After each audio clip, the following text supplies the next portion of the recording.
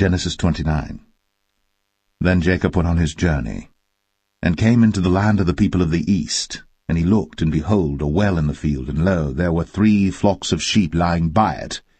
For out of that well they watered the flocks, and a great stone was upon the well's mouth. And thither were all the flocks gathered, and they rolled the stone from the well's mouth, and watered the sheep, and put the stone again upon the well's mouth in his place. And Jacob said unto them, My brethren, whence be ye? And they said, Of Haran are we. And he said unto them, Know ye Laban the son of Nahor? And they said, We know him. And he said unto them, Is he well? And they said, He is well. And behold, Rachel his daughter cometh with the sheep. And he said, Lo, it is yet high day, neither is it time that the cattle should be gathered together. Water ye the sheep, and go and feed them. And they said, We cannot until all the flocks be gathered together, until they roll the stone from the well's mouth. Then we water the sheep. And while he yet spake with them, Rachel came with her father's sheep, for she kept them. And it came to pass, when Jacob saw Rachel the daughter of Laban his mother's brother, and the sheep of Laban his mother's brother, that Jacob went near, and rolled the stone from the well's mouth, and watered the flock of Laban his mother's brother.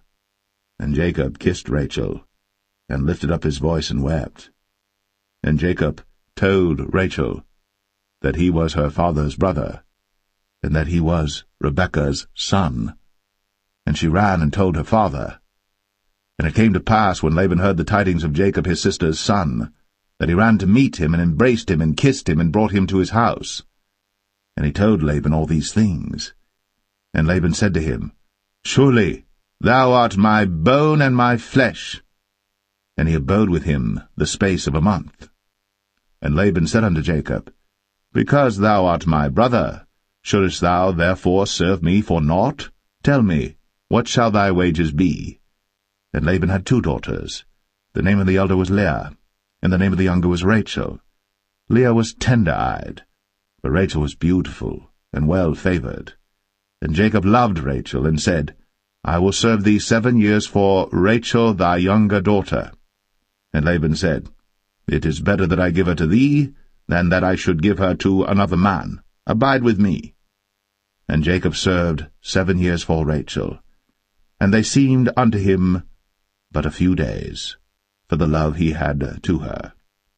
And Jacob said unto Laban, Give me my wife, for my days are fulfilled, that I may go in unto her. And Laban gathered together all the men of the place, and made a feast. And it came to pass in the evening, that he took Leah his daughter, and brought her to him, and he went in unto her. And Laban gave unto his daughter Leah Zilpah his maid for an handmaid. And it came to pass, that in the morning, behold, it was Leah. And he said to Laban, What is this thou hast done unto me? Did not I serve with thee for Rachel? Wherefore then hast thou beguiled me? And Laban said, It must not be so done in our country to give the younger before the firstborn. Fulfill her week, and we will give thee this also for the service which thou shalt serve with me yet 7 other years. And Jacob did so, and fulfilled her week, and he gave him Rachel his daughter to wife also. And Laban gave to Rachel his daughter Bilhah his handmaid to be her maid. And he went in also unto Rachel. And he loved also Rachel more than Leah, and served with him yet 7 other years. And when the Lord saw that Leah was hated, he opened her womb. But Rachel was barren, and Leah conceived, and bare a son. And she called his name Reuben, for she said, Surely the Lord hath looked upon my affliction, now therefore my husband will love me. And she conceived again, and bare a son, and said, Because the Lord hath heard that I was hated, he hath therefore given me this son also. And she called his name Simeon. And she conceived again, and bare a son, and said, Now this time will my husband be joined unto me, because I have borne him 3 sons. Therefore was his name called Levi. And she conceived again, and bare a son, and she said, Now will I praise the Lord. Therefore she called his name Judah, and left bearing.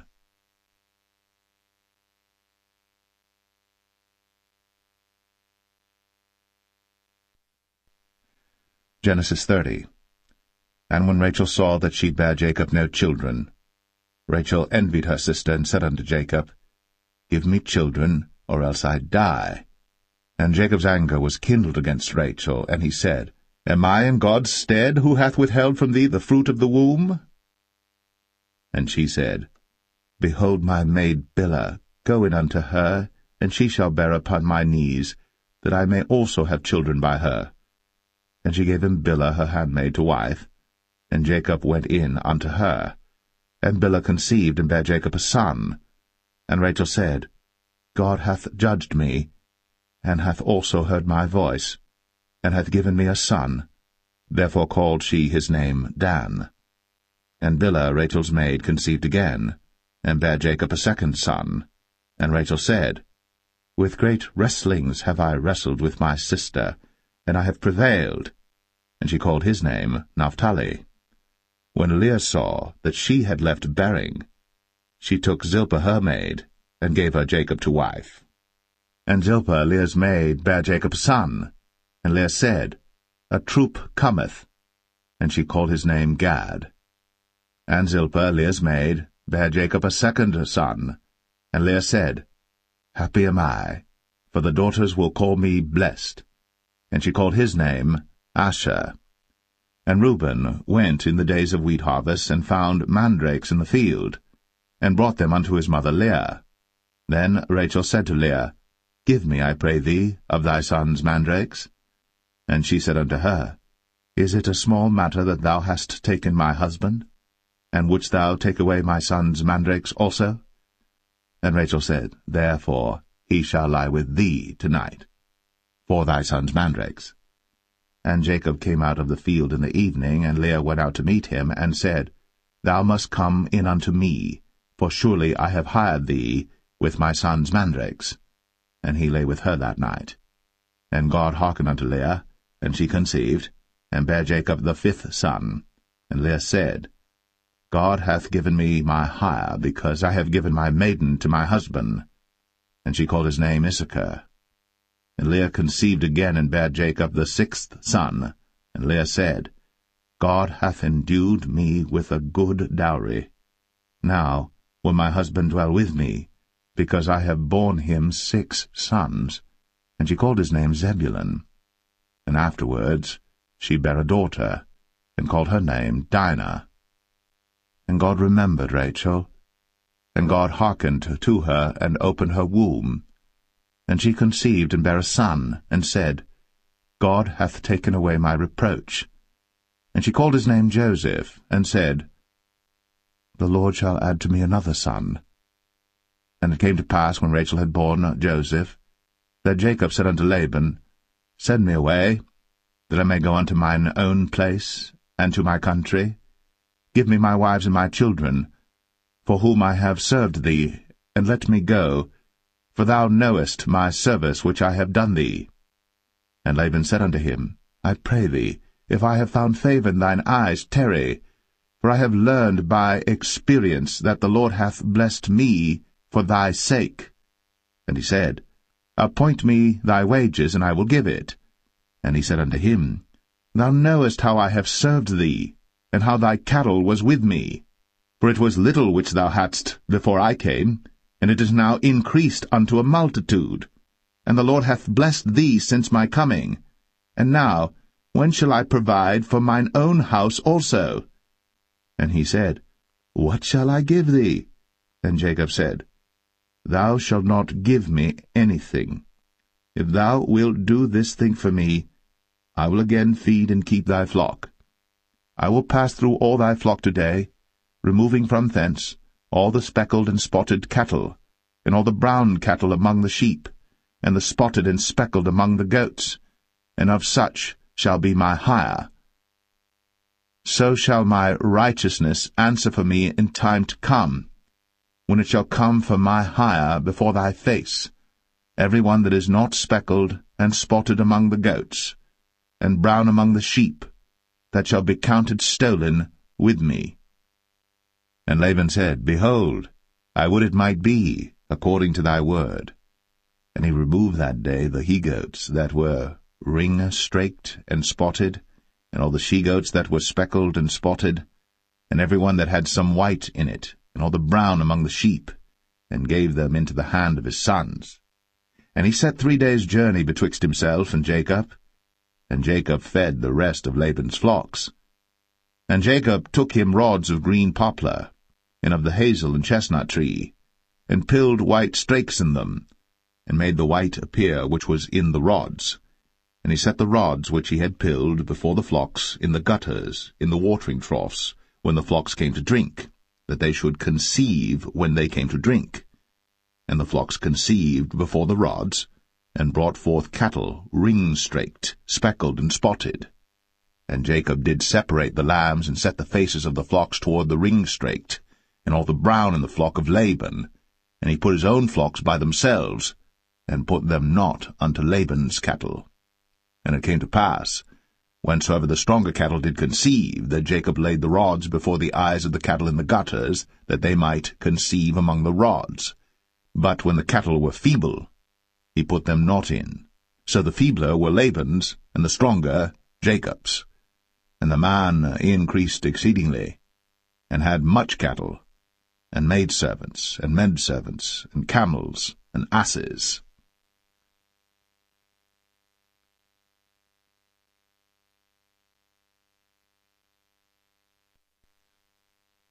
Genesis 31. And he heard the words of Laban's sons, saying, Jacob hath taken away all that was our father's, and of that which was our father's hath he gotten all this glory. And Jacob beheld the countenance of Laban, and behold, it was not toward him as before.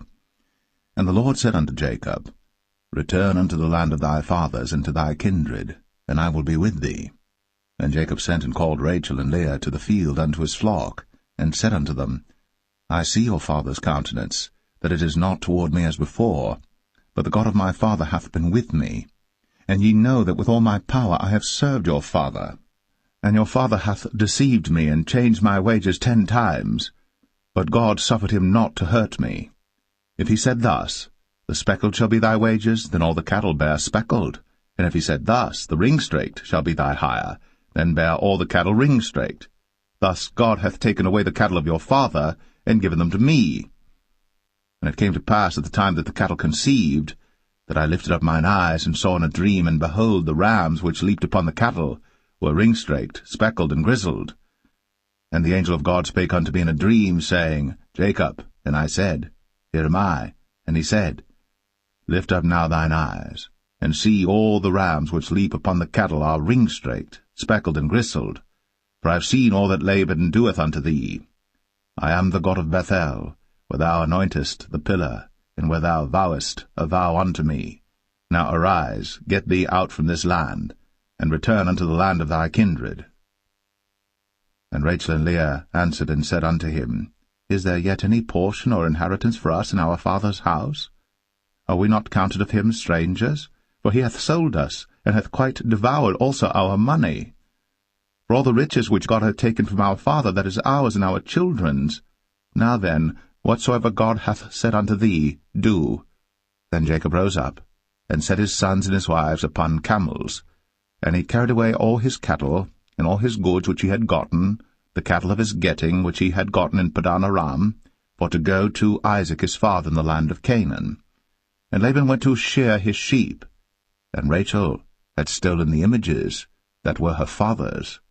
And Jacob stole away unawares to Laban the Syrian, in that he told him not that he fled. So he fled with all that he had, and he rose up and passed over the river, and set his face toward the Mount Gilead. And it was told Laban on the 3rd day that Jacob was fled. And he took his brethren with him, and pursued after him 7 days' journey. And they overtook him in the Mount Gilead. And God came to Laban the Syrian in a dream by night, and said unto him, Take heed that thou speak not to Jacob either good or bad. Then Laban overtook Jacob. Now Jacob had pitched his tent in the mount, and Laban with his brethren pitched in the Mount of Gilead. And Laban said to Jacob, What hast thou done, that thou hast stolen away unawares to me, and carried away my daughters as captives taken with the sword? Wherefore didst thou flee away secretly, and steal away from me, and didst not tell me, that I might have sent thee away with mirth, and with songs, with tabret, and with harp, and hast not suffered me to kiss my sons and my daughters? Thou hast now done foolishly in so doing. It is in the power of my hand to do you hurt. But the God of your father spake unto me yesternight, saying, Take thou heed that thou speak not to Jacob either good or bad. And now, though thou wouldst needs be gone, because thou sore longest after thy father's house, yet wherefore hast thou stolen my gods? And Jacob answered and said to Laban, Because I was afraid, for I said, Peradventure thou wouldst take by force thy daughters from me. With whomsoever thou findest thy gods, let him not live. Before our brethren discern thou what is thine with me, and take it to thee. For Jacob knew not that Rachel had stolen them. And Laban went into Jacob's tent, and into Leah's tent, and into the two maidservants' tents, but he found them not. Then went he out of Leah's tent, and entered into Rachel's tent. Now Rachel had taken the images, and put them in the camel's furniture, and sat upon them. And Laban searched all the tent, but found them not. And she said to her father, Let it not displease my lord that I cannot rise up before thee, for the custom of women is upon me. And he searched, but found not the images. And Jacob was wroth, and chode with Laban. And Jacob answered and said to Laban, What is my trespass? What is my sin, that thou hast so hotly pursued after me? Whereas thou hast searched all my stuff, what hast thou found of all thy household stuff? Set it here before my brethren and thy brethren, that they may judge betwixt us both. This 20 years have I been with thee. Thy ewes and thy she-goats have not cast their young, and the rams of thy flock have I not eaten.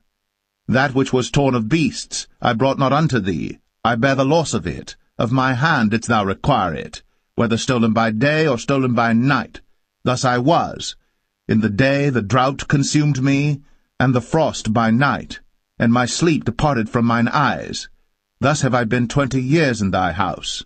I served thee 14 years for thy 2 daughters, and 6 years for thy cattle, and thou hast changed my wages 10 times.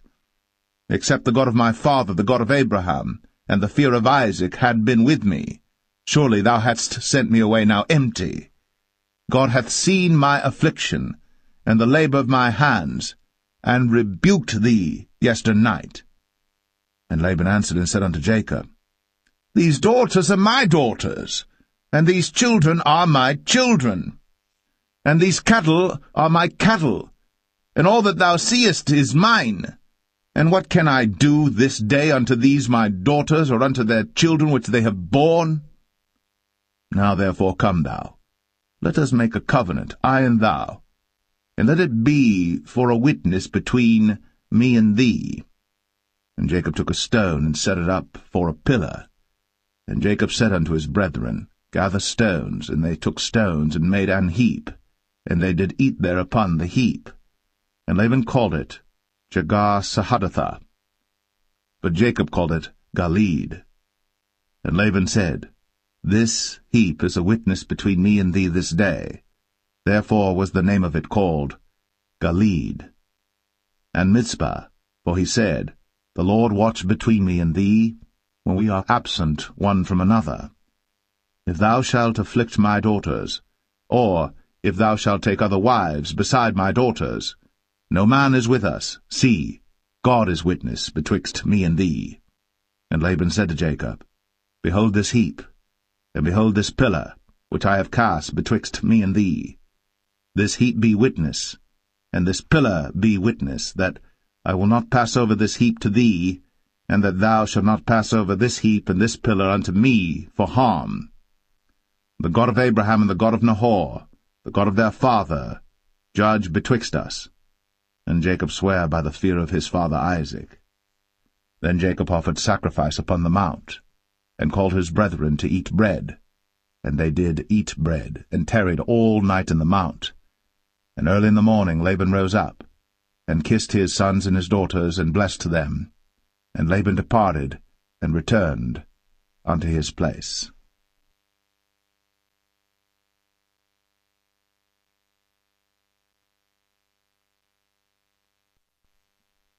Genesis 32. And Jacob went on his way, and the angels of God met him. And when Jacob saw them, he said, This is God's host.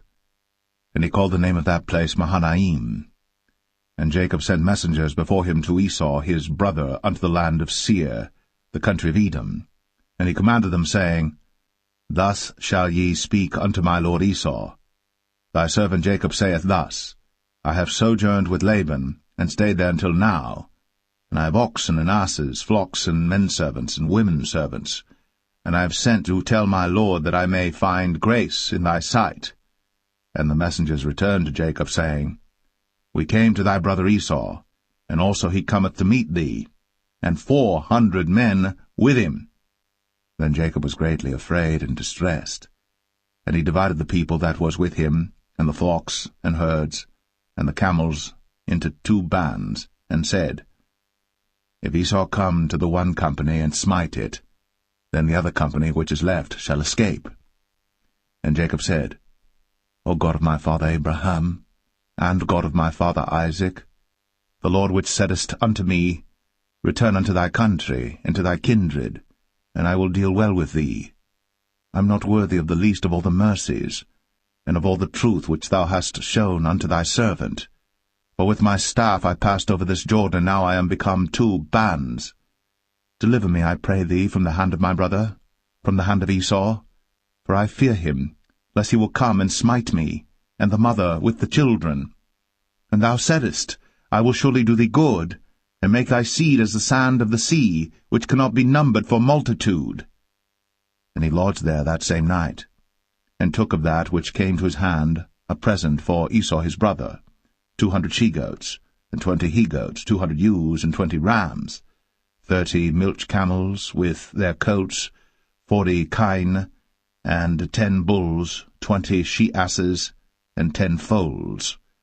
And he delivered them into the hand of his servants, every drove by themselves, and said unto his servants, Pass over before me, and put a space betwixt drove and drove. And he commanded the foremost, saying, When Esau my brother meeteth thee, and asketh thee, saying, Whose art thou? And whither goest thou? And whose are these before thee? Then thou shalt say, They be thy servant Jacob's. It is a present sent unto my lord Esau, and behold, also he is behind us.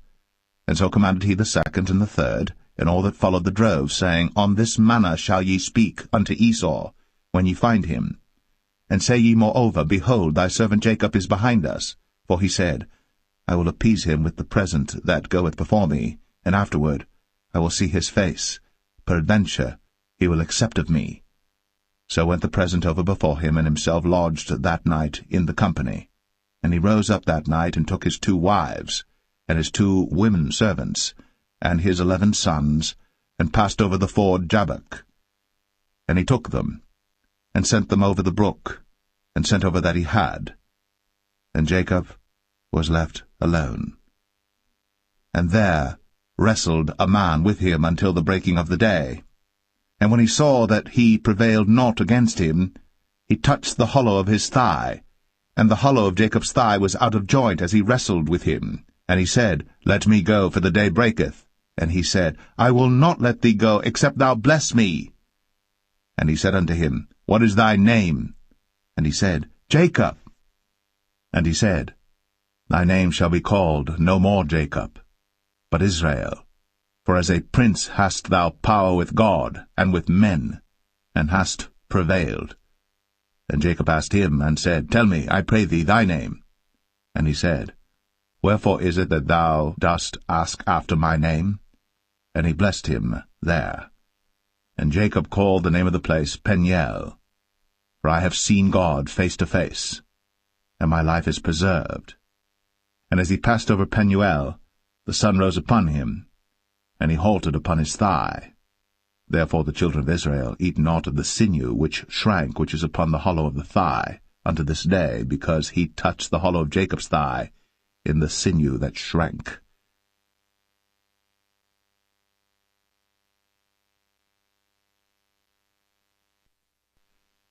Genesis 33. And Jacob lifted up his eyes, and looked, and behold, Esau came, and with him 400 men. And he divided the children unto Leah, and unto Rachel, and unto the 2 handmaids. And he put the handmaids and their children foremost, and Leah and her children after, and Rachel and Joseph hindermost. And he passed over before them, and bowed himself to the ground 7 times, until he came near to his brother. And Esau ran to meet him, and embraced him, and fell on his neck, and kissed him, and they wept. And he lifted up his eyes, and saw the women and the children, and said, Who are those with thee? And he said, The children which God hath graciously given thy servant. Then the handmaidens came near, they and their children, and they bowed themselves. And Leah also with her children came near, and bowed themselves. And after came Joseph near, and Rachel, and they bowed themselves. And he said, What meanest thou by all this drove which I met? And he said, These are to find grace in the sight of my Lord. And Esau said, I have enough, my brother, keep that thou hast unto thyself. And Jacob said, Nay, I pray thee, if now I have found grace in thy sight, then receive my present at my hand, for therefore I have seen thy face as though I had seen the face of God, and thou wast pleased with me. Take, I pray thee, my blessing that is brought to thee, because God hath dealt graciously with me, and because I have enough. And he urged him, and he took it. And he said, Let us take our journey, and let us go, and I will go before thee. And he said unto him, My Lord knoweth that the children are tender, and the flocks and herds with young are with me. And if men should overdrive them one day, all the flock will die. Let my Lord, I pray thee, pass over before his servant, and I will lead on softly according as the cattle that goeth before me, and the children be able to endure, until I come unto my Lord unto Seir. And Esau said, Let me now leave with thee some of the folk that are with me. And he said, What needeth it? Let me find grace in the sight of my Lord. So Esau returned that day on his way unto Seir. And Jacob journeyed to Succoth, and built him an house, and made booths for his cattle. Therefore the name of the place is called Succoth. And Jacob came to Shalem, a city of Shechem, which is in the land of Canaan, when he came from Padan Aram, and pitched his tent before the city. And he bought a parcel of a field, where he had spread his tent, at the hand of the children of Hamor, Shechem's father, for 100 pieces of money. And he erected there an altar, and called it El Elohe Israel.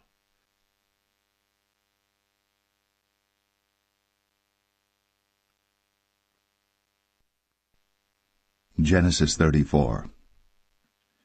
And Dinah the daughter of Leah, which she bare unto Jacob, went out to see the daughters of the land. And when Shechem, the son of Hamor the Hivite, prince of the country, saw her, he took her, and lay with her, and defiled her. And his soul clave unto Dinah the daughter of Jacob, and he loved the damsel, and spake kindly unto the damsel. And Shechem spake unto his father Hamor, saying, Get me this damsel to wife. And Jacob heard that he had defiled Dinah his daughter. Now his sons were with his cattle in the field, and Jacob held his peace until they were come. And Hamor the father of Shechem went out unto Jacob to commune with him. And the sons of Jacob came out of the field when they heard it, and the men were grieved, and they were very wroth, because he had wrought folly in Israel, in lying with Jacob's daughter, which thing ought not to be done. And Hamor communed with them, saying, The soul of my son Shechem longeth for your daughter. I pray you, give her him to wife. And make ye marriages with us, and give your daughters unto us, and take our daughters unto you. And ye shall dwell with us, and the land shall be before you. Dwell and trade ye therein, and get you possessions therein. And Shechem said unto her father and unto her brethren, Let me find grace in your eyes, and what ye shall say unto me I will give. Ask me never so much dowry and gift, and I will give according as ye shall say unto me. But give me the damsel to wife. And the sons of Jacob answered Shechem and Hamor his father deceitfully, and said, because he had defiled Dinah their sister, and they said unto them, We cannot do this thing to give our sister to one that is uncircumcised, for that were a reproach unto us. But in this will we consent unto you. If ye will be as we be, that every male of you be circumcised, then will we give our daughters unto you, and we will take your daughters to us, and we will dwell with you, and we will become one people. But if ye will not hearken unto us to be circumcised, then we will take our daughter, and we will be gone. And their words pleased Hamor and Shechem, Hamor's son.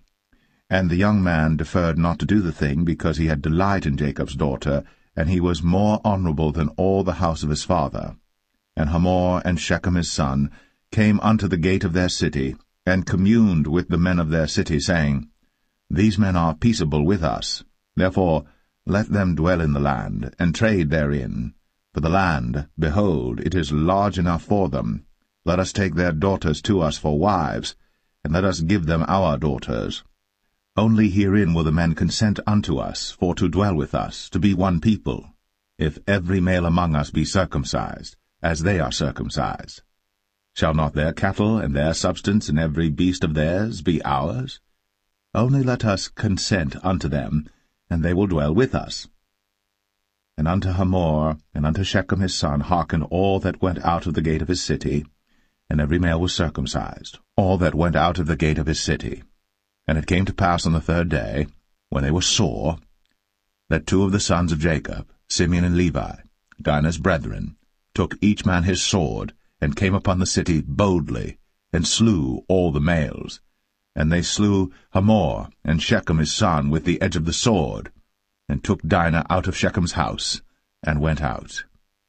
The sons of Jacob came upon the slain, and spoiled the city, because they had defiled their sister.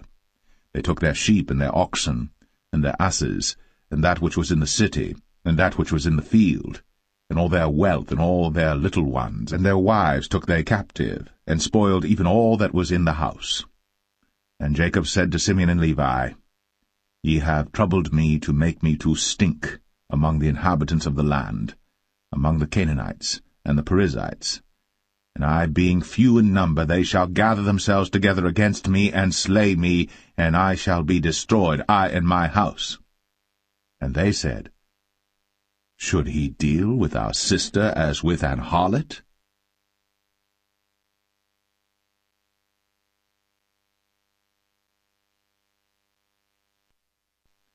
Genesis 35. And God said unto Jacob, Arise, go up to Bethel, and dwell there, and make there an altar unto God, that appeared unto thee when thou fleddest from the face of Esau thy brother. Then Jacob said unto his household and to all that were with him, Put away the strange gods that are among you, and be clean, and change your garments, and let us arise, and go up to Bethel. And I will make there an altar unto God, who answered me in the day of my distress, and was with me in the way which I went. And they gave unto Jacob all the strange gods which were in their hand, and all their earrings which were in their ears. And Jacob hid them under the oak which was by Shechem. And they journeyed, and the terror of God was upon the cities that were round about them, and they did not pursue after the sons of Jacob. So Jacob came to Luz, which is in the land of Canaan, that is Bethel, he and all the people that were with him. And he built there an altar, and called the place El-Bethel, because there God appeared unto him, when he fled from the face of his brother. But Deborah, Rebekah's nurse, died, and she was buried beneath Bethel, under an oak. And the name of it was called Allon Bar-Koth. And God appeared unto Jacob again when he came out of Padan Aram, and blessed him. And God said unto him, Thy name is Jacob. Thy name shall not be called any more Jacob, but Israel shall be thy name. And he called his name Israel.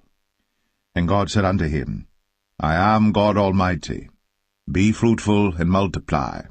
A nation and a company of nations shall be of thee, and kings shall come out of thy loins.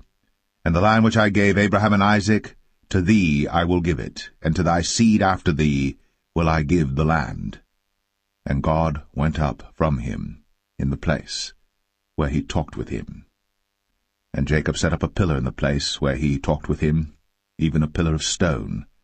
And he poured a drink offering thereon, and he poured oil thereon.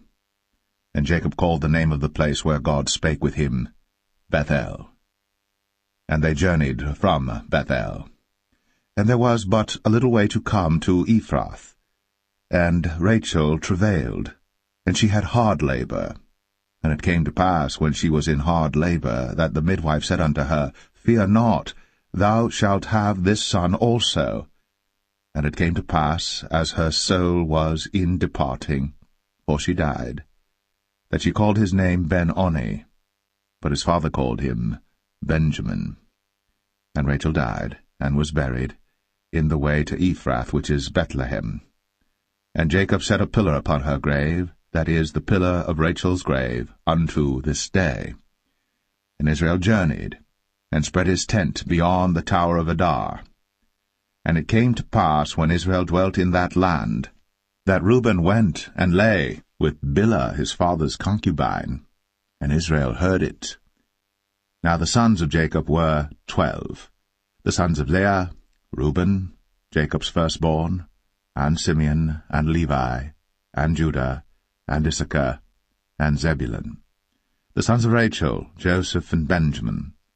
And the sons of Bilhah, Rachel's handmaid, Dan and Naphtali. And the sons of Zilpah, Leah's handmaid, Gad and Asher.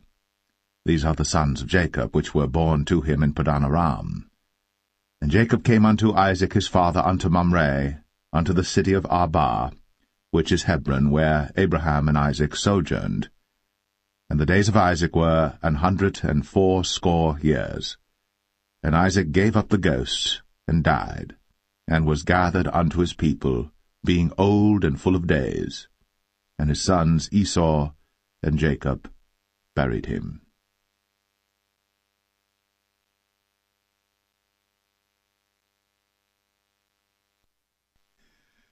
Genesis 36.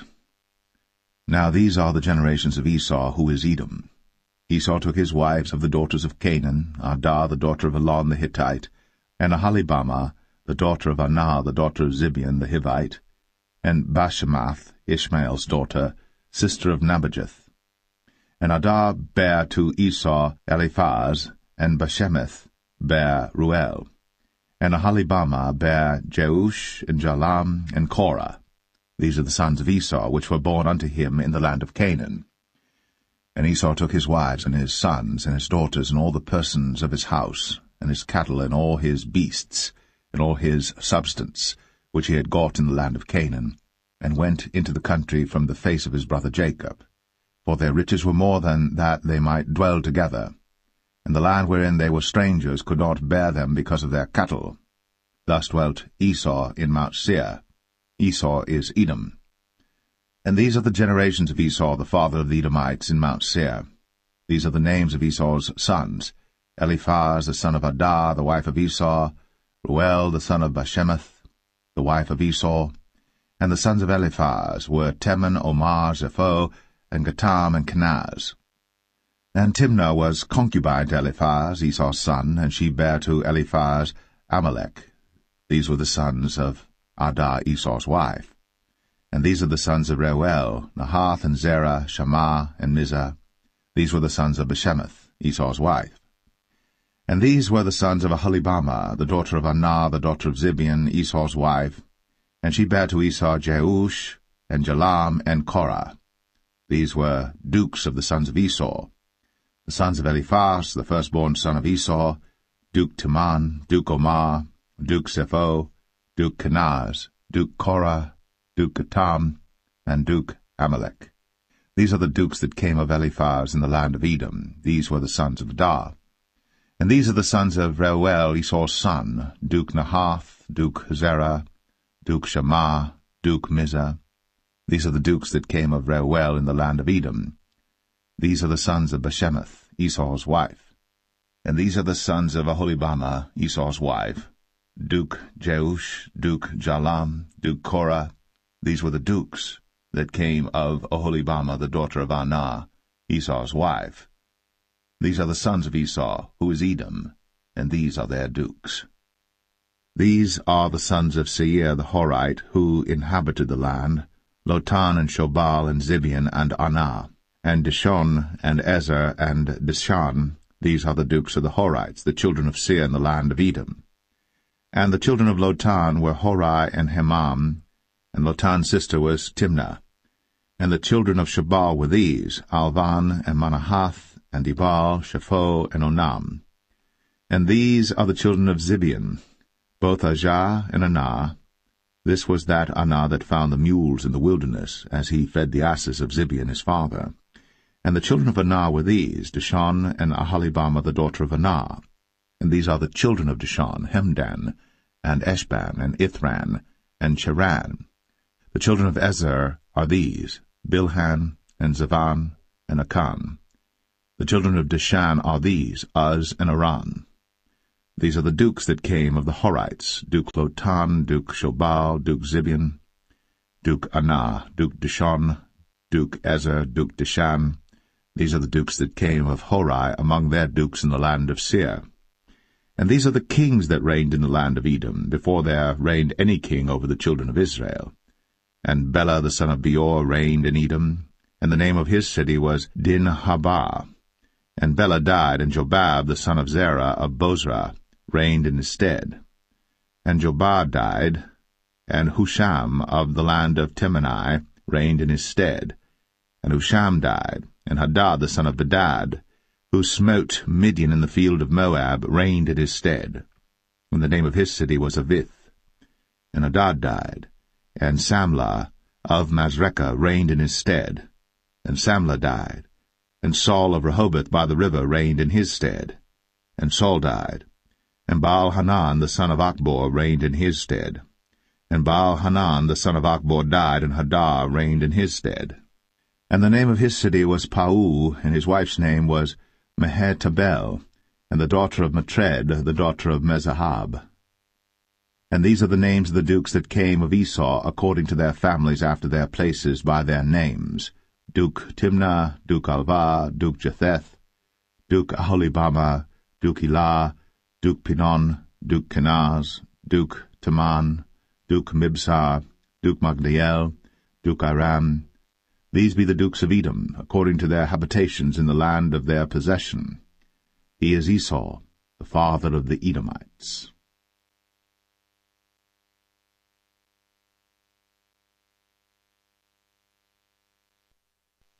Genesis 37. And Jacob dwelt in the land wherein his father was a stranger, in the land of Canaan. These are the generations of Jacob.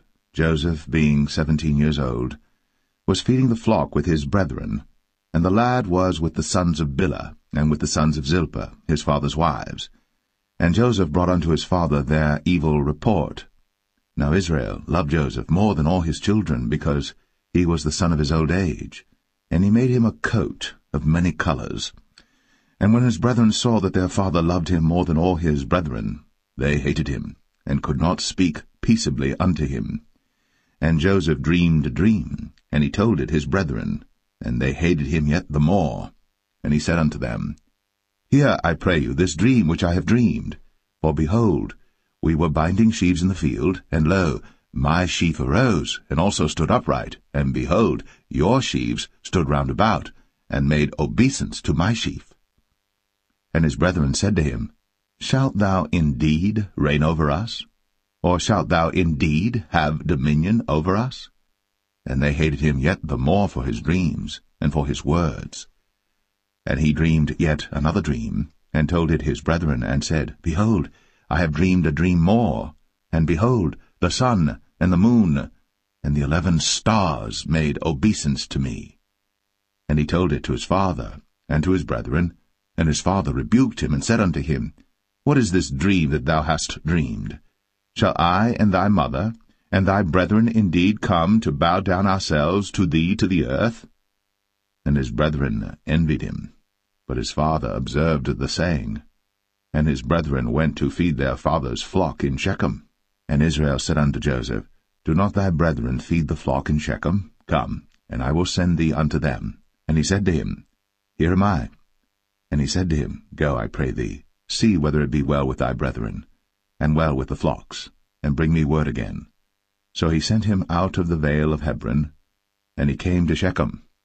And a certain man found him, and behold, he was wandering in the field. And the man asked him, saying, What seekest thou? And he said, I seek my brethren. Tell me, I pray thee, where they feed their flocks. And the man said, They are departed hence, for I heard them say, Let us go to Dothan. And Joseph went after his brethren, and found them in Dothan. And when they saw him afar off, even before he came near unto them, they conspired against him to slay him. And they said one to another, Behold, this dreamer cometh. Come now, therefore, and let us slay him, and cast him into some pit. And we will say, Some evil beast hath devoured him, and we shall see what will become of his dreams. And Reuben heard it, and he delivered him out of their hands, and said, Let us not kill him. And Reuben said unto them, Shed no blood, but cast him into this pit that is in the wilderness, and lay no hand upon him, that he might rid him out of their hands, to deliver him to his father again. And it came to pass, when Joseph was come unto his brethren, that they stripped Joseph out of his coat of many colours that was on him, and they took him, and cast him into a pit, and the pit was empty, there was no water in it. And they sat down to eat bread, and they lifted up their eyes and looked, and behold, a company of Ishmaelites came from Gilead with their camels bearing spicery and balm and myrrh, going to carry it down to Egypt. And Judah said unto his brethren, What profit is it if we slay our brother, and conceal his blood? Come, and let us sell him to the Ishmaelites, and let not our hand be upon him, for he is our brother, and our flesh. And his brethren were content. Then there passed by Midianites, merchantmen, and they drew and lifted up Joseph out of the pit, and sold Joseph to the Ishmaelites for 20 pieces of silver, and they brought Joseph into Egypt. And Reuben returned unto the pit, and behold, Joseph was not in the pit. And he rent his clothes. And he returned unto his brethren, and said, The child is not, and I, whither shall I go? And they took Joseph's coat, and killed a kid of the goats, and dipped the coat in the blood. And they sent the coat of many colours, and they brought it to their father, and said, This have we found. Know now whether it be thy son's coat or no. And he knew it, and said, It is my son's coat. An evil beast hath devoured him. Joseph is without doubt rent in pieces. And Jacob rent his clothes, and put sackcloth upon his loins, and mourned for his son many days. And all his sons and all his daughters rose up to comfort him. But he refused to be comforted, and he said, For I will go down into the grave unto my son mourning. Thus his father wept for him. And the Midianites sold him into Egypt unto Potiphar, an officer of Pharaoh's, and captain of the guard.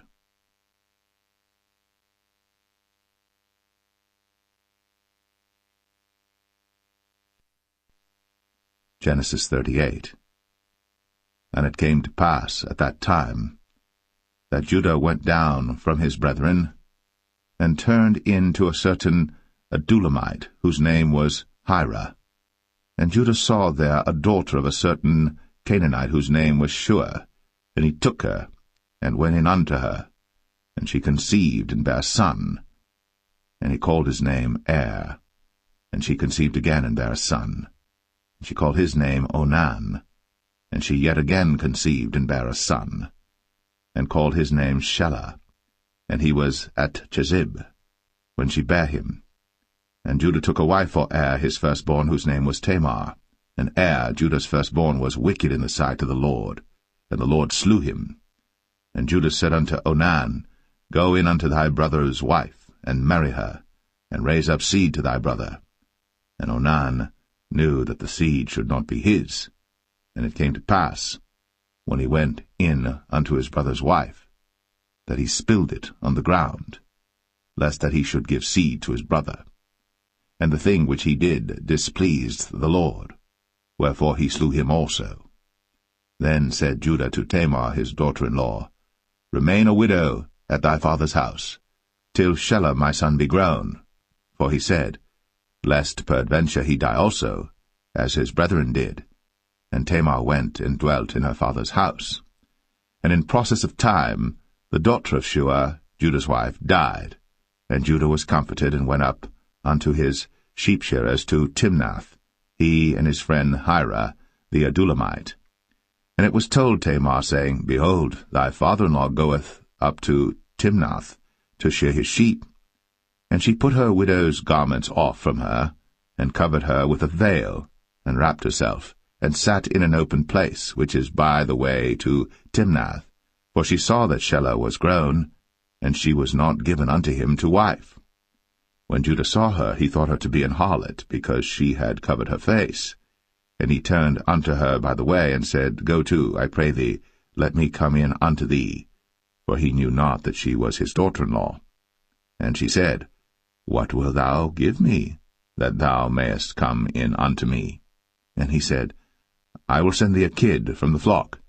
And she said, Wilt thou give me a pledge, till thou send it? And he said, What pledge shall I give thee? And she said, Thy signet, and thy bracelets, and thy staff that is in thine hand.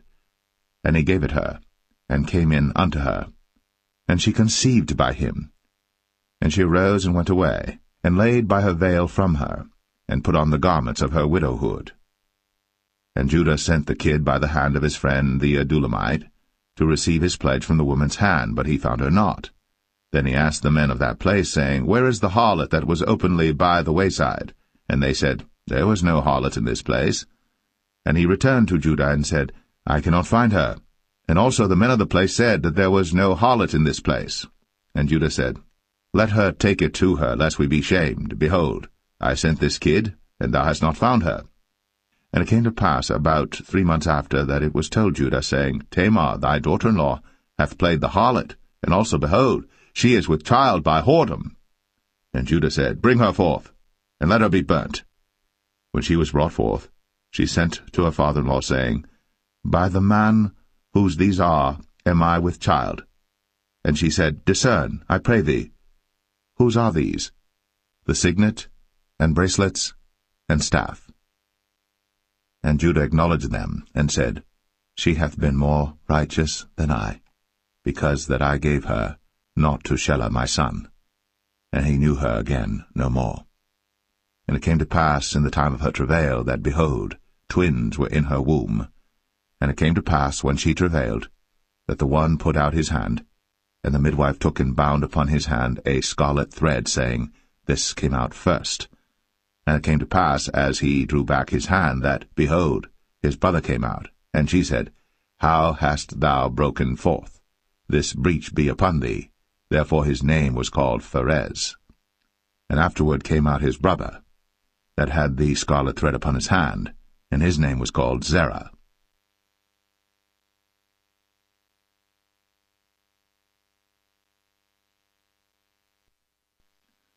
Genesis 39. And Joseph was brought down to Egypt, and Potiphar, an officer of Pharaoh, captain of the guard, an Egyptian, bought him of the hands of the Ishmaelites, which had brought him down thither. And the Lord was with Joseph, and he was a prosperous man. And he was in the house of his master the Egyptian.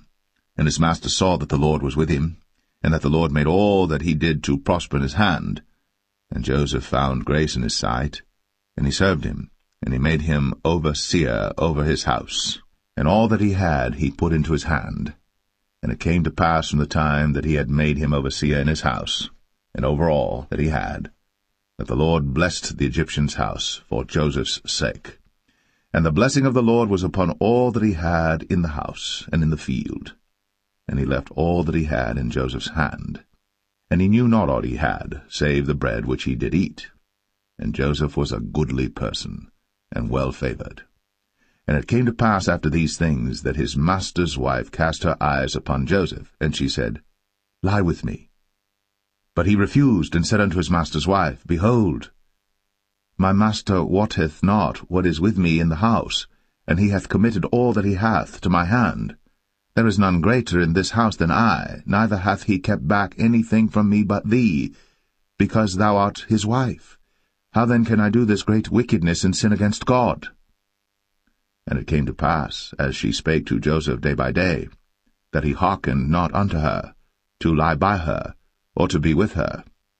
And it came to pass about this time, that Joseph went into the house to do his business, and there was none of the men of the house there within.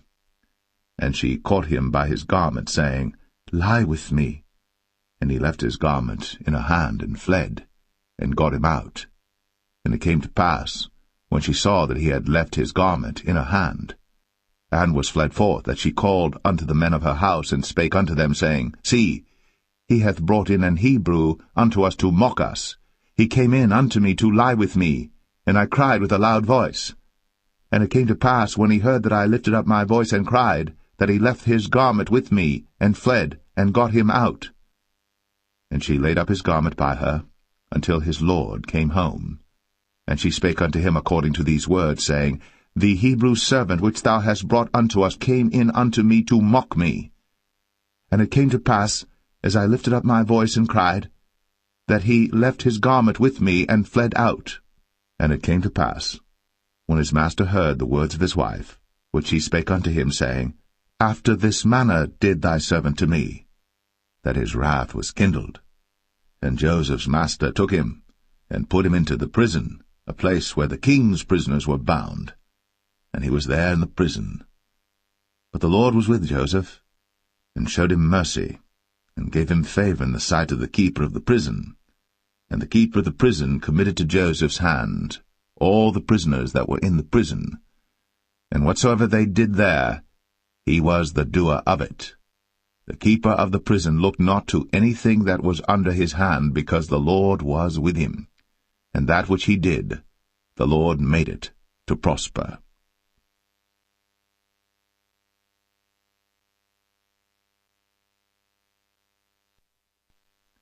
Genesis 40.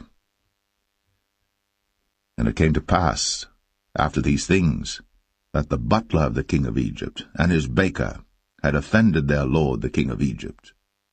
And Pharaoh was wroth against two of his officers, against the chief of the butlers and against the chief of the bakers. And he put them in ward in the house of the captain of the guard into the prison, the place where Joseph was bound. And the captain of the guard charged Joseph with them, and he served them. And they continued a season in ward. And they dreamed a dream, both of them, each man his dream in one night, each man according to the interpretation of his dream, the butler and the baker of the king of Egypt, which were bound in the prison. And Joseph came in unto them in the morning, and looked upon them, and behold, they were sad. And he asked Pharaoh's officers that were with him in the ward of his lord's house, saying, Wherefore look ye so sadly today? And they said unto him, We have dreamed a dream, and there is no interpreter of it. And Joseph said unto them, Do not interpretations belong to God? Tell me them, I pray you. And the chief butler told his dream to Joseph, and said to him, In my dream, behold, a vine was before me. And in the vine were 3 branches, and it was as though it budded, and her blossoms shot forth, and the clusters thereof brought forth ripe grapes. And Pharaoh's cup was in my hand, and I took the grapes, and pressed them into Pharaoh's cup, and I gave the cup into Pharaoh's hand. And Joseph said unto him, This is the interpretation of it. The 3 branches are 3 days. Yet within 3 days shall Pharaoh lift up thine head, and restore thee unto thy place, and thou shalt deliver Pharaoh's cup into his hand, after the former manner when thou wast his butler. But think on me when it shall be well with thee, and show kindness, I pray thee, unto me, and make mention of me unto Pharaoh, and bring me out of this house. For indeed I was stolen away out of the land of the Hebrews, and here also have I done nothing that they should put me into the dungeon. When the chief baker saw that the interpretation was good, he said unto Joseph, I also was in my dream, and behold, I had 3 white baskets on my head, and in the uppermost basket There was of all manner of baked meats for Pharaoh, and the birds did eat them out of the basket upon my head. And Joseph answered and said, This is the interpretation thereof. The 3 baskets are 3 days. Yet within 3 days shall Pharaoh lift up thy head from off thee, and shall hang thee on a tree, and the birds shall eat thy flesh from off thee. And it came to pass, the 3rd day, which was Pharaoh's birthday, that he made a feast unto all his servants, and he lifted up the head of the chief butler and of the chief baker among his servants.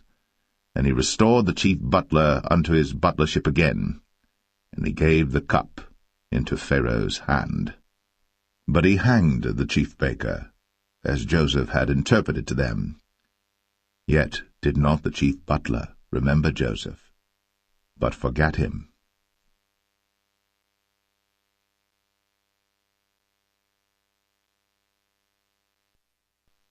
Genesis 41. And it came to pass at the end of 2 full years, that Pharaoh dreamed, and behold, he stood by the river. And behold, there came up out of the river 7 well-favoured kine and fat-fleshed, and they fed in a meadow. And behold, 7 other kine came up after them out of the river, ill-favoured and lean-fleshed, and stood by the other kine upon the brink of the river. And the ill-favoured and lean-fleshed kine did eat up the 7 well-favoured and fat kine. So Pharaoh awoke. And he slept and dreamed the 2nd time, and behold, 7 ears of corn came up upon 1 stalk, rank and good. And behold, 7 thin ears, and blasted with the east wind sprung up after them. And the 7 thin ears devoured the 7 rank and full ears. And Pharaoh awoke, and behold, it was a dream. And it came to pass in the morning that his spirit was troubled, and he sent and called for all the magicians of Egypt, and all the wise men thereof. And Pharaoh told them his dream, but there was none that could interpret them unto Pharaoh. Then spake the chief butler unto Pharaoh, saying, I do remember my faults this day. Pharaoh was wroth with his servants, and put me in ward of the captain of the guard's house, both me and the chief baker. And we dreamed a dream in one night, I and he. We dreamed each man according to the interpretation of his dream. And there was there with us a young man, an Hebrew, servant to the captain of the guard, and we told him, and he interpreted to us our dreams. To each man according to his dream he did interpret. And it came to pass, as he interpreted to us, so it was. Me he restored unto mine office, and him he hanged. Then Pharaoh sent and called Joseph, and they brought him hastily out of the dungeon. And he shaved himself, and changed his raiment, and came in unto Pharaoh. And Pharaoh said unto Joseph, I have dreamed a dream, and there is none that can interpret it. And I have heard say of thee, that thou canst understand a dream to interpret it. And Joseph answered Pharaoh, saying, It is not in me. God shall give Pharaoh an answer of peace. And Pharaoh said unto Joseph, In my dream, behold, I stood upon the bank of the river, and behold, there came up out of the river 7 kine, fat-fleshed, and well-favoured, and they fed in a meadow, and behold, 7 other kine came up after them, poor, and very ill-favoured, and lean-fleshed, such as I never saw in all the land of Egypt for badness. And the lean and the ill-favoured kine did eat up the first 7 fat kine. And when they had eaten them up, it could not be known that they had eaten them, but they were still ill-favoured, as at the beginning. So I awoke. And I saw in my dream, and behold, 7 ears came up in 1 stalk, full and good. And behold, 7 ears withered, thin, and blasted with the east wind, sprung up after them. And the thin ears devoured the 7 good ears. And I told this unto the magicians, but there was none that could declare it to me.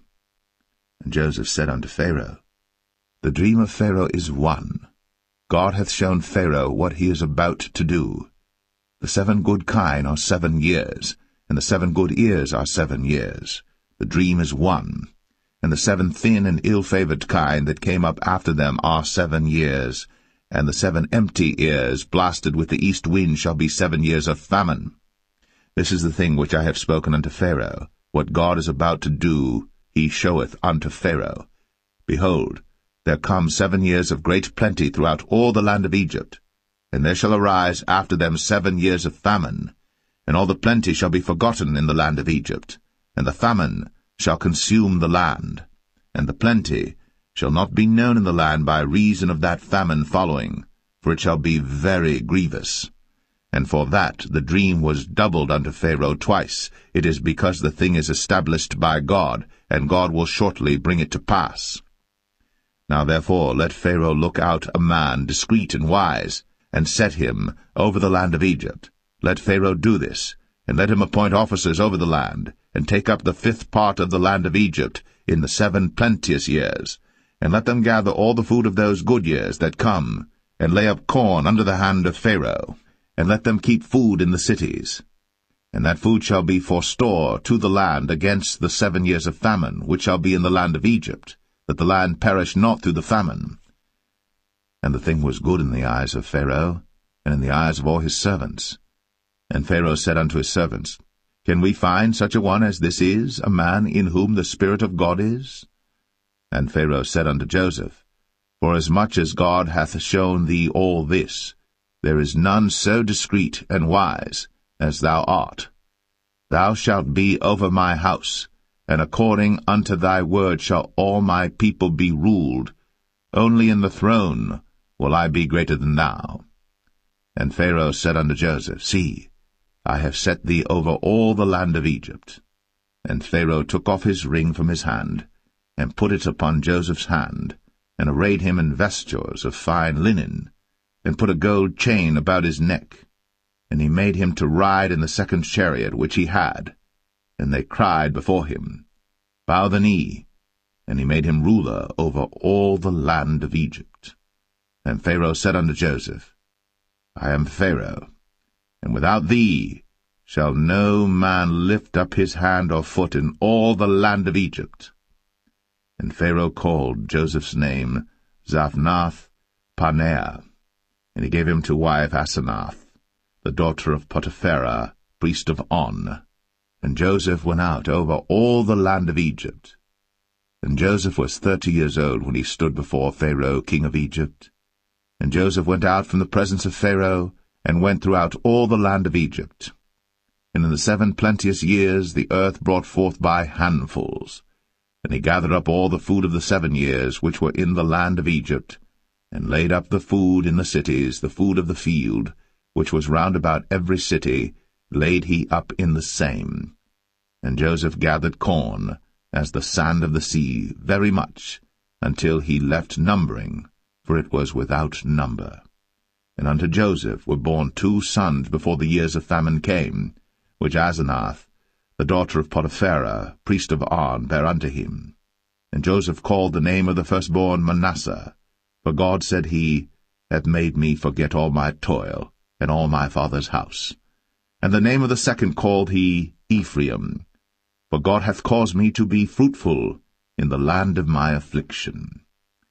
And the 7 years of plenteousness that was in the land of Egypt were ended, and the 7 years of dearth began to come, according as Joseph had said.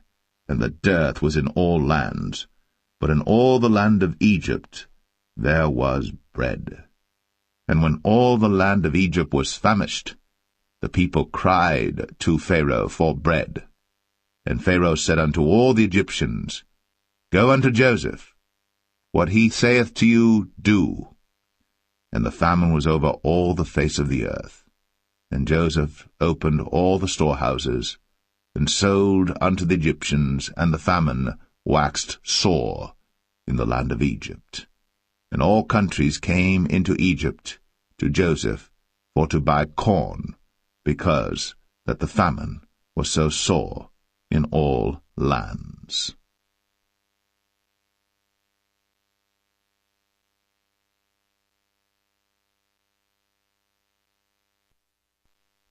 Genesis 42.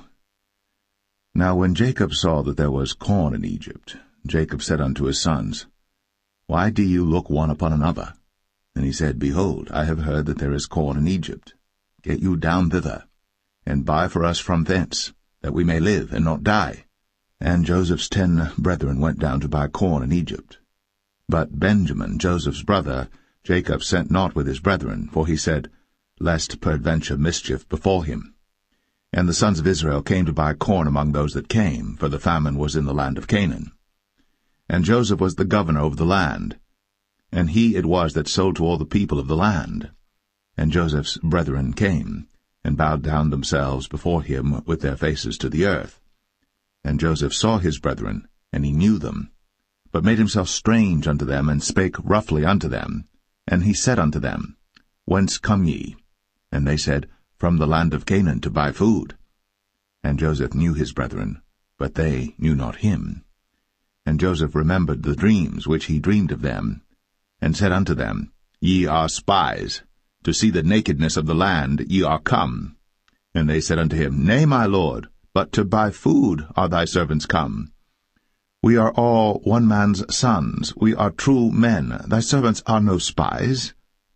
And he said unto them, Nay, but to see the nakedness of the land ye are come.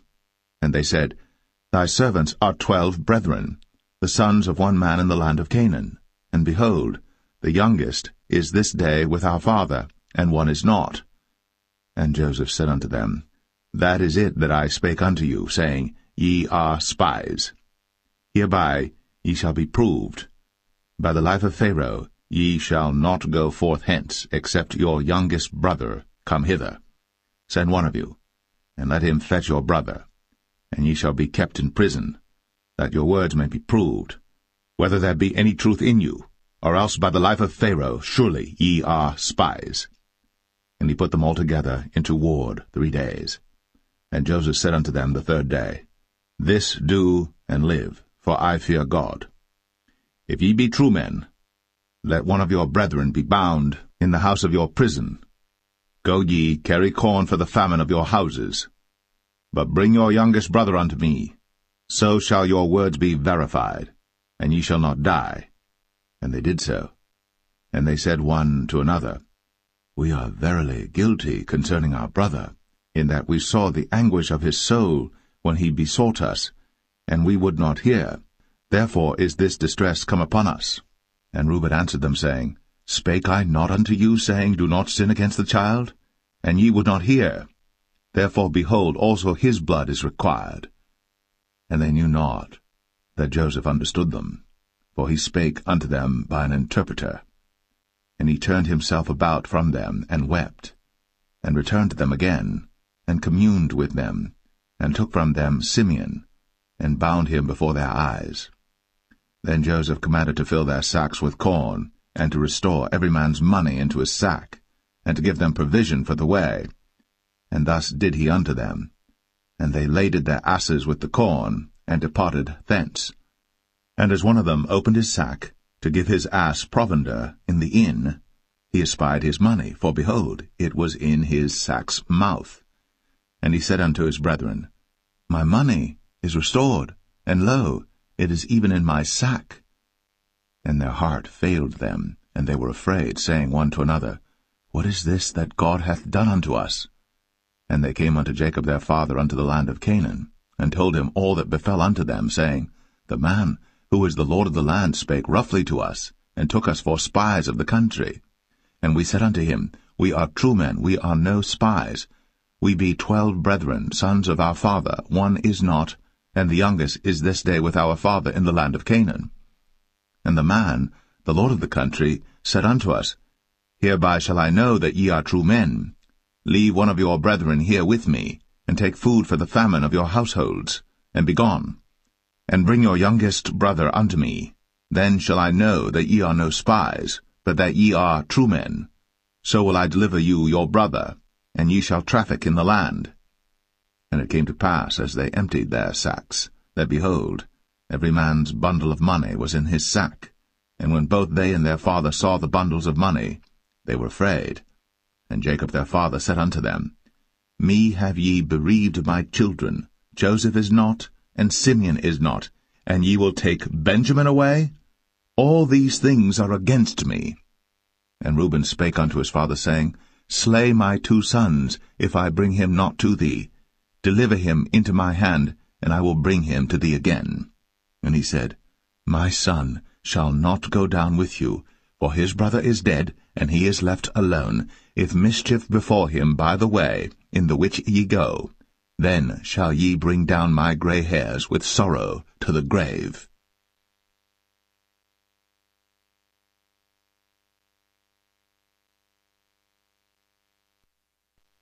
Genesis 43.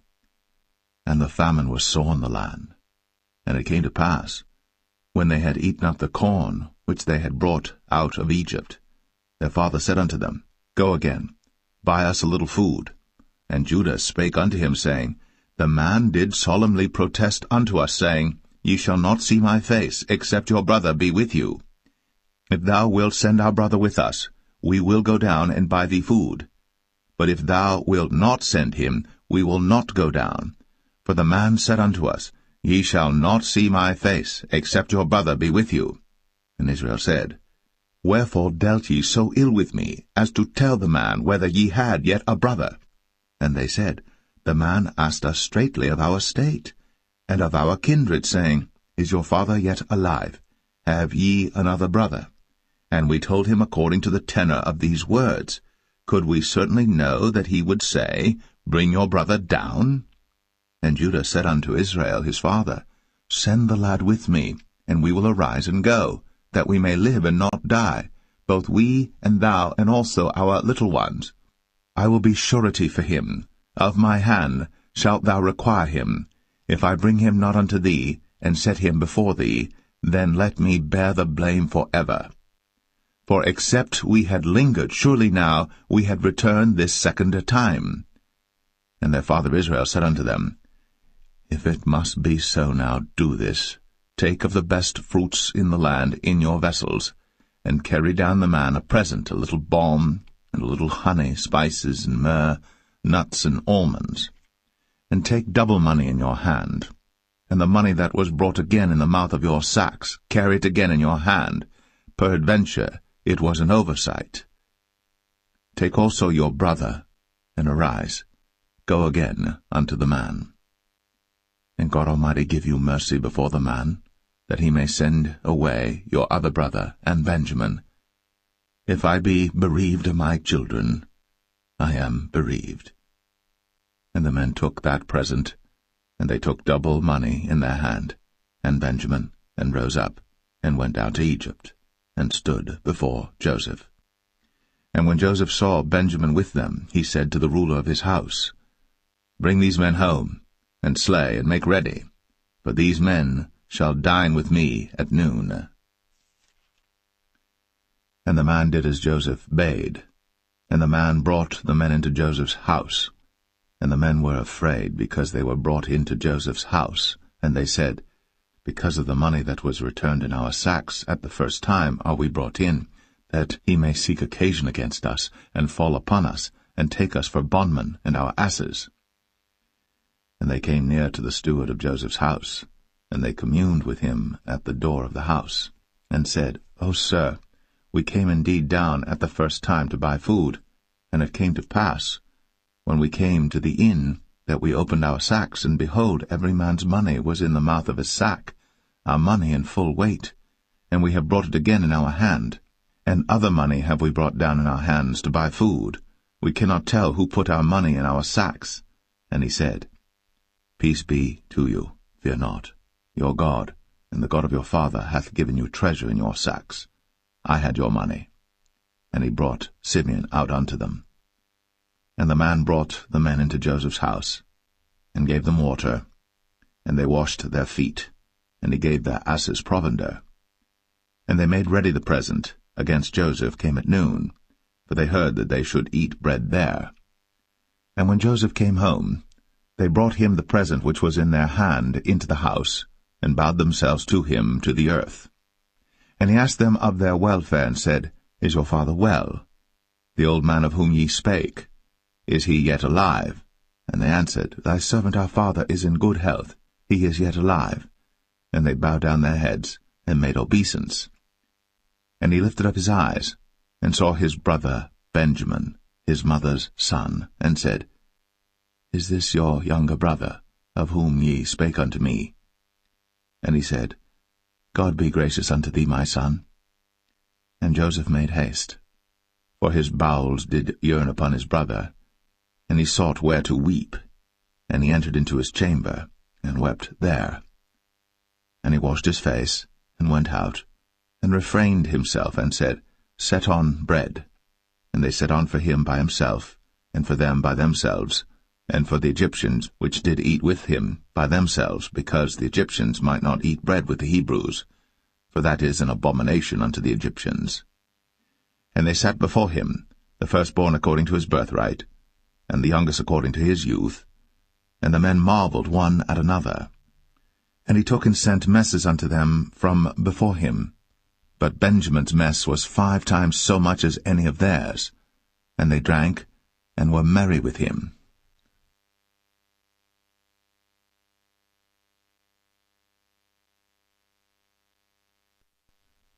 Genesis 44.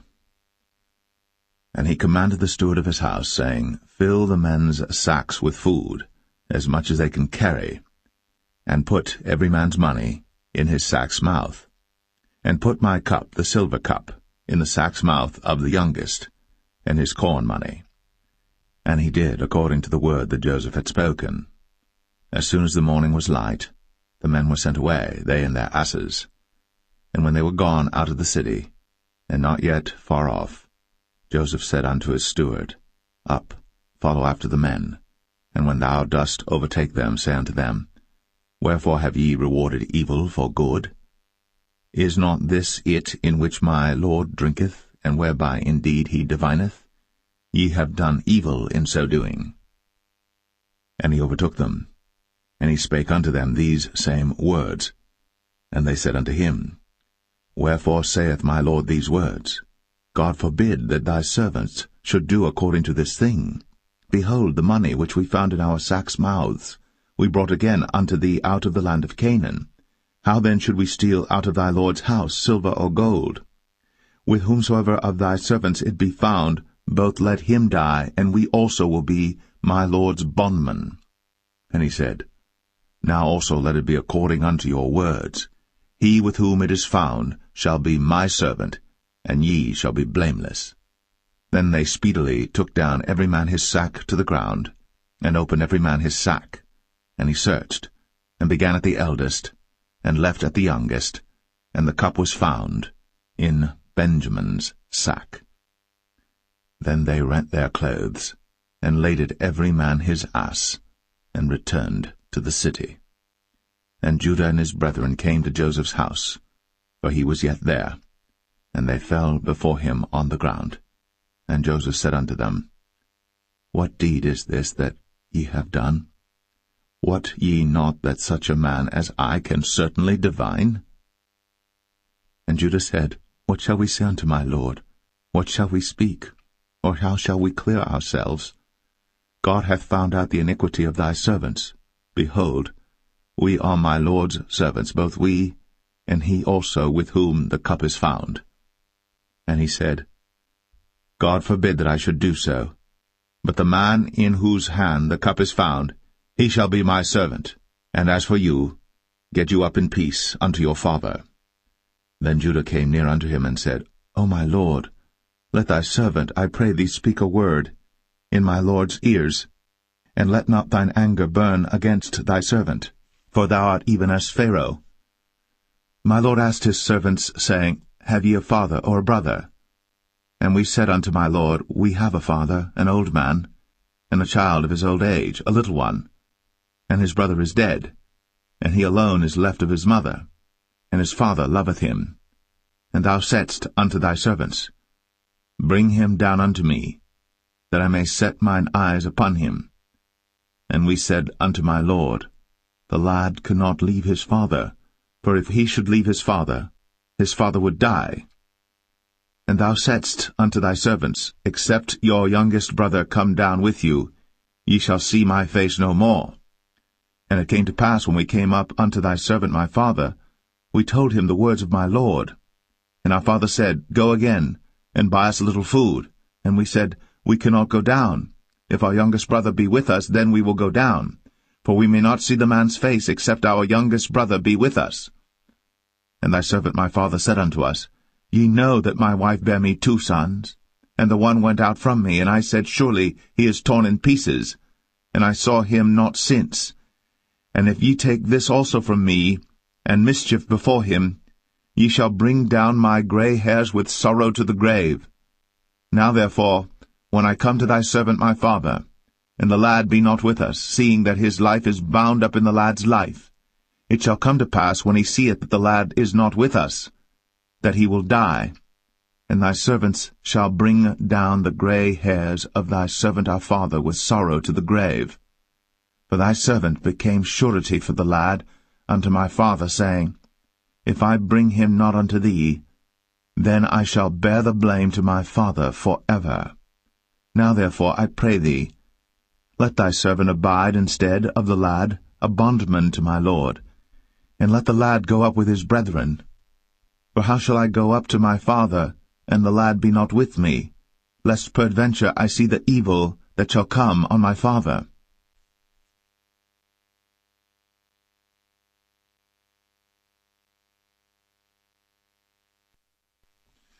Genesis 45. Then Joseph could not refrain himself before all them that stood by him. And he cried, Cause every man to go out from me. And there stood no man with him, while Joseph made himself known unto his brethren. And he wept aloud. And the Egyptians in the house of Pharaoh heard. And Joseph said unto his brethren, I am Joseph. Doth my father yet live? And his brethren could not answer him, for they were troubled at his presence. And Joseph said unto his brethren, Come near to me, I pray you. And they came near, and he said, I am Joseph your brother, whom ye sold into Egypt. Now therefore be not grieved, nor angry with yourselves, that ye sold me hither, for God did send me before you to preserve life. For these 2 years hath the famine been in the land, and yet there are 5 years, in the which there shall neither be earing nor harvest. And God sent me before you to preserve you a posterity in the earth, and to save your lives by a great deliverance. So now it was not you that sent me hither, but God. And he hath made me a father to Pharaoh, and lord of all his house, and a ruler throughout all the land of Egypt. Haste ye, and go up to my father, and say unto him, Thus saith thy son Joseph, God hath made me lord of all Egypt. Come down unto me, tarry not. And thou shalt dwell in the land of Goshen. And thou shalt be near unto me, thou and thy children, and thy children's children, and thy flocks and thy herds, and all that thou hast. And there will I nourish thee. For yet there are 5 years of famine, lest thou and thy household, and all that thou hast, come to poverty. And behold, your eyes see, and the eyes of my brother Benjamin, that it is my mouth that speaketh unto you. And ye shall tell my father of all my glory in Egypt, and of all that ye have seen. And ye shall haste, and bring down my father hither. And he fell upon his brother Benjamin's neck, and wept. And Benjamin wept upon his neck. Moreover he kissed all his brethren, and wept upon them, and after that his brethren talked with him. And the fame thereof was heard in Pharaoh's house, saying, Joseph's brethren are come. And it pleased Pharaoh well, and his servants. And Pharaoh said unto Joseph, Say unto thy brethren, This do ye, lade your beasts, and go, get you unto the land of Canaan. And take your father and your households, and come unto me, and I will give you the good of the land of Egypt, and ye shall eat the fat of the land. Now thou art commanded, this do ye. Take you wagons out of the land of Egypt, for your little ones, and for your wives, and bring your father, and come. Also regard not your stuff, for the good of all the land of Egypt is yours. And the children of Israel did so. And Joseph gave them wagons according to the commandment of Pharaoh, and gave them provision for the way. To all of them he gave each man changes of raiment, but to Benjamin he gave 300 pieces of silver, and 5 changes of raiment. And to his father he sent after this manner, 10 asses laden with the good things of Egypt, and 10 she-asses laden with corn and bread and meat for his father by the way. So he sent his brethren away, and they departed. And he said unto them, See that ye fall not out by the way. And they went up out of Egypt, and came into the land of Canaan unto Jacob their father, and told him, saying, Joseph is yet alive, and he is governor over all the land of Egypt. And Jacob's heart fainted, for he believed them not. And they told him all the words of Joseph, which he had said unto them. And when he saw the wagons which Joseph had sent to carry him, the spirit of Jacob their father revived. And Israel said, It is enough. Joseph my son is yet alive. I will go and see him before I die.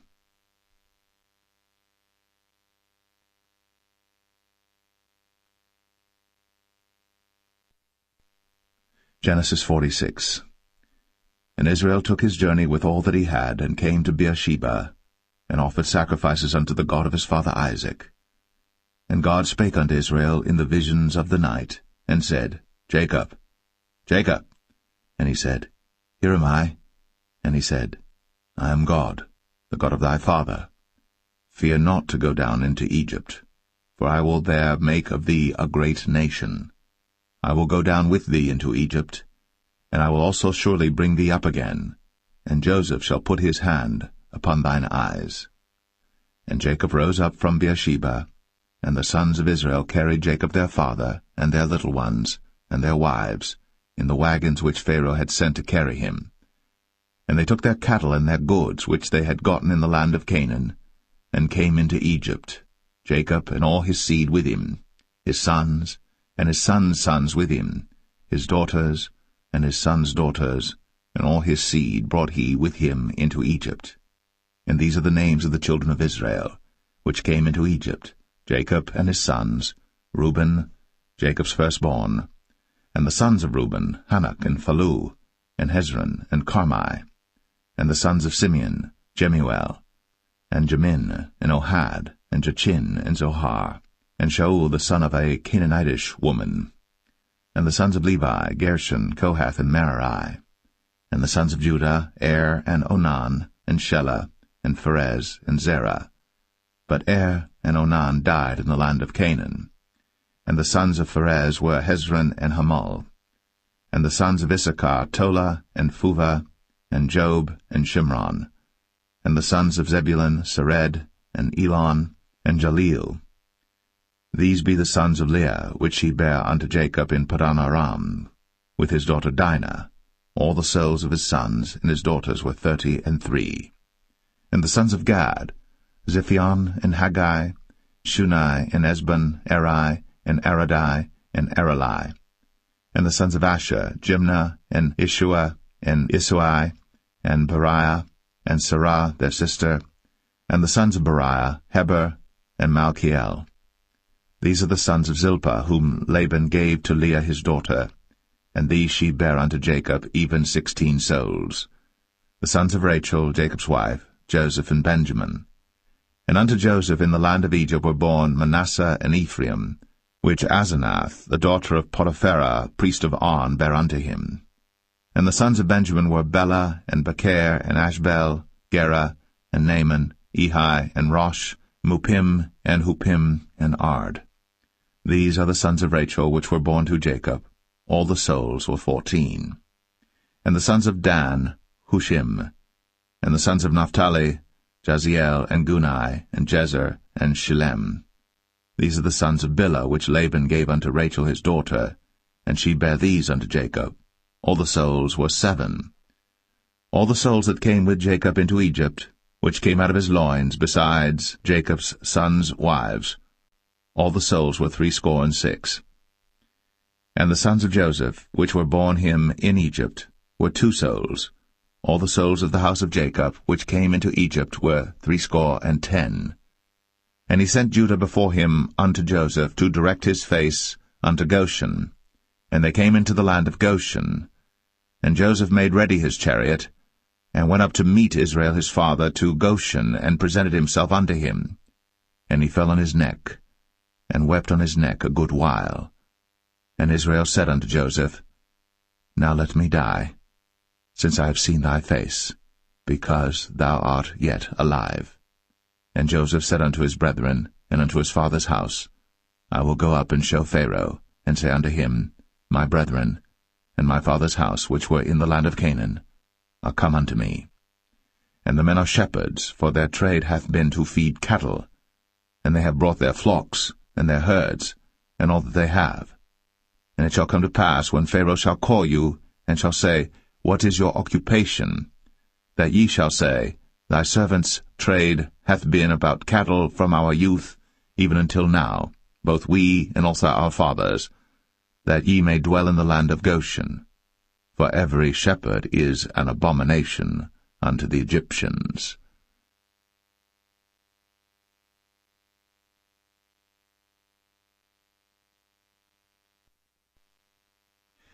Genesis 47.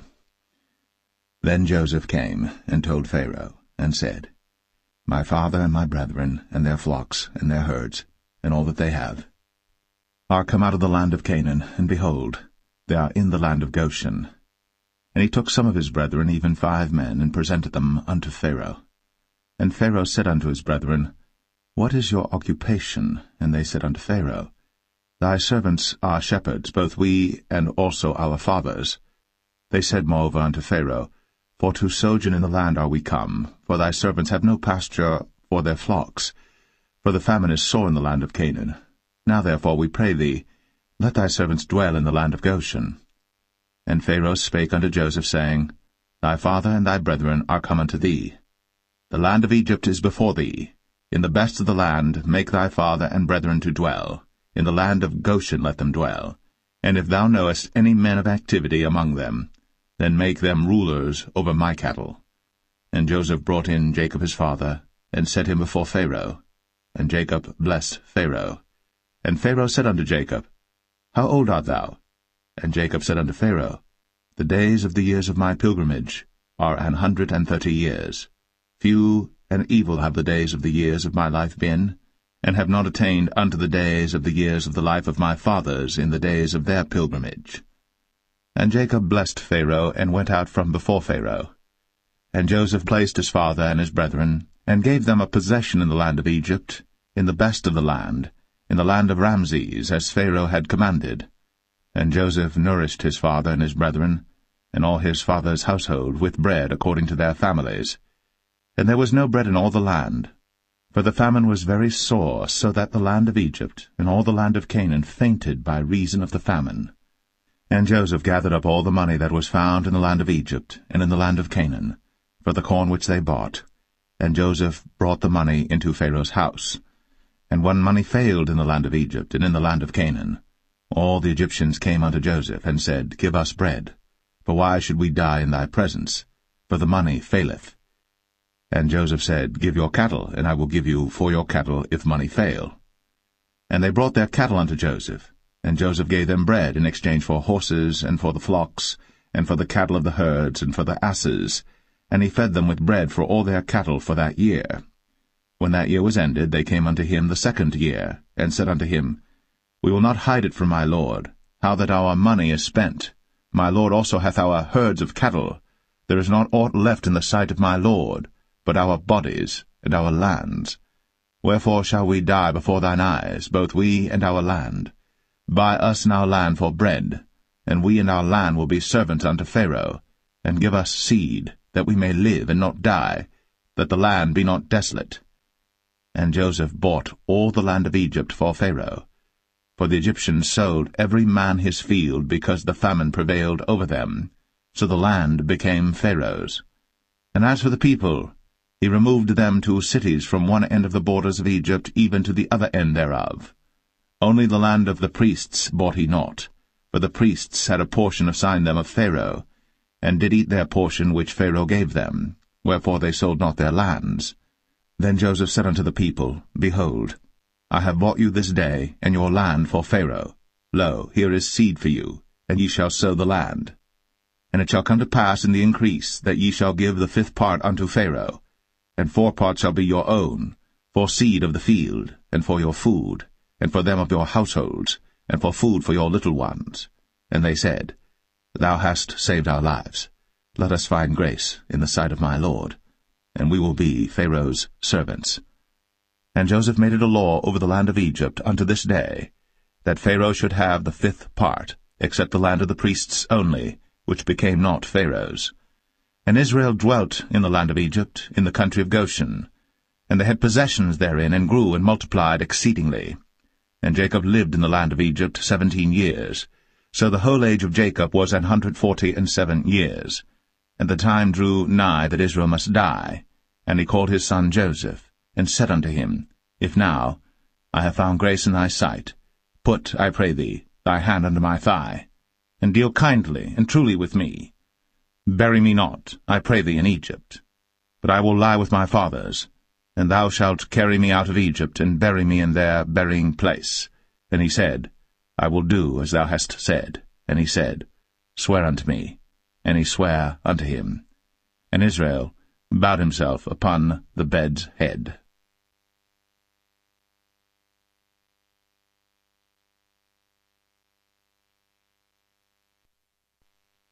Genesis 48. And it came to pass after these things, that one told Joseph, Behold, thy father is sick. And he took with him his 2 sons, Manasseh and Ephraim. And one told Jacob, and said, Behold, thy son Joseph cometh unto thee. And Israel strengthened himself, and sat upon the bed. And Jacob said unto Joseph, God Almighty appeared unto me at Luz in the land of Canaan, and blessed me, and said unto me, Behold, I will make thee fruitful, and multiply thee, and I will make of thee a multitude of people, and will give this land to thy seed after thee for an everlasting possession. And now thy 2 sons, Ephraim and Manasseh, which were born unto thee in the land of Egypt before I came unto thee into Egypt, are mine. As Reuben and Simeon they shall be mine. And thy issue which thou begettest after them shall be thine, and shall be called after the name of their brethren in their inheritance. And as for me, when I came from Padan, Rachel died by me in the land of Canaan in the way, when yet there was but a little way to come unto Ephrath. And I buried her there in the way of Ephrath, the same as Bethlehem. And Israel beheld Joseph's sons, and said, Who are these? And Joseph said unto his father, They are my sons, whom God hath given me in this place. And he said, Bring them, I pray thee, unto me, and I will bless them. Now the eyes of Israel were dim for age, so that he could not see. And he brought them near unto him. And he kissed them, and embraced them. And Israel said unto Joseph, I had not thought to see thy face, and lo, God hath shown me also thy seed. And Joseph brought them out from between his knees, and he bowed himself with his face to the earth. And Joseph took them both, Ephraim in his right hand toward Israel's left hand, and Manasseh in his left hand toward Israel's right hand, and brought them near unto him. And Israel stretched out his right hand, and laid it upon Ephraim's head, who was the younger, and his left hand upon Manasseh's head, guiding his hands wittingly, for Manasseh was the firstborn. And he blessed Joseph, and said, God, before whom my fathers Abraham and Isaac did walk, the God which fed me all my life long unto this day, the angel which redeemed me from all evil, bless the lads, and let my name be named on them, and the name of my fathers Abraham and Isaac, and let them grow into a multitude in the midst of the earth. And when Joseph saw that his father laid his right hand upon the head of Ephraim, it displeased him, and he held up his father's hand to remove it from Ephraim's head unto Manasseh's head. And Joseph said unto his father, Not so, my father, for this is the firstborn. Put thy right hand upon his head. And his father refused, and said, I know it, my son, I know it. He also shall become a people, and he also shall be great. But truly his younger brother shall be greater than he, and his seed shall become a multitude of nations. And he blessed them that day, saying, In thee shall Israel bless, saying, God make thee as Ephraim and as Manasseh. And he set Ephraim before Manasseh. And Israel said unto Joseph, Behold, I die, but God shall be with you, and bring you again unto the land of your fathers. Moreover, I have given to thee one portion above thy brethren, which I took out of the hand of the Amorite with my sword and with my bow.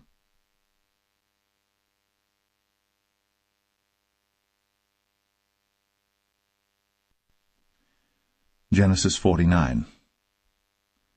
And Jacob called unto his sons, and said, Gather yourselves together, that I may tell you that which shall befall you in the last days. Gather yourselves together, and hear, ye sons of Jacob, and hearken unto Israel your father.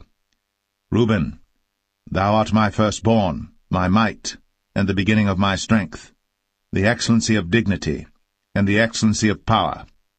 Unstable as water, thou shalt not excel, because thou wentest up to thy father's bed.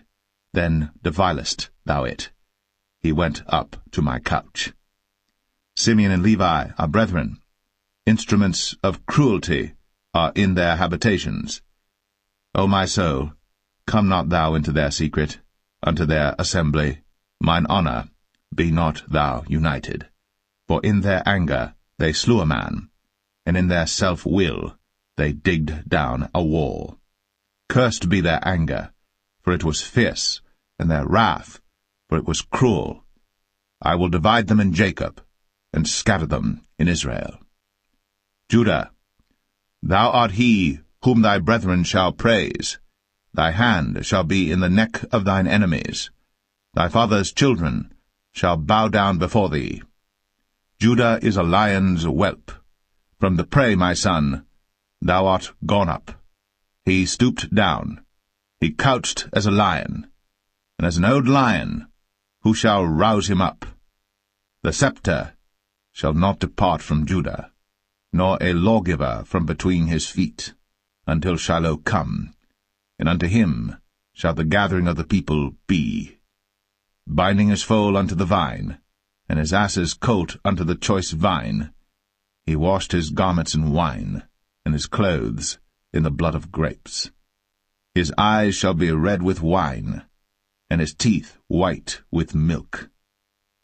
Zebulun shall dwell at the haven of the sea, and he shall be for an haven of ships, and his border shall be unto Zidon. Issachar is a strong ass couching down between two burdens, and he saw that rest was good, and the land that it was pleasant, and bowed his shoulder to bear, and became a servant unto tribute. Dan shall judge his people, as one of the tribes of Israel. Dan shall be a serpent by the way, an adder in the path, that biteth the horse heels, so that his rider shall fall backward. I have waited for thy salvation, O Lord. Gad, a troop shall overcome him, but he shall overcome at the last. Out of Asher his bread shall be fat, and he shall yield royal dainties. Naphtali is a hind let loose, he giveth goodly words. Joseph is a fruitful bough, even a fruitful bough by a well, whose branches run over the wall. The archers have sorely grieved him, and shot at him, and hated him. But his bow abode in strength, and the arms of his hands were made strong by the hands of the mighty God of Jacob. From thence is the shepherd, the stone of Israel. Even by the God of thy father, who shall help thee, and by the Almighty, who shall bless thee with blessings of heaven above, blessings of the deep that lieth under, blessings of the breasts, and of the womb. The blessings of thy father have prevailed above the blessings of my progenitors, unto the utmost bound of the everlasting hills. They shall be on the head of Joseph, and on the crown of the head of him that was separate from his brethren.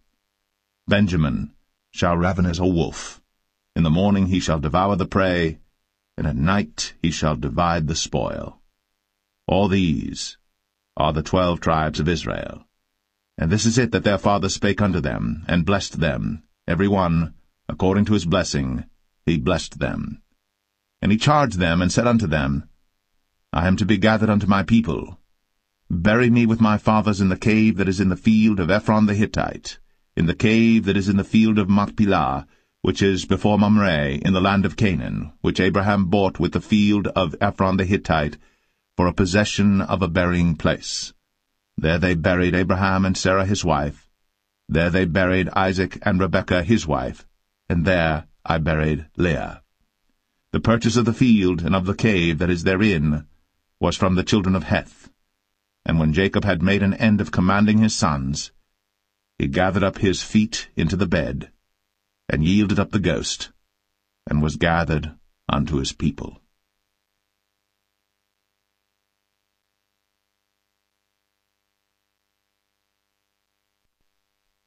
Genesis 50. And Joseph fell upon his father's face, and wept upon him, and kissed him. And Joseph commanded his servants, the physicians, to embalm his father, and the physicians embalmed Israel. And 40 days were fulfilled for him, for so are fulfilled the days of those which are embalmed. And the Egyptians mourned for him 60 days. And when the days of his mourning were past, Joseph spake unto the house of Pharaoh, saying, If now I have found grace in your eyes, speak, I pray you, in the ears of Pharaoh, saying, My father made me swear, saying, Lo, I die. In my grave which I have digged for me in the land of Canaan, there shalt thou bury me. Now therefore let me go up, I pray thee, and bury my father, and I will come again.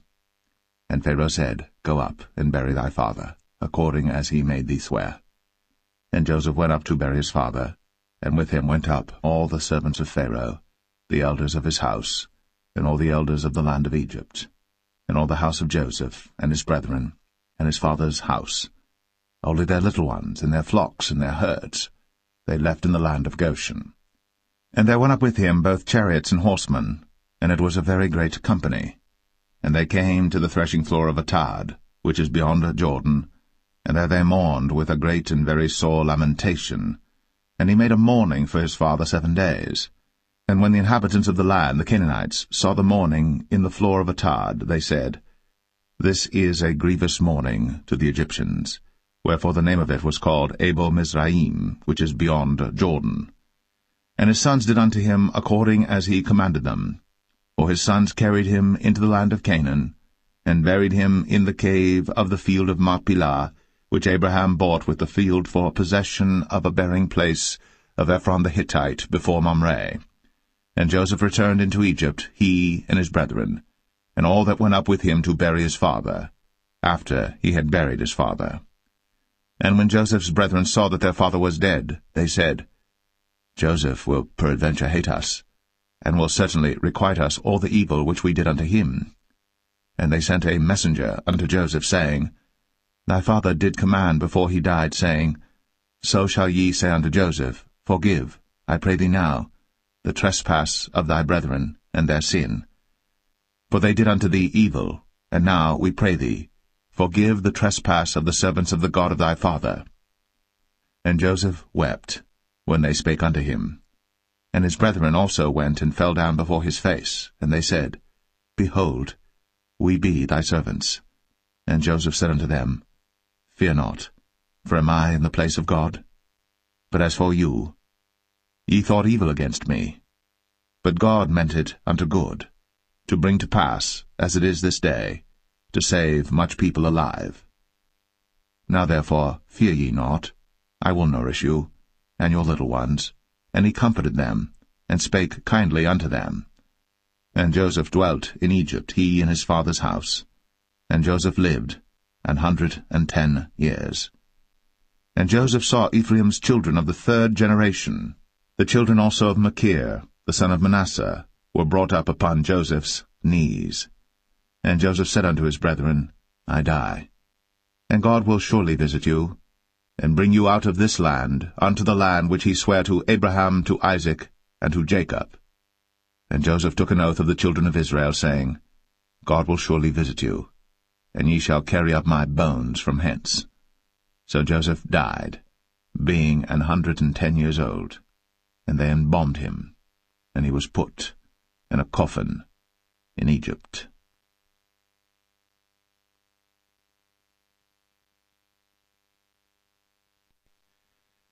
The Book of Exodus, Chapter 1. Now these are the names of the children of Israel, which came into Egypt. Every man in his household came with Jacob: Reuben, Simeon, Levi, and Judah, Issachar, Zebulun, and Benjamin, Dan and Naphtali, Gad and Asher. And all the souls that came out of the loins of Jacob were 70 souls, for Joseph was in Egypt already. And Joseph died, and all his brethren, and all that generation. And the children of Israel were fruitful, and increased abundantly, and multiplied, and waxed exceeding mighty, and the land was filled with them. Now there arose up a new king over Egypt, which knew not Joseph. And he said unto his people, Behold, the people of the children of Israel are more and mightier than we. Come on, let us deal wisely with them, lest they multiply. And it come to pass, that when there falleth out any war, they join also unto our enemies, and fight against us, and so get them up out of the land.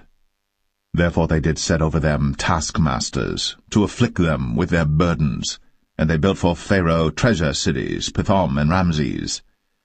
But the more they afflicted them, the more they multiplied and grew, and they were grieved because of the children of Israel. And the Egyptians made the children of Israel to serve with rigor, and they made their lives bitter with hard bondage in mortar and in brick and in all manner of service in the field. All their service wherein they made them serve was with rigor. And the king of Egypt spake to the Hebrew midwives, of which the name of the one was Shiphrah, and the name of the other Puah. And he said, When ye do the office of a midwife to the Hebrew women, and see them upon the stools, if it be a son, then ye shall kill him, but if it be a daughter, then she shall live. But the midwives feared God, and did not as the king of Egypt commanded them, but saved the men-children alive. And the king of Egypt called for the midwives, and said unto them, Why have ye done this thing, and have saved the men-children alive? And the midwives said unto Pharaoh, Because the Hebrew women are not as the Egyptian women, for they are lively, and are delivered ere the midwives come in unto them. Therefore God dealt well with the midwives, and the people multiplied, and waxed very mighty. And it came to pass, because the midwives feared God, that he made them houses. And Pharaoh charged all his people, saying, Every son that is born ye shall cast into the river, and every daughter ye shall save alive.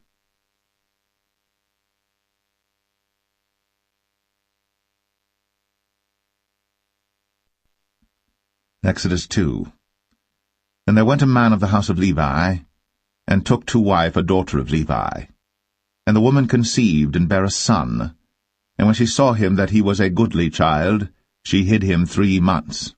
And when she could not longer hide him, she took for him an ark of bulrushes, and daubed it with slime, and with pitch, and put the child therein, and she laid it in the flags by the river's brink. And his sister stood afar off to wit what would be done to him.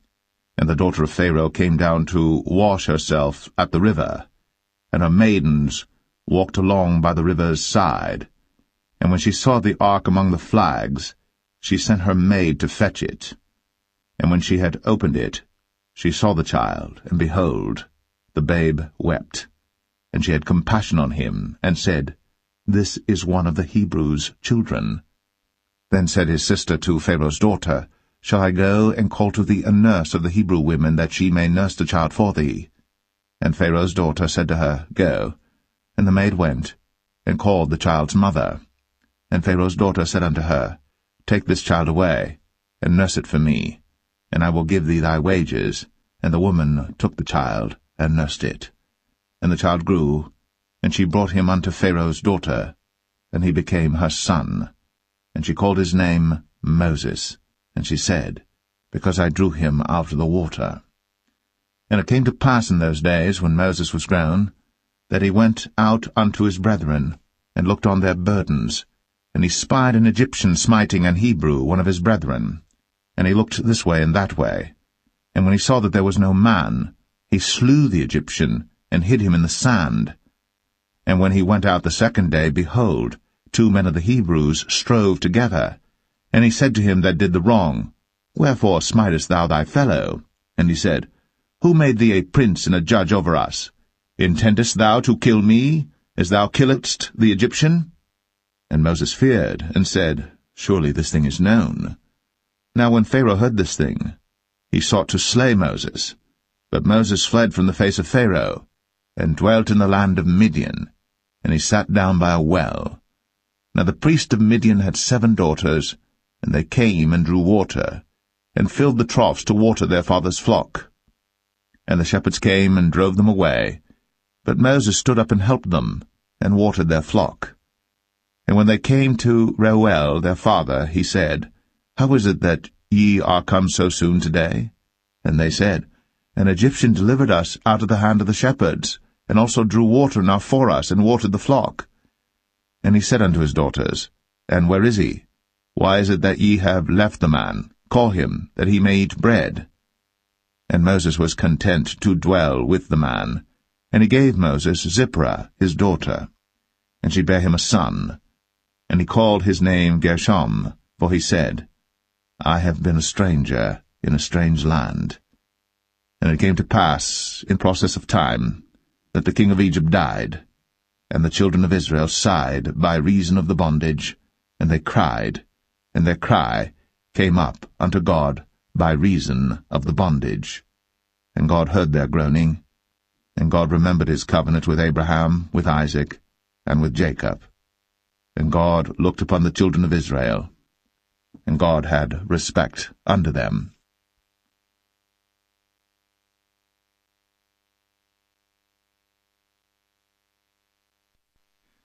Exodus 3.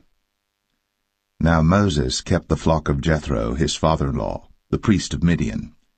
And he led the flock to the backside of the desert, and came to the mountain of God, even to Horeb. And the angel of the Lord appeared unto him in a flame of fire out of the midst of a bush. And he looked, and behold, the bush burned with fire, and the bush was not consumed. And Moses said, I will now turn aside and see this great sight, why the bush is not burnt. And when the Lord saw that he turned aside to see, God called unto him out of the midst of the bush, and said, Moses, Moses. And he said, Here am I. And he said, Draw not nigh hither. Put off thy shoes from off thy feet, for the place whereon thou standest is holy ground. Moreover, he said, I am the God of thy father, the God of Abraham, the God of Isaac, and the God of Jacob. And Moses hid his face, for he was afraid to look upon God. And the Lord said, I have surely seen the affliction of my people which are in Egypt, and have heard their cry by reason of their taskmasters.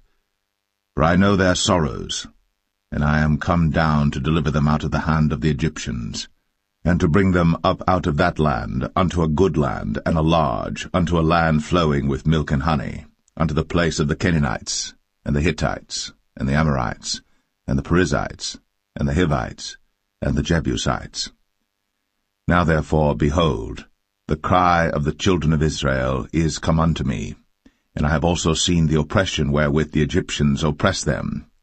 Come now therefore, and I will send thee unto Pharaoh, that thou mayest bring forth my people, the children of Israel, out of Egypt. And Moses said unto God, Who am I, that I should go unto Pharaoh, and that I should bring forth the children of Israel out of Egypt? And he said, Certainly I will be with thee, and this shall be a token unto thee, that I have sent thee. When thou hast brought forth the people out of Egypt, ye shall serve God upon this mountain. And Moses said unto God, Behold, when I come unto the children of Israel, and shall say unto them, The God of your fathers has sent me unto you, and they shall say to me, What is his name? What shall I say unto them? And God said unto Moses, I am that I am. And he said, Thus shalt thou say unto the children of Israel, I am hath sent me unto you. And God said moreover unto Moses, Thus shalt thou say unto the children of Israel, The Lord God of your fathers, the God of Abraham, the God of Isaac, and the God of Jacob, hath sent me unto you. This is my name for ever, and this is my memorial unto all generations. Go and gather the elders of Israel together, and say unto them, The Lord God of your fathers, the God of Abraham, of Isaac, and of Jacob, appeared unto me, saying, I have surely visited you, and seen that which is done to you in Egypt. And I have said, I will bring you up out of the affliction of Egypt, unto the land of the Canaanites, and the Hittites, and the Amorites, and the Perizzites, and the Hivites, and the Jebusites, unto a land flowing with milk and honey. And they shall hearken to thy voice, and thou shalt come, thou and the elders of Israel, unto the king of Egypt, and ye shall say unto him, The Lord God of the Hebrews hath met with us. And now let us go, we beseech thee, 3 days' journey into the wilderness, that we may sacrifice to the Lord our God. And I am sure that the king of Egypt will not let you go, no, not by a mighty hand. And I will stretch out my hand, and smite Egypt with all my wonders which I will do in the midst thereof, and after that he will let you go. And I will give this people favor in the sight of the Egyptians, and it shall come to pass that, when ye go, ye shall not go empty. But every woman shall borrow of her neighbor, and of her that sojourneth in her house, jewels of silver, and jewels of gold, and raiment, and ye shall put them upon your sons, and upon your daughters, and ye shall spoil the Egyptians.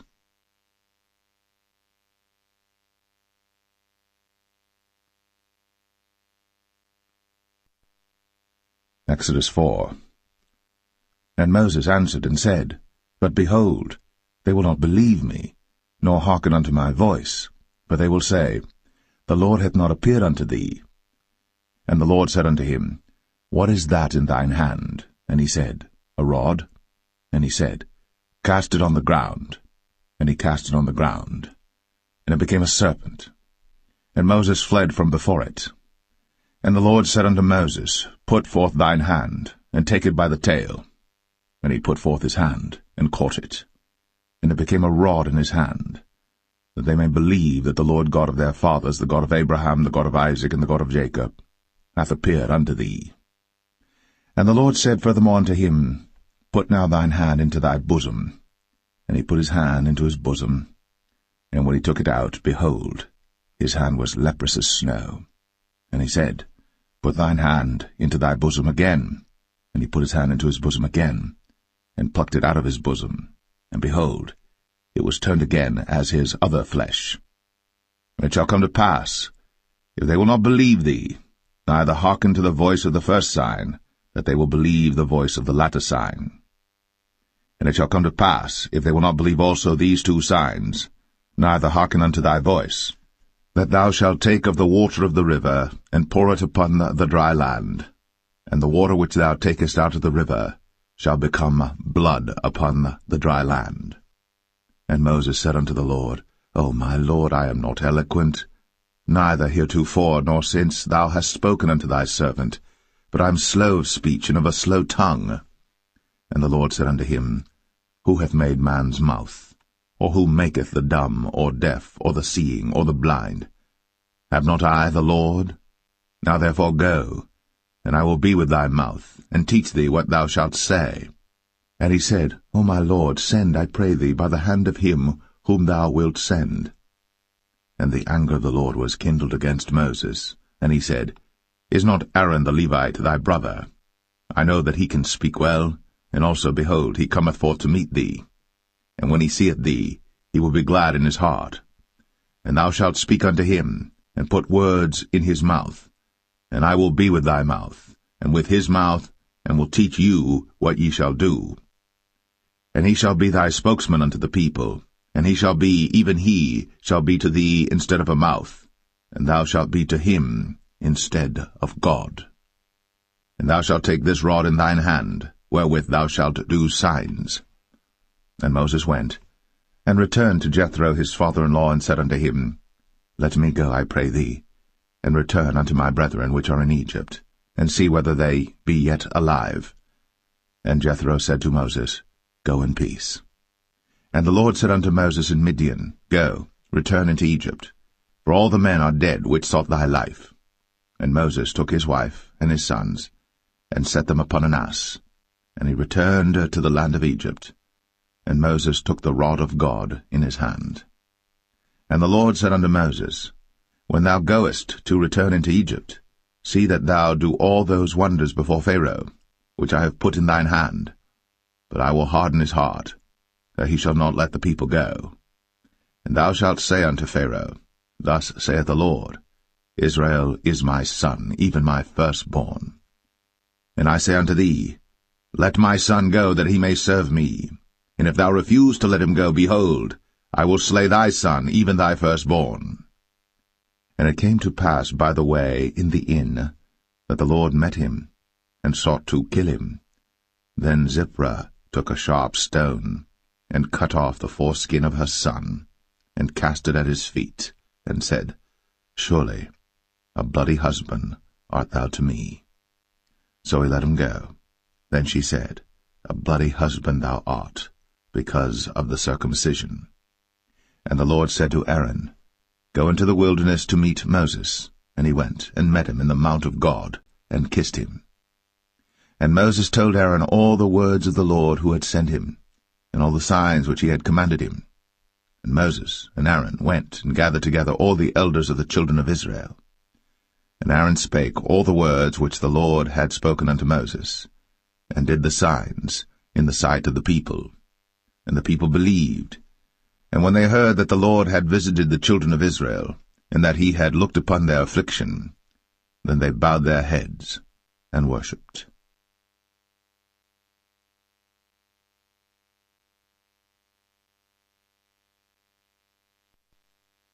Exodus 5.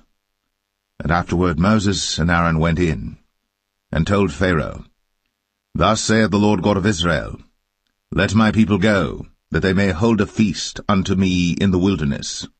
And Pharaoh said, Who is the Lord that I should obey his voice to let Israel go? I know not the Lord, neither will I let Israel go. And they said, The God of the Hebrews hath met with us. Let us go, we pray thee, 3 days' journey into the desert, and sacrifice unto the Lord our God, lest he fall upon us with pestilence, or with the sword. And the king of Egypt said unto them, Wherefore do ye, Moses and Aaron? Let the people from their works get you unto your burdens. And Pharaoh said, Behold, the people of the land now are many, and ye make them rest from their burdens. And Pharaoh commanded the same day the taskmasters of the people and their officers, saying, Ye shall no more give the people straw to make brick, as heretofore. Let them go and gather straw for themselves. And the tale of the bricks which they did make heretofore ye shall lay upon them. Ye shall not diminish aught thereof. For they be idle, therefore they cry, saying, Let us go and sacrifice to our God. Let their more work be laid upon the men, that they may labor therein, and let them not regard vain words. And the taskmasters of the people went out, and their officers, and they spake to the people, saying, Thus saith Pharaoh, I will not give you straw. Go ye, get you straw where you can find it, yet not aught of your work shall be diminished. So the people were scattered abroad throughout all the land of Egypt to gather stubble instead of straw. And the taskmasters hasted them, saying, Fulfill your works, your daily tasks, as when there was straw. And the officers of the children of Israel, which Pharaoh's taskmasters had set over them, were beaten, and demanded, Wherefore have ye not fulfilled your task in making brick both yesterday and today, as heretofore? Then the officers of the children of Israel came and cried unto Pharaoh, saying, Wherefore dealest thou thus with thy servants? There is no straw given unto thy servants. And they say to us, Make brick. And behold, thy servants are beaten, but the fault is in thine own people. But he said, Ye are idle, ye are idle. Therefore ye say, Let us go and do sacrifice to the Lord. Go therefore now and work, for there shall no straw be given you. Yet shall ye deliver the tale of bricks. And the officers of the children of Israel did see that they were in evil case, after it was said, Ye shall not minish aught from your bricks of your daily task. And they met Moses and Aaron, who stood in the way, as they came forth from Pharaoh. And they said unto them, The Lord look upon you and judge, because ye have made our savour to be abhorred in the eyes of Pharaoh, and in the eyes of his servants, to put a sword in their hand to slay us. And Moses returned unto the Lord, and said, Lord, wherefore hast thou so evil entreated this people? Why is it that thou hast sent me? For since I came to Pharaoh to speak in thy name, he hath done evil to this people, neither hast thou delivered thy people at all.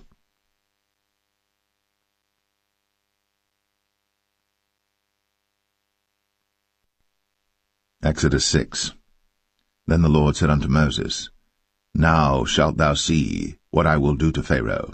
For with a strong hand shall he let them go, and with a strong hand shall he drive them out of his land. And God spake unto Moses, and said unto him, I am the Lord. And I appeared unto Abraham, unto Isaac, and unto Jacob, by the name of God Almighty, but by my name Jehovah was I not known to them. And I have also established my covenant with them, to give them the land of Canaan, the land of their pilgrimage wherein they were strangers. And I have also heard the groaning of the children of Israel, whom the Egyptians keep in bondage, and I have remembered my covenant. Wherefore say unto the children of Israel, I am the Lord, and I will bring you out from under the burdens of the Egyptians, and I will rid you out of their bondage, and I will redeem you with a stretched out arm and with great judgments. And I will take you to me for a people, and I will be to you a God, and ye shall know that I am the Lord your God, which bringeth you out from under the burdens of the Egyptians. And I will bring you in unto the land concerning the which I did swear to give it to Abraham, to Isaac, and to Jacob, and I will give it you for an heritage. I am the Lord. And Moses spake so unto the children of Israel, but they hearkened not unto Moses for anguish of spirit, and for cruel bondage. And the Lord spake unto Moses, saying, Go in, speak unto Pharaoh king of Egypt, that he let the children of Israel go out of his land. And Moses spake before the Lord, saying, Behold, the children of Israel have not hearkened unto me. How then shall Pharaoh hear me, who am of uncircumcised lips? And the Lord spake unto Moses and unto Aaron, and gave them a charge unto the children of Israel, and unto Pharaoh king of Egypt, to bring the children of Israel out of the land of Egypt. These be the heads of their fathers' houses, the sons of Reuben, the firstborn of Israel, Hanok and Palu, Hezron and Carmi. These be the families of Reuben. And the sons of Simeon, Jemuel and Jamin, and Ohad and Jachin, and Zohar and Shaul the son of the Canaanitish woman. These are the families of Simeon. And these are the names of the sons of Levi according to their generations, Gershon and Kohath and Merari. And the years of the life of Levi were 137 years. The sons of Gershon, Libni and Shimei, according to their families, and the sons of Kohath, Amram and Izhar, and Hebron and Uzziel, and the years of the life of Kohath were 133 years. And the sons of Merari, Mahalai and Mushai. These are the families of Levi according to their generations. And Amram took him Jochebed, his father's sister, to wife, and she bare him, Aaron and Moses. And the years of the life of Amram were 137 years. And the sons of Izhar, Korah and Nepheg and Zichri. And the sons of Uzziel, Mishael and Elzavan and Zithri. And Aaron took him Elisheba, daughter of Aminadab, sister of Nahshon, to wife, and she bare him Nadab and Abihu, Eleazar and Ithamar. And the sons of Korah, Asir and Elkanah and Abiasaph. These are the families of the Korhites. And Eleazar, Aaron's son, took him one of the daughters of Putiel to wife, and she bare him Phinehas. These are the heads of the fathers of the Levites according to their families. These are that Aaron and Moses, to whom the Lord said, Bring out the children of Israel from the land of Egypt, according to their armies. These are they which spake to Pharaoh king of Egypt, to bring out the children of Israel from Egypt. These are that Moses and Aaron. And it came to pass on the day when the Lord spake unto Moses in the land of Egypt, that the Lord spake unto Moses, saying, I am the Lord. Speak thou unto Pharaoh king of Egypt all that I say unto thee. And Moses said before the Lord, Behold, I am of uncircumcised lips, and how shall Pharaoh hearken unto me?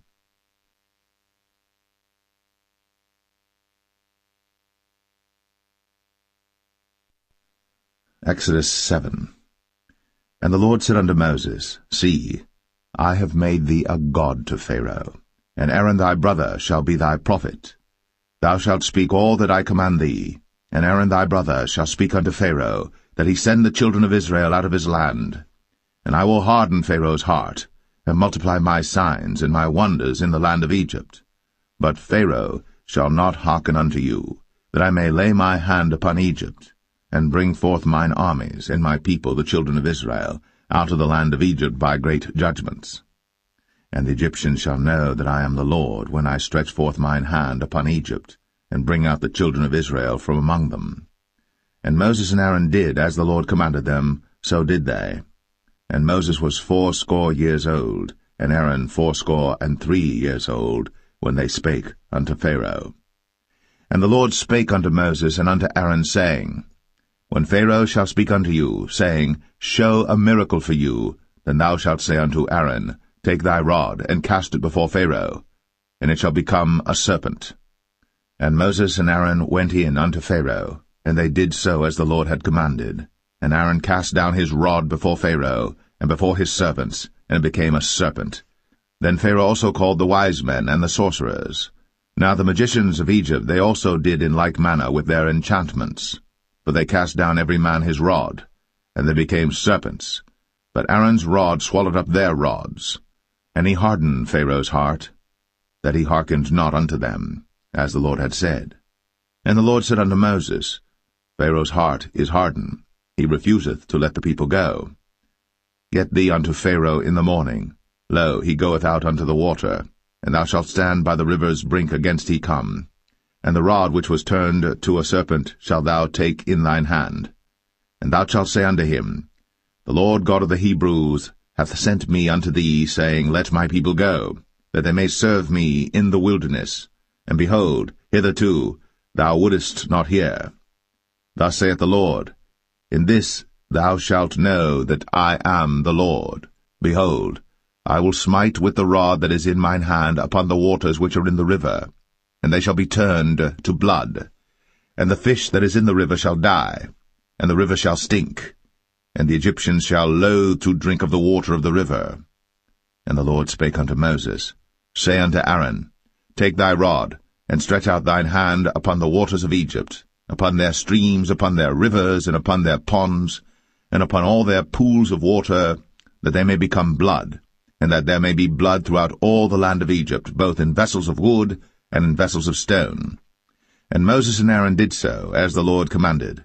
And he lifted up the rod, and smote the waters that were in the river, in the sight of Pharaoh, and in the sight of his servants, and all the waters that were in the river were turned to blood. And the fish that was in the river died, and the river stank, and the Egyptians could not drink of the water of the river, and there was blood throughout all the land of Egypt. And the magicians of Egypt did so with their enchantments, and Pharaoh's heart was hardened, neither did he hearken unto them, as the Lord had said. And Pharaoh turned and went into his house, neither did he set his heart to this also. And all the Egyptians digged around about the river for water to drink, for they could not drink of the water of the river. And 7 days were fulfilled. After that the Lord had smitten the river.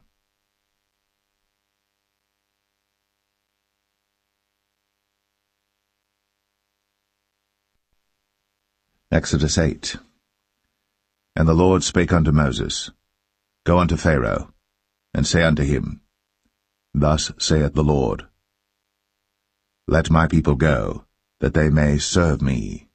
And if thou refuse to let them go, behold, I will smite all thy borders with frogs, and the river shall bring forth frogs abundantly, which shall go up and come into thine house, and into thy bedchamber, and upon thy bed, and into the house of thy servants, and upon thy people, and into thine ovens, and into thy kneading troughs. And the frogs shall come up both on thee, and upon thy people, and upon all thy servants. And the Lord spake unto Moses, Say unto Aaron, Stretch forth thine hand with thy rod over the streams, over the rivers, and over the ponds, and cause frogs to come up upon the land of Egypt. And Aaron stretched out his hand over the waters of Egypt, and the frogs came up, and covered the land of Egypt. And the magicians did so with their enchantments, and brought up frogs upon the land of Egypt.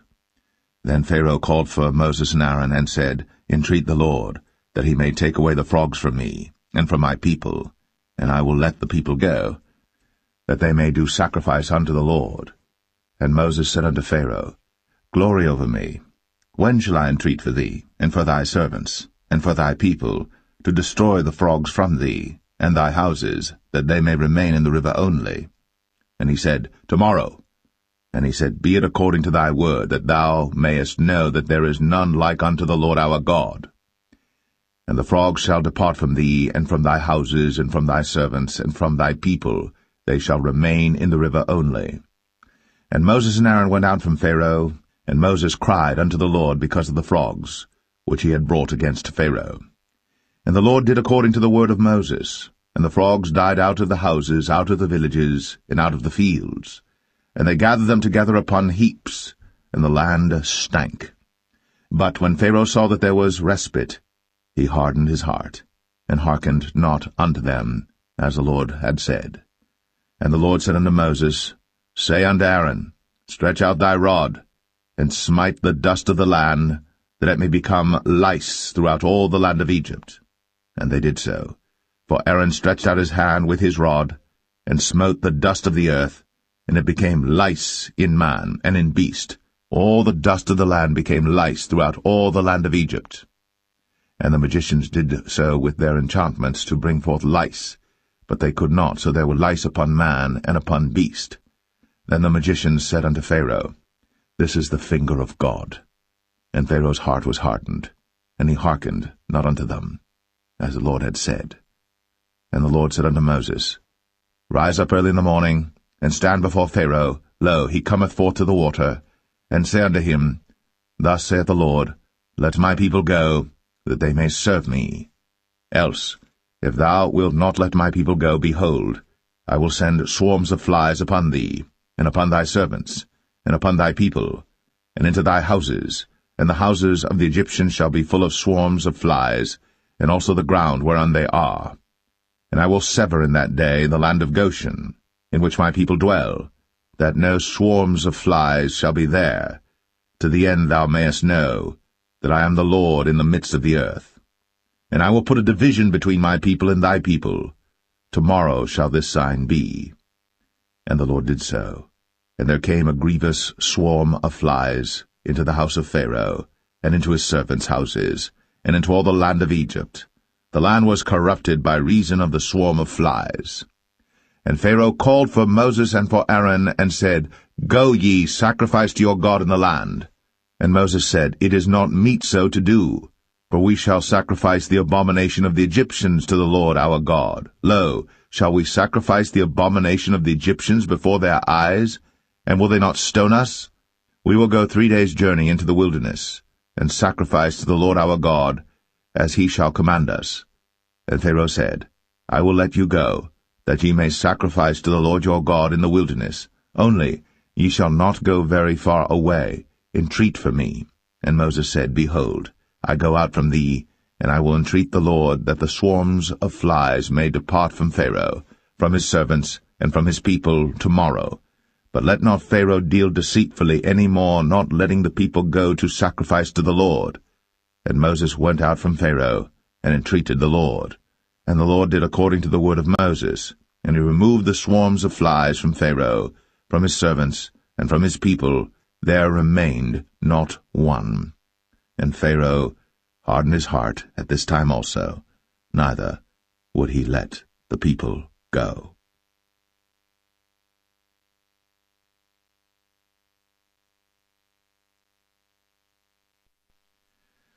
Exodus 9. Then the Lord said unto Moses, Go in unto Pharaoh, and tell him, Thus saith the Lord God of the Hebrews, Let my people go, that they may serve me. For if thou refuse to let them go, and wilt hold them still, behold, the hand of the Lord is upon thy cattle which is in the field, upon the horses, upon the asses, upon the camels, upon the oxen, and upon the sheep. There shall be a very grievous murrain. And the Lord shall sever between the cattle of Israel and the cattle of Egypt, and there shall nothing die of all that is the children's of Israel. And the Lord appointed a set time, saying, Tomorrow the Lord shall do this thing in the land. And the Lord did that thing on the morrow, and all the cattle of Egypt died, but of the cattle of the children of Israel died not one. And Pharaoh sent, and behold, there was not one of the cattle of the Israelites dead, and the heart of Pharaoh was hardened, and he did not let the people go. And the Lord said unto Moses and unto Aaron, Take to you handfuls of ashes of the furnace, and let Moses sprinkle it toward the heaven in the sight of Pharaoh. And it shall become small dust in all the land of Egypt, and shall be a boil breaking forth with blains upon man and upon beast throughout all the land of Egypt. Then they took ashes of the furnace, and stood before Pharaoh. And Moses sprinkled it up toward heaven, and it became a boil, breaking forth with blains upon man and upon beast. And the magicians could not stand before Moses because of the boils, for the boil was upon the magicians and upon all the Egyptians. And the Lord hardened the heart of Pharaoh, and he hearkened not unto them, as the Lord had spoken unto Moses. And the Lord said unto Moses, Rise up early in the morning, and stand before Pharaoh, and say unto him, Thus saith the Lord God of the Hebrews, Let my people go, that they may serve me. For I will at this time send all my plagues upon thine heart, and upon thy servants, and upon thy people, that thou mayest know that there is none like me in all the earth. For now I will stretch out my hand, that I may smite thee and thy people with pestilence, and thou shalt be cut off from the earth. And in very deed for this cause have I raised thee up, for to show in thee my power, and that my name may be declared throughout all the earth. As yet exaltest thou thyself against my people, that thou wilt not let them go. Behold, tomorrow about this time I will cause it to rain a very grievous hail, such as hath not been in Egypt since the foundation thereof even until now. Send therefore now, and gather thy cattle, and all that thou hast in the field. For upon every man and beast which shall be found in the field, and shall not be brought home, the hail shall come down upon them, and they shall die.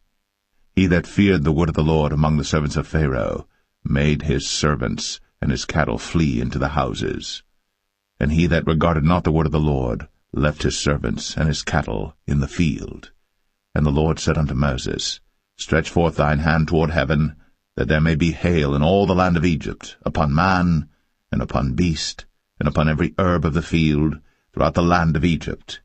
And Moses stretched forth his rod toward heaven, and the Lord sent thunder and hail, and the fire ran along upon the ground, and the Lord rained hail upon the land of Egypt. So there was hail, and fire mingled with the hail, very grievous, such as there was none like it in all the land of Egypt since it became a nation. And the hail smote throughout all the land of Egypt all that was in the field, both man and beast. And the hail smote every herb of the field, and brake every tree of the field. Only in the land of Goshen, where the children of Israel were, was there no hail. And Pharaoh sent and called for Moses and Aaron, and said unto them, I have sinned at this time. The Lord is righteous, and I and my people are wicked. Entreat the Lord, for it is enough that there be no more mighty thunderings and hail, and I will let you go, and ye shall stay no longer. And Moses said unto him, As soon as I am gone out of the city, I will spread abroad my hands unto the Lord, and the thunder shall cease, neither shall there be any more hail, that thou mayest know how that the earth is the Lord's. But as for thee and thy servants, I know that ye will not yet fear the Lord God. And the flax and the barley were smitten, for the barley was in the ear, and the flax was bold. But the wheat and the rye were not smitten, for they were not grown up.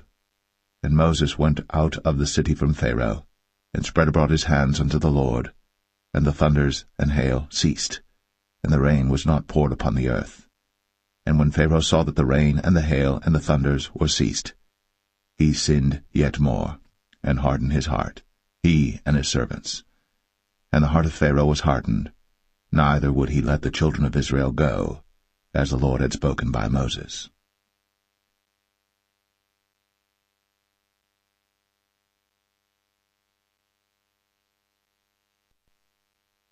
Exodus 10. And the Lord said unto Moses, Go in unto Pharaoh, for I have hardened his heart, and the heart of his servants, that I might show these my signs before him, and that thou mayest tell in the ears of thy son, and of thy son's son, what things I have wrought in Egypt, and my signs which I have done among them, that ye may know how that I am the Lord. And Moses and Aaron came in unto Pharaoh, and said unto him, Thus saith the Lord God of the Hebrews, How long wilt thou refuse to humble thyself before me? Let my people go, that they may serve me. Else, If thou refuse to let my people go, behold, tomorrow will I bring the locusts into thy coast. And they shall cover the face of the earth, that one cannot be able to see the earth. And they shall eat the residue of that which is escaped, which remaineth unto you from the hail, and shall eat every tree which groweth for you out of the field. And they shall fill thy houses, and the houses of all thy servants, and the houses of all the Egyptians, which neither thy fathers nor thy fathers' fathers have seen, since the day that they were upon the earth unto this day. And he turned himself, and went out from Pharaoh. And Pharaoh's servants said unto him, How long shall this man be a snare unto us? Let the men go, that they may serve the Lord their God. Knowest thou not yet that Egypt is destroyed? And Moses and Aaron were brought again unto Pharaoh, and he said unto them, Go, serve the Lord your God. But who are they that shall go? And Moses said, We will go with our young and with our old, with our sons and with our daughters, with our flocks and with our herds will we go, for we must hold a feast unto the Lord. And he said unto them, Let the Lord be so with you, as I will let you go, and your little ones. Look to it, for evil is before you. Not so. Go now, ye that are men, and serve the Lord, for that ye did desire. And they were driven out from Pharaoh's presence. And the Lord said unto Moses, Stretch out thine hand over the land of Egypt for the locusts, that they may come up upon the land of Egypt, and eat every herb of the land, even all that the hail hath left. And Moses stretched forth his rod over the land of Egypt. And the Lord brought an east wind upon the land all that day, and all that night. And when it was morning, the east wind brought the locusts. And the locusts went up over all the land of Egypt, and rested in all the coasts of Egypt. Very grievous were they. Before them there were no such locusts as they, neither after them shall be such. For they covered the face of the whole earth, so that the land was darkened. And they did eat every herb of the land, and all the fruit of the trees which the hail had left. And there remained not any green thing in the trees, or in the herbs of the field, through all the land of Egypt. Then Pharaoh called for Moses and Aaron in haste, and he said, I have sinned against the Lord your God and against you. Now therefore forgive, I pray thee, my sin only this once, and entreat the Lord your God, that he may take away from me this death only. And he went out from Pharaoh, and entreated the Lord. And the Lord turned a mighty strong west wind, which took away the locusts, and cast them into the Red Sea. There remained not one locust in all the coasts of Egypt. But the Lord hardened Pharaoh's heart, so that he would not let the children of Israel go. And the Lord said unto Moses, Stretch out thine hand toward heaven, that there may be darkness over the land of Egypt, even darkness which may be felt. And Moses stretched forth his hand toward heaven, and there was a thick darkness in all the land of Egypt 3 days. They saw not one another, neither rose any from his place for 3 days. But all the children of Israel had light in their dwellings. And Pharaoh called unto Moses, and said, Go ye, serve the Lord. Only let your flocks and your herds be stayed. Let your little ones also go with you. And Moses said, Thou must give us also sacrifices and burnt offerings, that we may sacrifice unto the Lord our God. Our cattle also shall go with us. There shall not an hoof be left behind, for thereof must we take to serve the Lord our God, and we know not with what we must serve the Lord until we come thither. But the Lord hardened Pharaoh's heart, and he would not let them go. And Pharaoh said unto him, Get thee from me, take heed to thyself, see my face no more, for in that day thou seest my face, thou shalt die. And Moses said, Thou hast spoken well. I will see thy face again no more.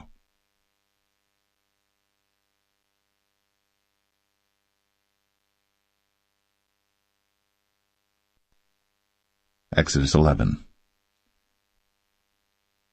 And the Lord said unto Moses, Yet will I bring one plague more upon Pharaoh and upon Egypt.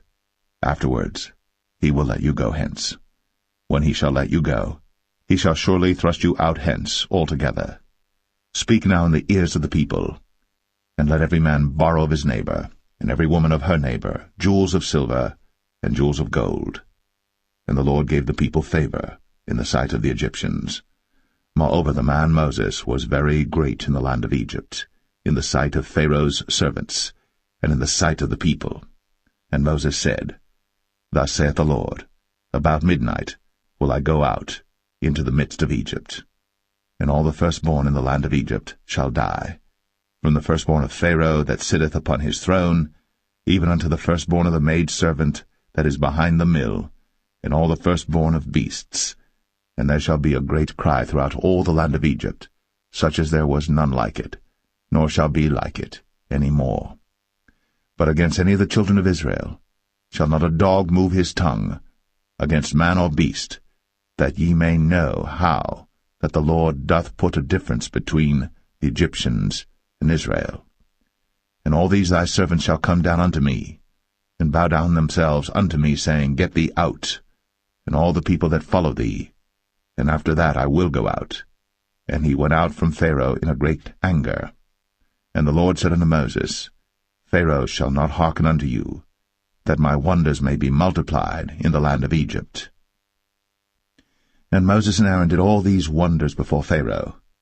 And the Lord hardened Pharaoh's heart, so that he would not let the children of Israel go out of his land.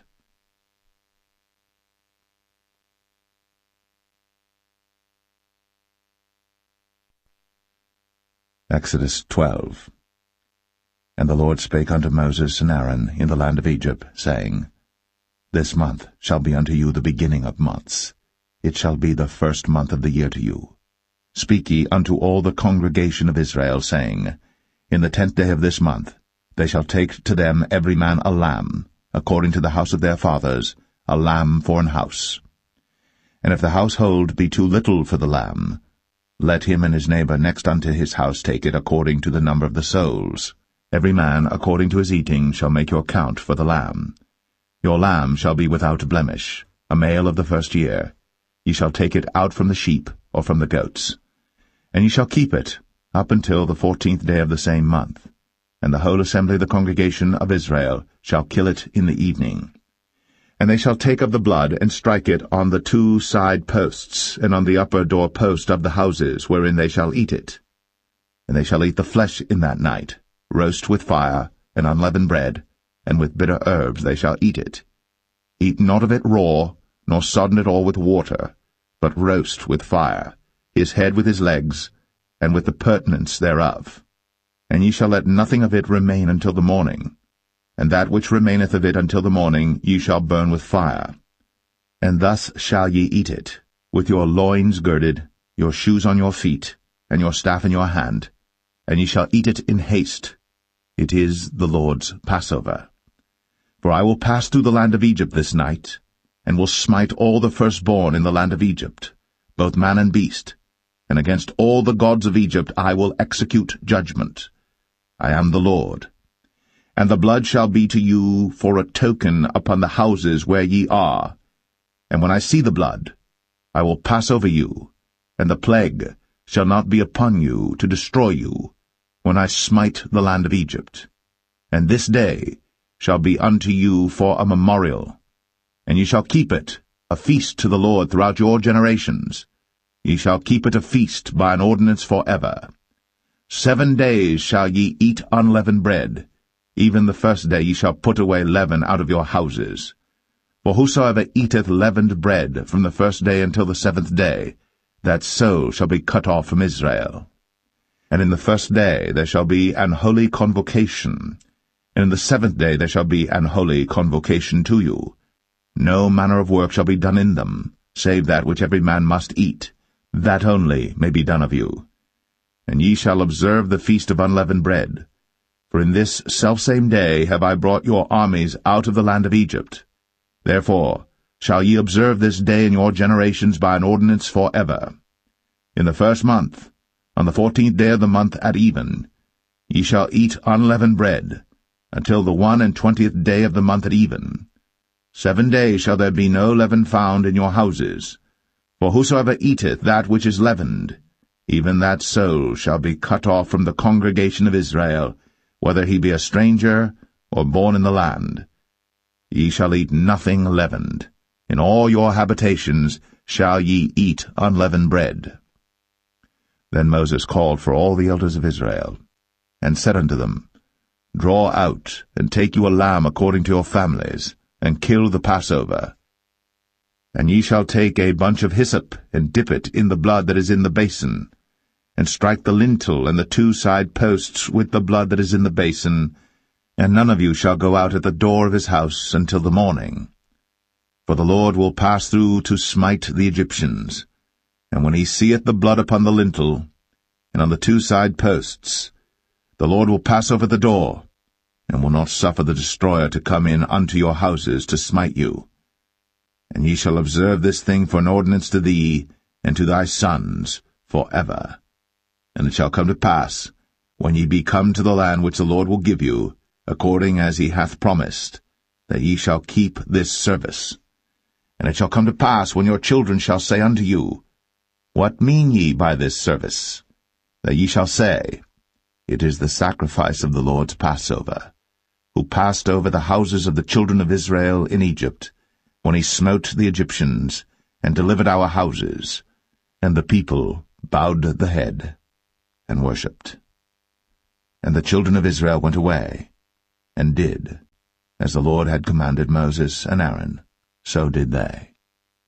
And it came to pass that at midnight the Lord smote all the firstborn in the land of Egypt, from the firstborn of Pharaoh that sat on his throne unto the firstborn of the captive that was in the dungeon, and all the firstborn of cattle.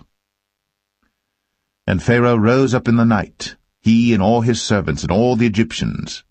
And there was a great cry in Egypt, for there was not a house where there was not one dead. And he called for Moses and Aaron by night, and said, Rise up, and get you forth from among my people, both ye and the children of Israel, and go, serve the Lord, as ye have said. Also take your flocks and your herds, as ye have said, and be gone, and bless me also. And the Egyptians were urgent upon the people, that they might send them out of the land in haste, for they said, We be all dead men. And the people took their dough before it was leavened, their kneading troughs being bound up in their clothes upon their shoulders. And the children of Israel did according to the word of Moses, and they borrowed of the Egyptians jewels of silver, and jewels of gold and raiment. And the Lord gave the people favor in the sight of the Egyptians, so that they lent unto them such things as they required, and they spoiled the Egyptians. And the children of Israel journeyed from Ramses to Succoth, about 600,000 on foot, that were men, beside children. And a mixed multitude went up also with them, and flocks and herds, even very much cattle. And they baked unleavened cakes of the dough which they brought forth out of Egypt, for it was not leavened, because they were thrust out of Egypt, and could not tarry, neither had they prepared for themselves any victual. Now the sojourning of the children of Israel, who dwelt in Egypt, was 430 years. And it came to pass, at the end of the 430 years, even the selfsame day it came to pass, that all the hosts of the Lord went out from the land of Egypt. It is a night to be much observed unto the Lord for bringing them out from the land of Egypt. This is that night of the Lord to be observed of all the children of Israel in their generations. And the Lord said unto Moses and Aaron, This is the ordinance of the Passover. There shall no stranger eat thereof. But every man's servant that is bought for money, when thou hast circumcised him, then shall he eat thereof. A foreigner and an hired servant shall not eat thereof. In one house shall it be eaten. Thou shalt not carry forth aught of the flesh abroad out of the house, neither shall ye break a bone thereof. All the congregation of Israel shall keep it. And when a stranger shall sojourn with thee, and will keep the Passover to the Lord, let all his males be circumcised, and then let him come near and keep it. And he shall be as one that is born in the land. For no uncircumcised person shall eat thereof. One law shall be to him that is homeborn, and unto the stranger that sojourneth among you. Thus did all the children of Israel. As the Lord commanded Moses and Aaron, so did they. And it came to pass the selfsame day, that the Lord did bring the children of Israel out of the land of Egypt by their armies.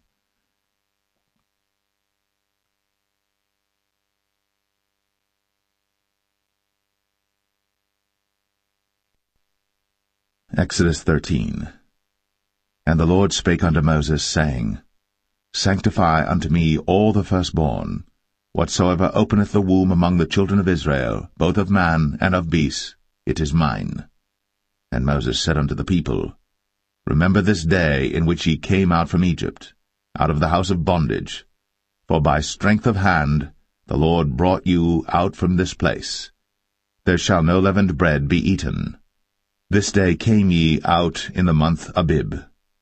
And it shall be, when the Lord shall bring thee into the land of the Canaanites, and the Hittites, and the Amorites, and the Hivites, and the Jebusites, which he sware unto thy fathers to give thee, a land flowing with milk and honey, that thou shalt keep this service in this month. 7 days thou shalt eat unleavened bread, and in the 7th day shall be a feast to the Lord. Unleavened bread shall be eaten 7 days, and there shall no leavened bread be seen with thee, neither shall there be leaven seen with thee in all thy quarters.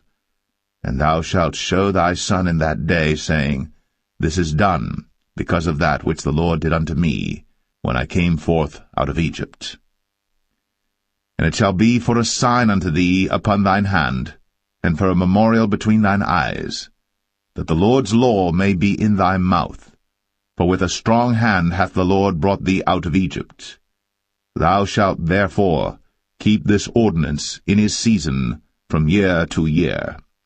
And it shall be, when the Lord shall bring thee into the land of the Canaanites, as he sware unto thee, and to thy fathers, and shall give it thee, that thou shalt set apart unto the Lord all that openeth the matrix, and every firstling that cometh of a beast which thou hast, the males shall be the Lord's. And every firstling of an ass thou shalt redeem with a lamb, and if thou wilt not redeem it, then thou shalt break his neck. And all the firstborn of man among thy children shalt thou redeem. And it shall be, when thy son asketh thee in time to come, saying, What is this? That thou shalt say unto him, By strength of hand the Lord brought us out from Egypt, from the house of bondage. And it came to pass, when Pharaoh would hardly let us go, that the Lord slew all the firstborn in the land of Egypt, both the firstborn of man and the firstborn of beast. Therefore I sacrifice to the Lord all that openeth the matrix, being males, but all the firstborn of my children I redeem. And it shall be for a token upon thine hand, and for frontlets between thine eyes, for by strength of hand the Lord brought us forth out of Egypt. And it came to pass, when Pharaoh had let the people go, that God led them not through the way of the land of the Philistines, although that was near, for God said, Lest peradventure the people repent when they see war, and they return to Egypt. But God led the people about through the way of the wilderness of the Red Sea, and the children of Israel went up harnessed out of the land of Egypt. And Moses took the bones of Joseph with him, for he had straitly sworn the children of Israel, saying, God will surely visit you, and ye shall carry up my bones away hence with you. And they took their journey from Succoth, and encamped in Etham, in the edge of the wilderness. And the Lord went before them by day in a pillar of a cloud, to lead them the way, and by night in a pillar of fire, to give them light, to go by day and night. He took not away the pillar of the cloud by day, nor the pillar of fire by night, from before the people.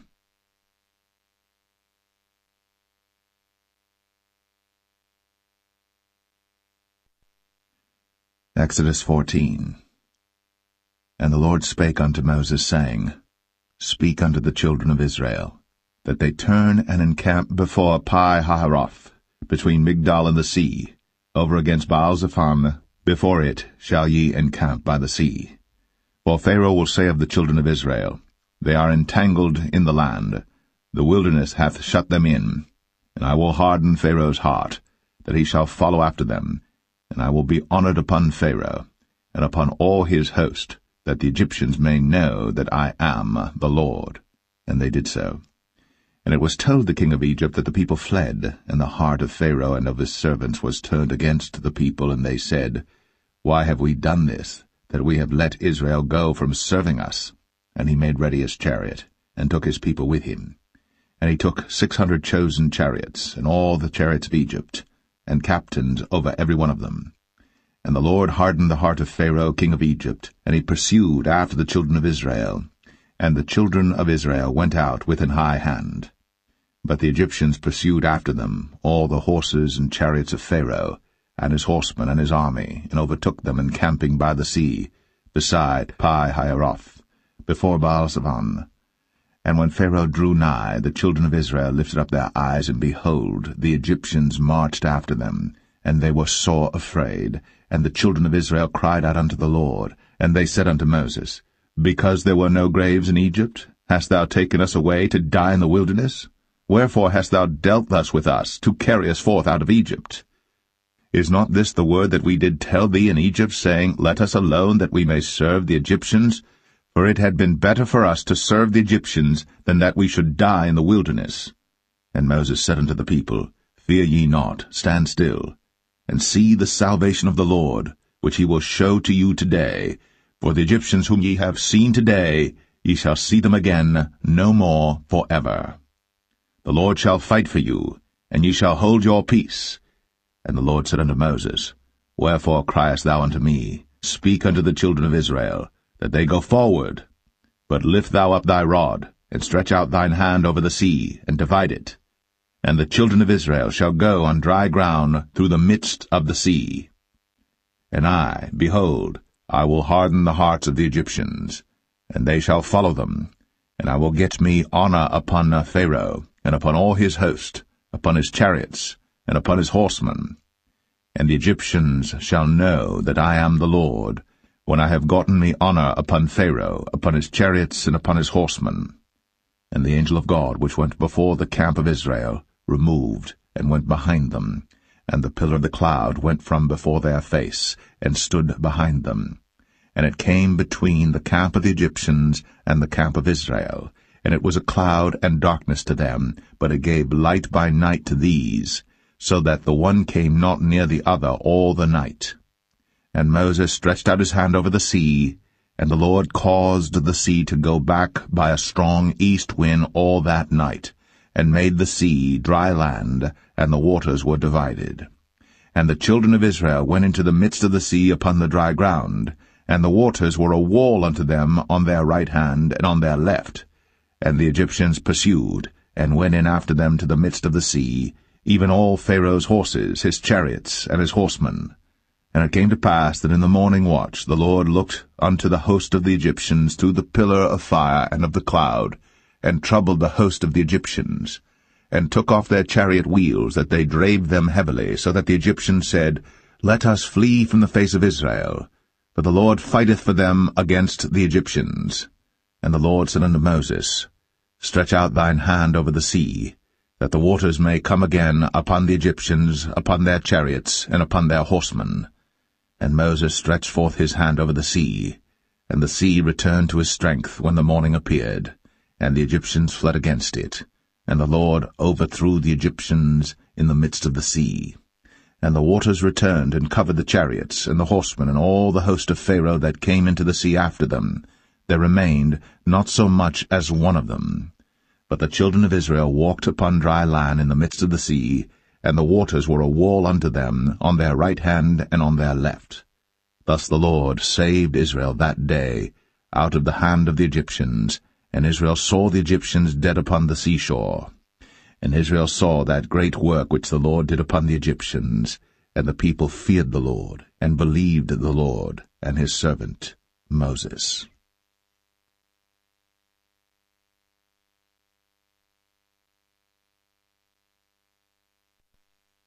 Exodus 15.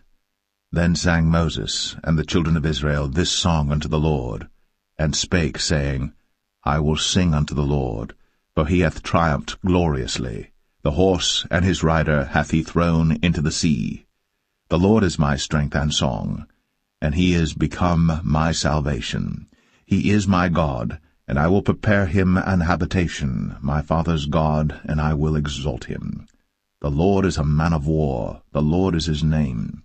Pharaoh's chariots and his host hath he cast into the sea. His chosen captains also are drowned in the Red Sea. The depths have covered them, they sank into the bottom as a stone. Thy right hand, O Lord, is become glorious in power. Thy right hand, O Lord, hath dashed in pieces the enemy. And in the greatness of thine excellency thou hast overthrown them that rose up against thee. Thou sentest forth thy wrath, which consumed them as stubble. And with the blast of thy nostrils the waters were gathered together. The floods stood upright as an heap, and the depths were congealed in the heart of the sea. The enemy said, I will pursue, I will overtake, I will divide the spoil. My lust shall be satisfied upon them. I will draw my sword, my hand shall destroy them. Thou didst blow with thy wind, the sea covered them. They sank as lead in the mighty waters. Who is like unto thee, O Lord, among the gods? Who is like thee, glorious in holiness, fearful in praises, doing wonders? Thou stretchest out thy right hand, the earth swallowed them. Thou in thy mercy hast led forth the people which thou hast redeemed. Thou hast guided them in thy strength unto thy holy habitation. The people shall hear and be afraid. Sorrow shall take hold on the inhabitants of Palestina. Then the dukes of Edom shall be amazed. The mighty men of Moab, trembling, shall take hold upon them. All the inhabitants of Canaan shall melt away.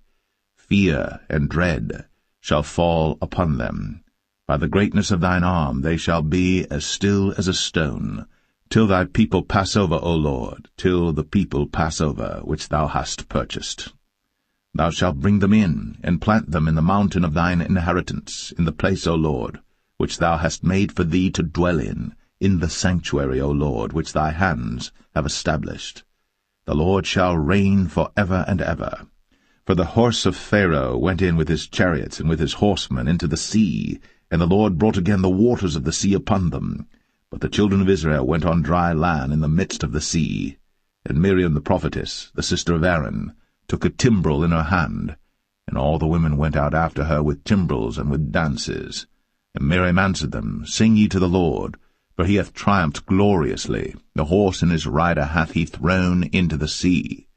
So Moses brought Israel from the Red Sea, and they went out into the wilderness of Shur. And they went 3 days in the wilderness, and found no water. And when they came to Marah, they could not drink of the waters of Marah, for they were bitter. Therefore the name of it was called Marah. And the people murmured against Moses, saying, What shall we drink? And he cried unto the Lord, and the Lord showed him a tree, which when he had cast into the waters were made sweet. There he made for them a statute and an ordinance, and there he proved them, and said, If thou wilt diligently hearken to the voice of the Lord thy God, and wilt do that which is right in his sight, and wilt give ear to his commandments, and keep all his statutes, I will put none of these diseases upon thee, which I have brought upon the Egyptians, for I am the Lord that healeth thee. And they came to Elim, where were 12 wells of water, and 70 palm trees, and they encamped there by the waters.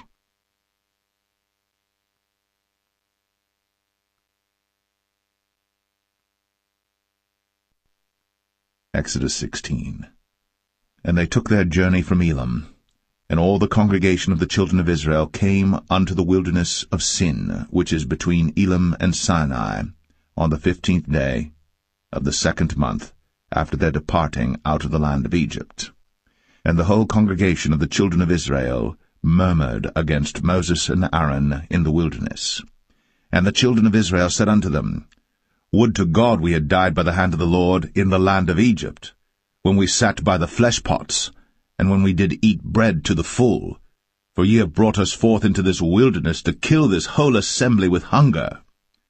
Then said the Lord unto Moses, Behold, I will rain bread from heaven for you, and the people shall go out and gather a certain rate every day, that I may prove them, whether they will walk in my law or no. And it shall come to pass that on the 6th day they shall prepare that which they bring in, and it shall be twice as much as they gather daily.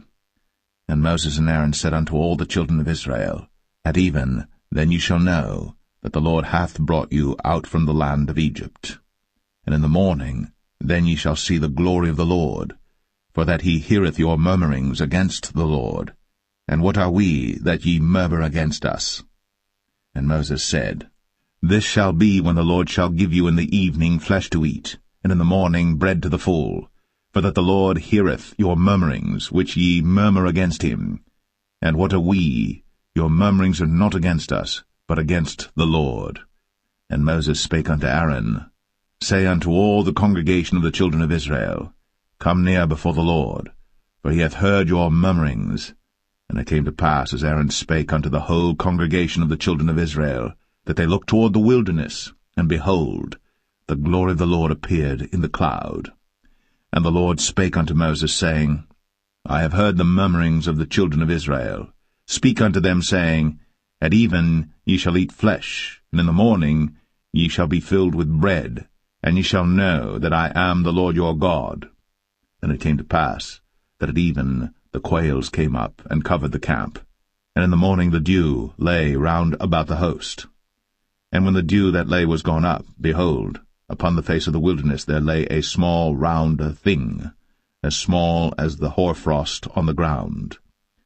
And when the children of Israel saw it, they said one to another, It is manna, for they wist not what it was.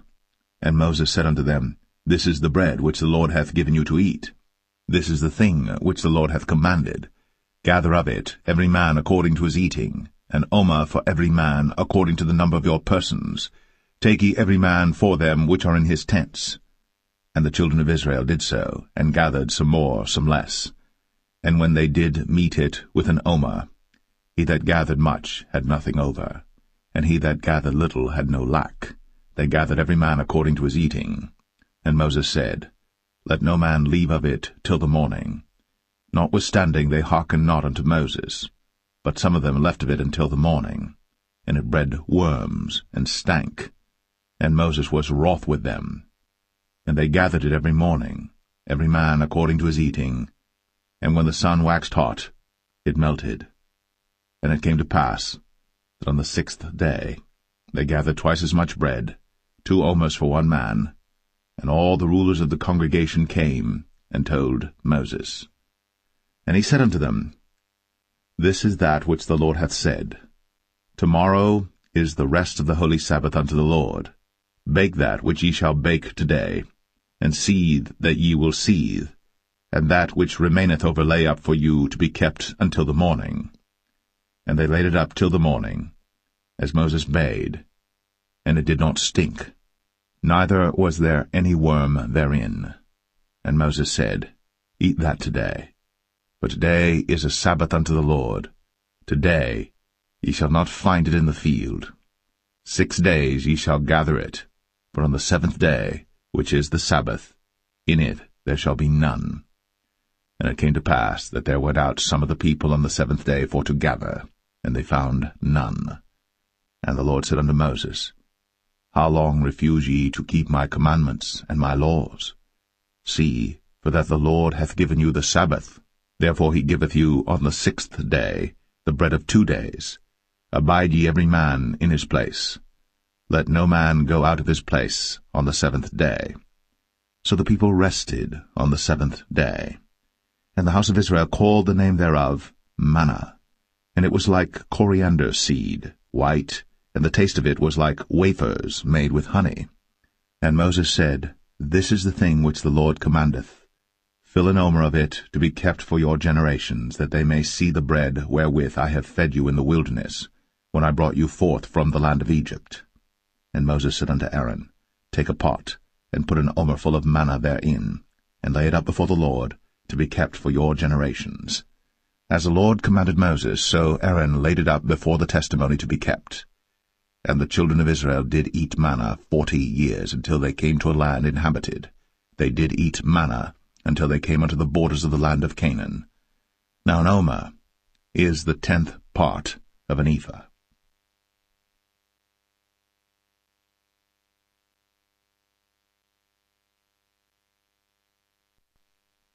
Exodus 17. And all the congregation of the children of Israel journeyed from the wilderness of Sin after their journeys, according to the commandment of the Lord, and pitched in Rephidim. And there was no water for the people to drink.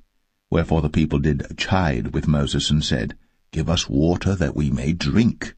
And Moses said unto them, Why chide ye with me? Wherefore do ye tempt the Lord? And the people thirsted there for water. And the people murmured against Moses, and said, Wherefore is this that thou hast brought us up out of Egypt, to kill us, and our children, and our cattle with thirst? And Moses cried unto the Lord, saying, What shall I do unto this people? They be almost ready to stone me. And the Lord said unto Moses, Go on before the people, and take with thee of the elders of Israel, and thy rod wherewith thou smotest the river, take in thine hand, and go. Behold, I will stand before thee there upon the rock in Horeb, and thou shalt smite the rock. And there shall come water out of it, that the people may drink. And Moses did so in the sight of the elders of Israel. And he called the name of the place Massah, and Meribah, because of the chiding of the children of Israel, and because they tempted the Lord, saying, Is the Lord among us or not? Then came Amalek and fought with Israel in Rephidim. And Moses said unto Joshua, Choose us out men, and go out, fight with Amalek. Tomorrow I will stand on the top of the hill with the rod of God in mine hand. So Joshua did as Moses had said to him, and fought with Amalek. And Moses, Aaron, and Hur went up to the top of the hill. And it came to pass, when Moses held up his hand, that Israel prevailed. And when he let down his hand, Amalek prevailed. But Moses' hands were heavy, and they took a stone and put it under him, and he sat thereon, and Aaron and Hur stayed up his hands, the one on the one side, and the other on the other side, and his hands were steady until the going down of the sun. And Joshua discomfited Amalek and his people with the edge of the sword. And the Lord said unto Moses, Write this for a memorial in a book, and rehearse it in the ears of Joshua, for I will utterly put out the remembrance of Amalek from under heaven. And Moses built an altar, and called the name of it Jehovah Nissi. For he said, Because the Lord has sworn that the Lord will have war with Amalek from generation to generation.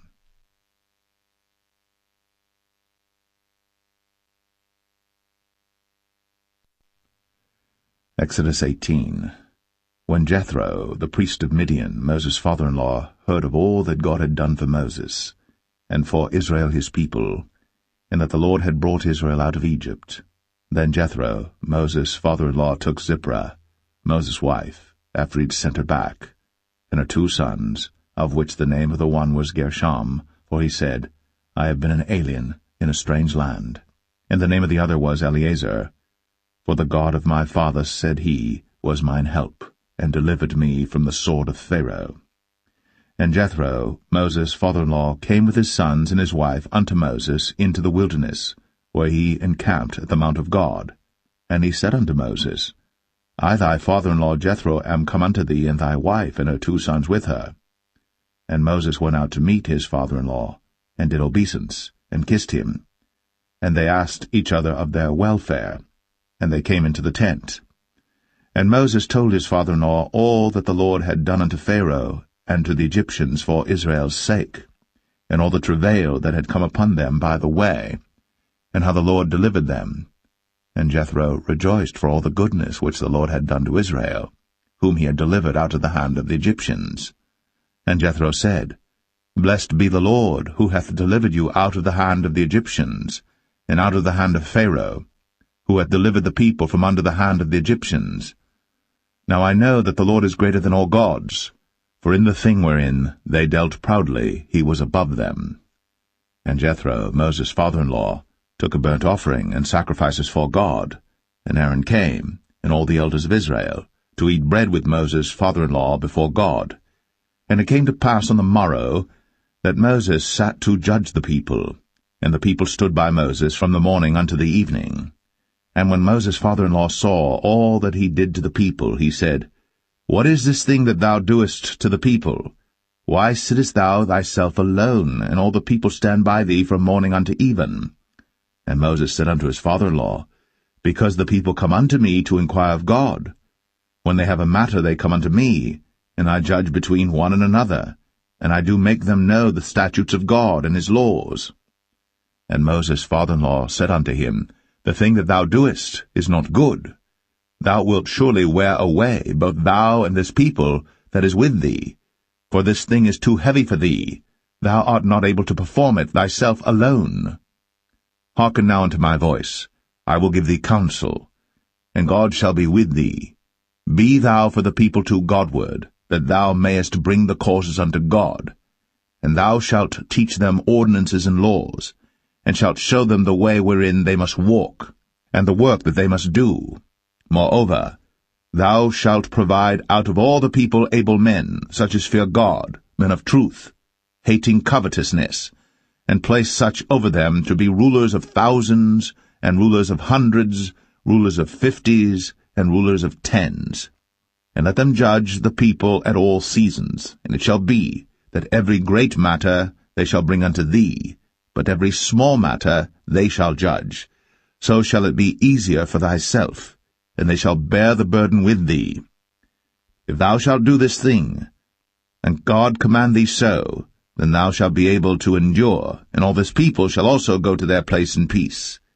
So Moses hearkened to the voice of his father-in-law, and did all that he had said. And Moses chose able men out of all Israel, and made them heads over the people, rulers of thousands, rulers of hundreds, rulers of 50s, and rulers of 10s.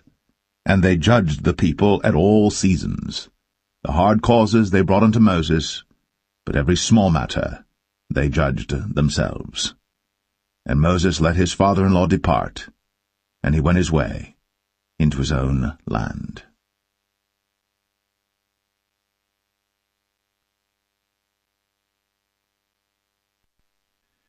Exodus 19. In the 3rd month, when the children of Israel were gone forth out to speak unto the children of Israel. And Moses came and called for the elders of the people, and laid before their faces all these words which the Lord commanded him. And all the people answered together, and said, All that the Lord hath spoken, we will do. And Moses returned the words of the people unto the Lord. And the Lord said unto Moses, Lo, I come unto thee in a thick cloud, that the people may hear when I speak with thee, and believe thee for ever. And Moses told the words of the people unto the Lord.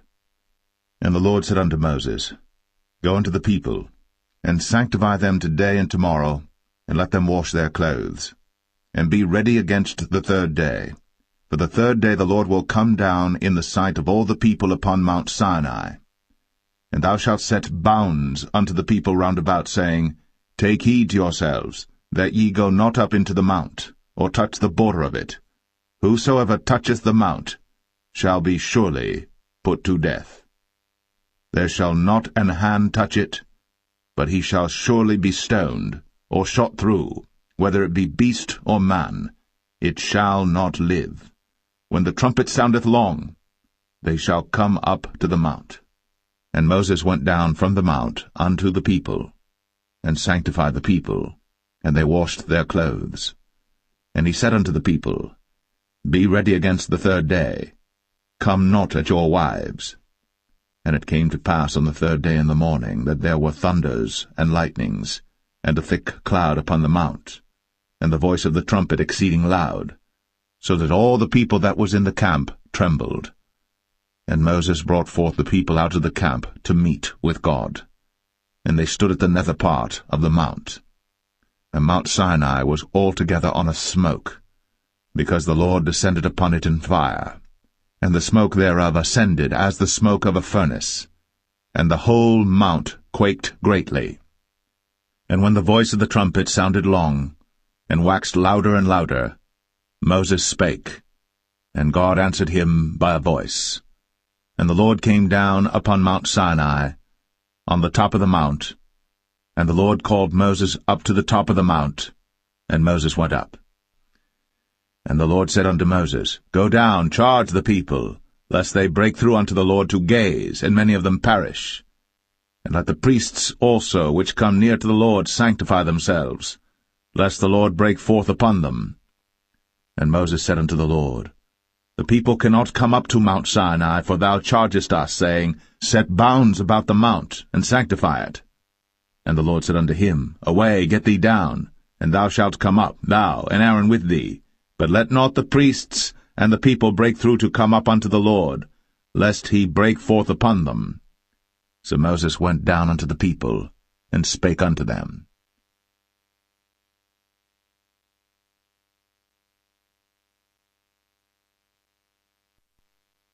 Exodus 20. And God spake all these words, saying, I am the Lord thy God, which have brought thee out of the land of Egypt, out of the house of bondage. Thou shalt have no other gods before me.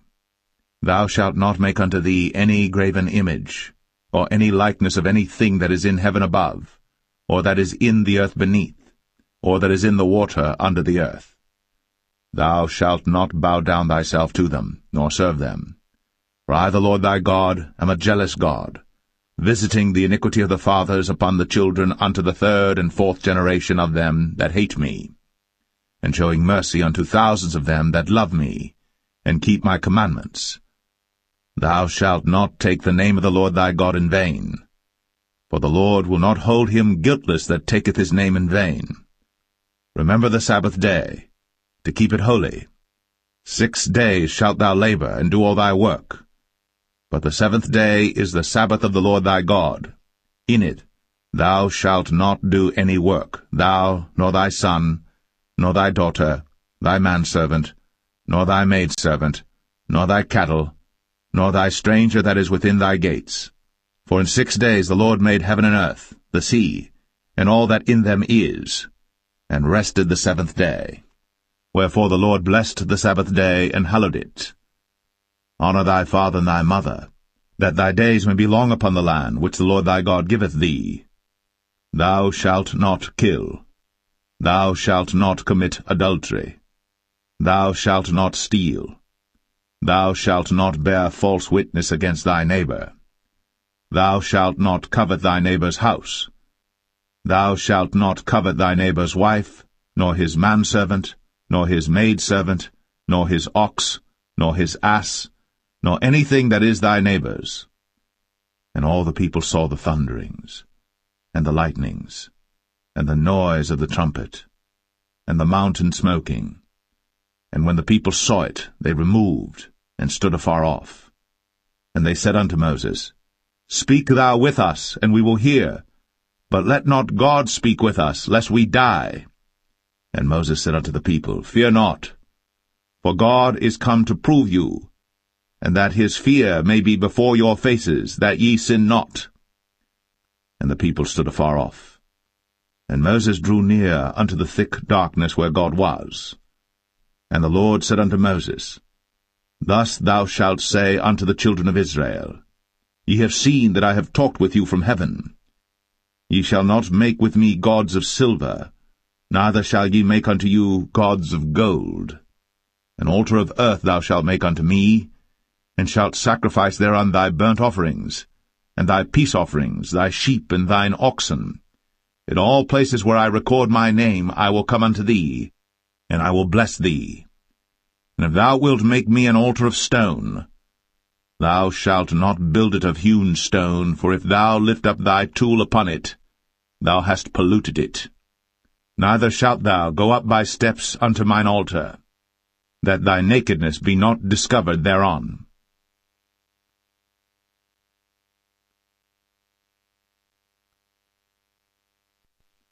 Exodus 21. Now these are the judgments which thou shalt set before them. If thou buy an Hebrew servant, 6 years he shall serve, and in the 7th he shall go out free for nothing. If he came in by himself, he shall go out by himself. If he were married, then his wife shall go out with him. If his master have given him a wife, and she have borne him sons or daughters, the wife and her children shall be her master's, and he shall go out by himself. And if the servant shall plainly say, I love my master, my wife, and my children, I will not go out free, then his master shall bring him unto the judges. He shall also bring him to the door, or unto the doorpost, and his master shall bore his ear through with an awl, and he shall serve him forever. And if a man sell his daughter to be a maidservant, she shall not go out as the men servants do. If she please not her master, who hath betrothed her to himself, then shall he let her be redeemed, to sell her unto a strange nation. He shall have no power, seeing he hath dealt deceitfully with her. And if he have betrothed her unto his son, he shall deal with her after the manner of daughters. If he take him another wife, her food, her raiment, and her duty of marriage, shall he not diminish? And if he do not these three unto her, then shall she go out free without money. He that smiteth a man so that he die shall be surely put to death. And if a man lie not in wait, but God deliver him into his hand, then I will appoint thee a place whither he shall flee. But if a man come presumptuously upon his neighbor, to slay him with guile, thou shalt take him from mine altar, that he may die. And he that smiteth his father or his mother shall be surely put to death. And he that stealeth a man, and selleth him, or if he be found in his hand, he shall surely be put to death. And he that curseth his father or his mother shall surely be put to death. And if men strive together, and one smite another with a stone, or with his fist, and he die not, but keepeth his bed, if he rise again and walk abroad upon his staff, then shall he that smote him be quit, only he shall pay for the loss of his time, and shall cause him to be thoroughly healed. And if a man smite his servant or his maid with a rod, and he die under his hand, he shall be surely punished. Notwithstanding, if he continue a day or two, he shall not be punished, for he is his money. If men strive and hurt a woman with child, so that her fruit depart from her, and yet no mischief follow, he shall be surely punished, according as the woman's husband will lay upon him, and he shall pay as the judges determine. And if any mischief follow, then thou shalt give life for life, eye for eye, tooth for tooth, hand for hand, foot for foot, burning for burning, wound for wound, stripe for stripe. And if a man smite the eye of his servant, or the eye of his maid, that it perish, he shall let him go free for his eye's sake. And if he smite out his manservant's tooth, or his maidservant's tooth, he shall let him go free for his tooth's sake. If an ox gore a man or a woman, that they die, then the ox shall be surely stoned, and his flesh shall not be eaten, but the owner of the ox shall be quit. But if the ox were wont to push with his horn in time past, and hath been testified to his owner, and he hath not kept him in, but that he hath killed a man or a woman, the ox shall be stoned, and his owner also shall be put to death. If there be laid on him a sum of money, then he shall give for the ransom of his life whatsoever is laid upon him. Whether he have gored a son, or have gored a daughter, according to this judgment shall it be done unto him. If the ox shall push a manservant or a maidservant, he shall give unto their master 30 shekels of silver, and the ox shall be stoned. And if a man shall open a pit, or if a man shall dig a pit, and not cover it, and an ox or an ass fall therein, the owner of the pit shall make it good, and give money unto the owner of them, and the dead beast shall be his. And if one man's ox hurt another's, that he die, then they shall sell the live ox, and divide the money of it, and the dead ox also they shall divide. For if it be known that the ox hath used to push in time past, and his owner hath not kept him in, he shall surely pay ox for ox, and the dead shall be his own.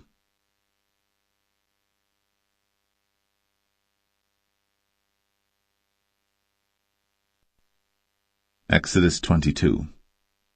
If a man shall steal an ox or a sheep and kill it or sell it, he shall restore 5 oxen for an ox and 4 sheep for a sheep.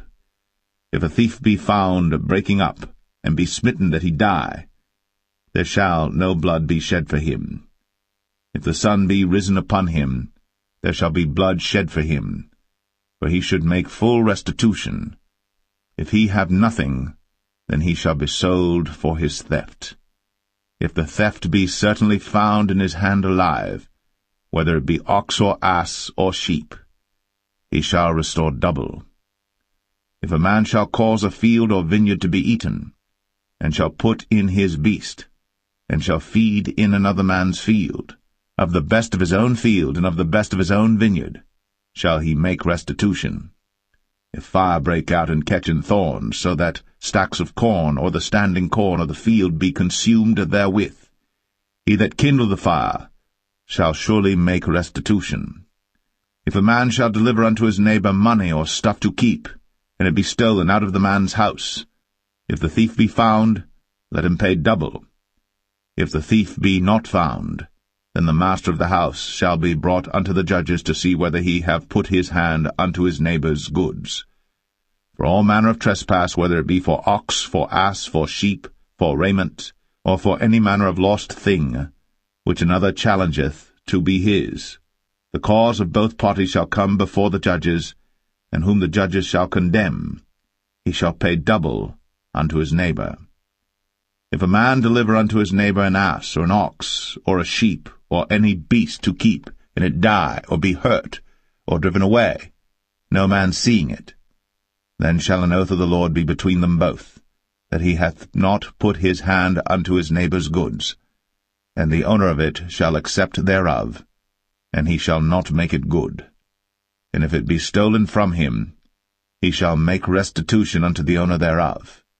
If it be torn in pieces, then let him bring it for witness, and he shall not make good that which was torn. And if a man borrow aught of his neighbor, and it be hurt or die, the owner thereof being not with it, he shall surely make it good. But if the owner thereof be with it, he shall not make it good. If it be an hired thing, it came for his hire. And if a man entice a maid that is not betrothed, and lie with her, he shall surely endow her to be his wife. If her father utterly refuse to give her unto him, he shall pay money according to the dowry of virgins. Thou shalt not suffer a witch to live. Whosoever lieth with a beast shall surely be put to death. He that sacrificeth unto any god, save unto the Lord only, he shall be utterly destroyed. Thou shalt neither vex a stranger nor oppress him, for ye were strangers in the land of Egypt. Ye shall not afflict any widow or fatherless child. If thou afflict them in any wise, and they cry at all unto me, I will surely hear their cry, and my wrath shall wax hot, and I will kill you with the sword, and your wives shall be widows, and your children fatherless. If thou lend money to any of my people that is poor by thee, thou shalt not be to him as an usurer, neither shalt thou lay upon him usury. If thou at all take thy neighbor's raiment to pledge, thou shalt deliver it unto him by that the sun goeth down. For that is his covering only, it is his raiment for his skin. Wherein shall he sleep? And it shall come to pass, when he crieth unto me, that I will hear, for I am gracious. Thou shalt not revile the gods, nor curse the ruler of thy people. Thou shalt not delay to offer the first of thy ripe fruits, and of thy liquors, the firstborn of thy sons shalt thou give unto me. Likewise shalt thou do with thine oxen, and with thy sheep. 7 days it shall be with his dam. On the 8th day thou shalt give it me. And ye shall be holy men unto me. Neither shall ye eat any flesh that is torn of beasts in the field. Ye shall cast it to the dogs.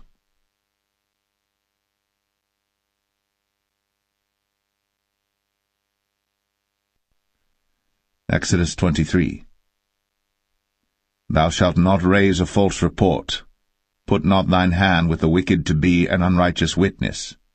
Thou shalt not follow a multitude to do evil. Neither shalt thou speak in a cause to decline after many to wrest judgment. Neither shalt thou countenance a poor man in his cause. If thou meet thine enemy's ox or his ass going astray, thou shalt surely bring it back to him again. If thou see the ass of him that hateth thee lying under his burden, and wouldest forbear to help him, thou shalt surely help with him. Thou shalt not wrest the judgment of thy poor in his cause.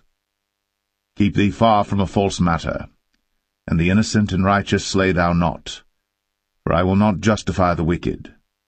And thou shalt take no gift, for the gift blindeth the wise, and perverteth the words of the righteous. Also, thou shalt not oppress a stranger. For ye know the heart of a stranger, seeing ye were strangers in the land of Egypt. And 6 years thou shalt sow thy land, and shalt gather in the fruits thereof. But the 7th year thou shalt let it rest and lie still, that the poor of thy people may eat, and what they leave the beasts of the field shall eat. In like manner thou shalt deal with thy vineyard, and with thy oliveyard. 6 days thou shalt do thy work, and on the 7th day thou shalt rest, that thine ox and thine ass may rest, and the son of thy handmaid, and the stranger may be refreshed. And in all things that I have said unto you be circumspect, and make no mention of the name of other gods, neither let it be heard out of thy mouth. 3 times thou shalt keep a feast unto me in the year. Thou shalt keep the feast of unleavened bread. Thou shalt eat unleavened bread 7 days, as I commanded thee, in the time appointed of the month Abib. For in it thou camest out from Egypt, and none shall appear before me empty. And the feast of harvest, the firstfruits of thy labours, which thou hast sown in the field, and the feast of ingathering, which is in the end of the year, when thou hast gathered in thy labours out of the field. 3 times in the year all thy males shall appear before the Lord God. Thou shalt not offer the blood of my sacrifice with leavened bread, neither shall the fat of my sacrifice remain until the morning. The first of the firstfruits of thy land thou shalt bring into the house of the Lord thy God. Thou shalt not see the kid in his mother's milk. Behold, I send an angel before thee, to keep thee in the way, and to bring thee into the place which I have prepared. Beware of him, and obey his voice. Provoke him not, for he will not pardon your transgressions, for my name is in him. But if thou shalt indeed obey his voice, and do all that I speak, then I will be an enemy unto thine enemies, and an adversary unto thine adversaries. For mine angel shall go before thee, and bring thee in unto the Amorites, and the Hittites, and the Perizzites, and the Canaanites, the Hivites, and the Jebusites, and I will cut them off. Thou shalt not bow down to their gods, nor serve them, nor do after their works, but thou shalt utterly overthrow them, and quite break down their images. And ye shall serve the Lord your God, and he shall bless thy bread and thy water, and I will take sickness away from the midst of thee. There shall nothing cast their young, nor be barren in thy land. The number of thy days I will fulfill. I will send my fear before thee, and will destroy all the people to whom thou shalt come, and I will make all thine enemies turn their backs unto thee. And I will send hornets before thee, which shall drive out the Hivite, the Canaanite, and the Hittite from before thee. I will not drive them out from before thee in 1 year, lest the land become desolate, and the beasts of the field multiply against thee. By little and little I will drive them out from before thee, until thou be increased and inherit the land. And I will set thy bounds from the Red Sea even unto the sea of the Philistines, and from the desert unto the river. For I will deliver the inhabitants of the land into your hand, and thou shalt drive them out before thee. Thou shalt make no covenant with them, nor with their gods. They shall not dwell in thy land, lest they make thee sin against me. For if thou serve their gods, it will surely be a snare unto thee.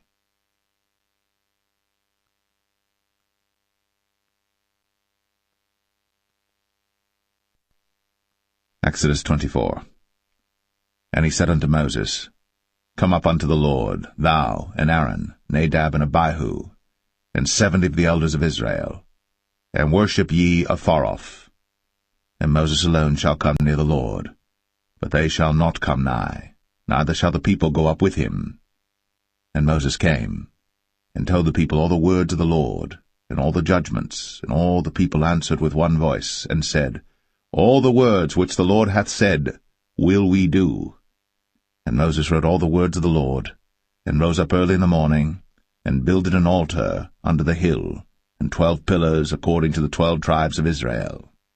And he sent young men of the children of Israel, which offered burnt offerings, and sacrificed peace offerings of oxen unto the Lord. And Moses took half of the blood, and put it in basins, and half of the blood he sprinkled on the altar. And he took the book of the covenant, and read in the audience of the people, and they said, All that the Lord hath said will we do, and be obedient. And Moses took the blood, and sprinkled it on the people, and said, Behold, the blood of the covenant which the Lord hath made with you concerning all these words. Then went up Moses, and Aaron, Nadab and Abihu, and 70 of the elders of Israel. And they saw the God of Israel. And there was under his feet, as it were, a paved work of a sapphire stone, and as it were the body of heaven in his clearness. And upon the nobles of the children of Israel he laid not his hand. Also they saw God, and did eat and drink.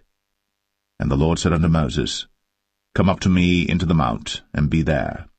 And I will give thee tables of stone, and a law and commandments which I have written, that thou mayest teach them. And Moses rose up, and his minister Joshua. And Moses went up into the mount of God. And he said unto the elders, Tarry ye here for us, until we come again unto you. And behold, Aaron and Hur are with you. If any man have any matters to do, let him come unto them. And Moses went up into the mount, and a cloud covered the mount. And the glory of the Lord abode upon Mount Sinai, and the cloud covered it 6 days. And the 7th day he called unto Moses out of the midst of the cloud. And the sight of the glory of the Lord was like devouring fire on the top of the mount in the eyes of the children of Israel. And Moses went into the midst of the cloud, and gat him up into the mount. And Moses was in the mount 40 days and 40 nights.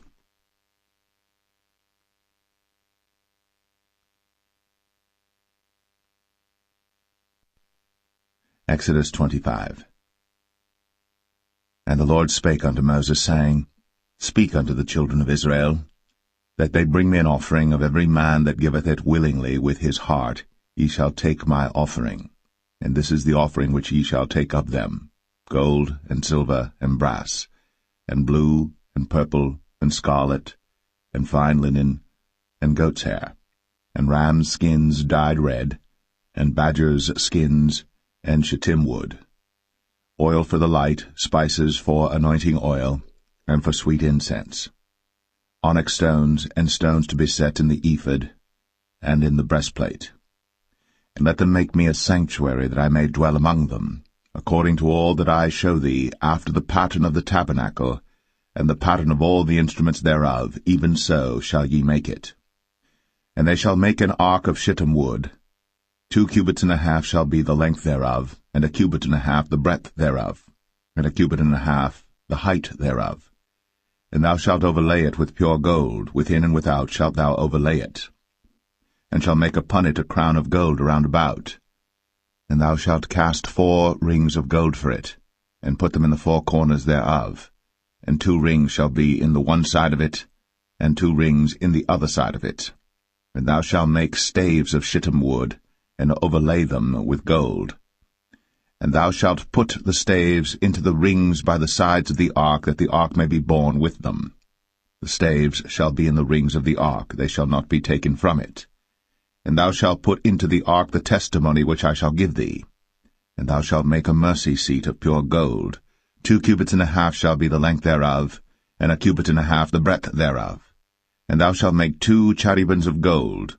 Of beaten work shalt thou make them, in the 2 ends of the mercy seat. And make 1 cherub on the one end, and the other cherub on the other end. Even of the mercy seat shall ye make the cherubims on the 2 ends thereof. And the cherubims shall stretch forth their wings on high, covering the mercy seat with their wings, and their faces shall look one to another. Toward the mercy seat shall the faces of the cherubims be. And thou shalt put the mercy seat above upon the ark, and in the ark thou shalt put the testimony that I shall give thee. And there I will meet with thee, and I will commune with thee from above the mercy seat, from between the 2 cherubims which are upon the ark of the testimony, of all things which I will give thee in commandment unto the children of Israel. Thou shalt also make a table of shittim wood. 2 cubits shall be the length thereof, and a cubit the breadth thereof, and a cubit and a half the height thereof. And thou shalt overlay it with pure gold, and make thereto a crown of gold round about.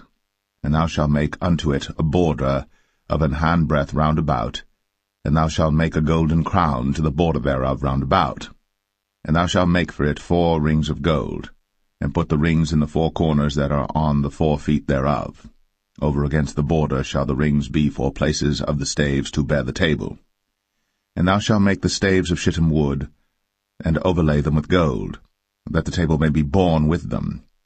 And thou shalt make the dishes thereof, and spoons thereof, and covers thereof, and bowls thereof, to cover withal. Of pure gold shalt thou make them. And thou shalt set upon the table showbread before me always. And thou shalt make a candlestick of pure gold. Of beaten work shall the candlestick be made. His shaft, and his branches, his bowls, his knobs and his flowers shall be of the same. And 6 branches shall come out of the sides of it, 3 branches of the candlestick out of the one side, and 3 branches of the candlestick out of the other side. 3 bowls made like unto almonds, with a knob and a flower in one branch, and 3 bowls made like almonds in the other branch, with a knob and a flower. So in the 6 branches that come out of the candlestick. And in the candlestick shall be 4 bowls made like unto almonds, with their knobs and their flowers. And there shall be a knob under 2 branches of the same, and a knob under 2 branches of the same, and a knob under 2 branches of the same, according to the 6 branches that proceed out of the candlestick. Their knobs and their branches shall be of the same. All it shall be one beaten work of pure gold. And thou shalt make the 7 lamps thereof, and they shall light the lamps thereof, that they may give light over against it. And the tongs thereof, and the snuff dishes thereof, shall be of pure gold. Of a talent of pure gold shall he make it with all these vessels. And look that thou make them after their pattern, which was shown thee in the mount.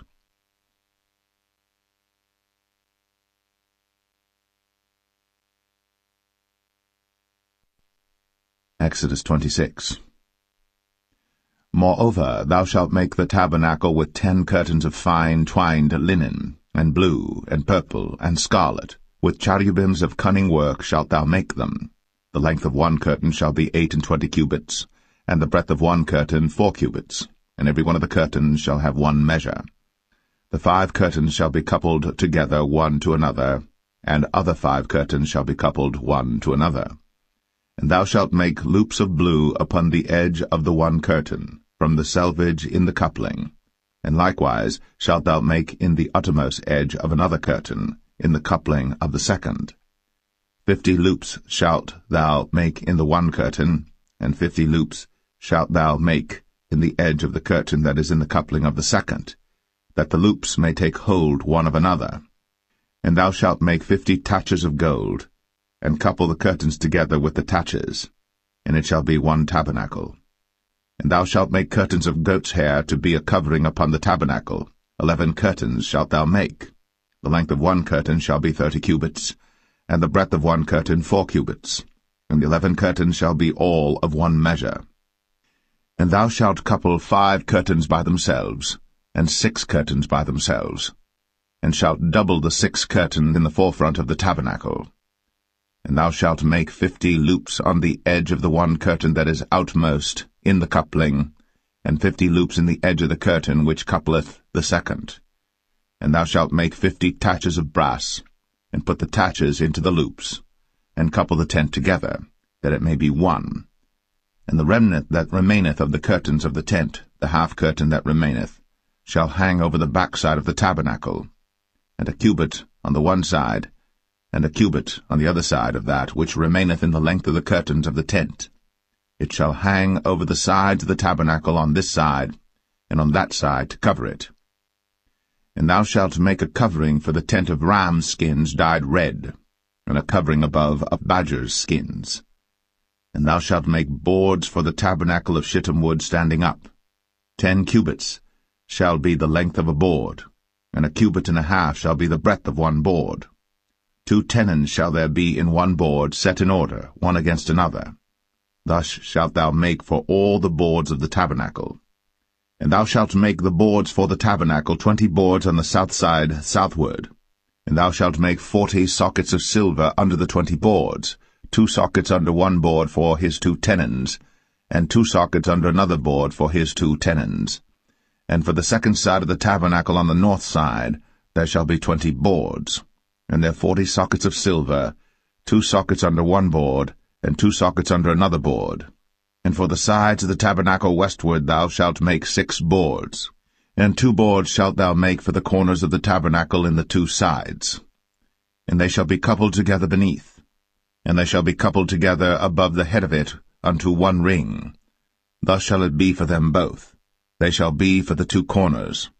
And they shall be 8 boards, and their sockets of silver 16 sockets, 2 sockets under one board, and 2 sockets under another board.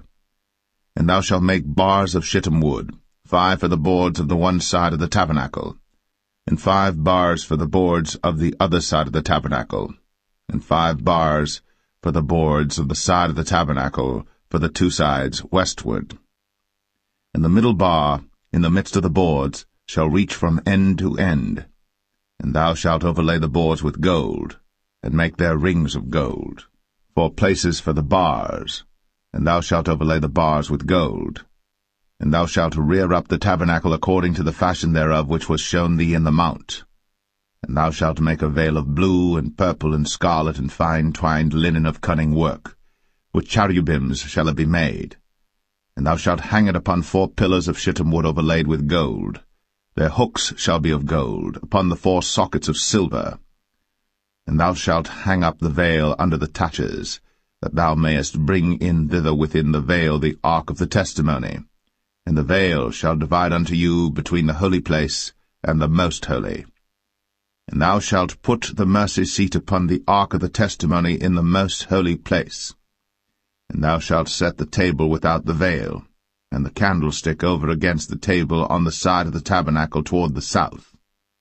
And thou shalt put the table on the north side. And thou shalt make an hanging for the door of the tent, of blue and purple and scarlet, and fine twined linen, wrought with needlework. And thou shalt make for the hanging 5 pillars of shittim wood, and overlay them with gold, and their hooks shall be of gold, and thou shalt cast 5 sockets of brass for them.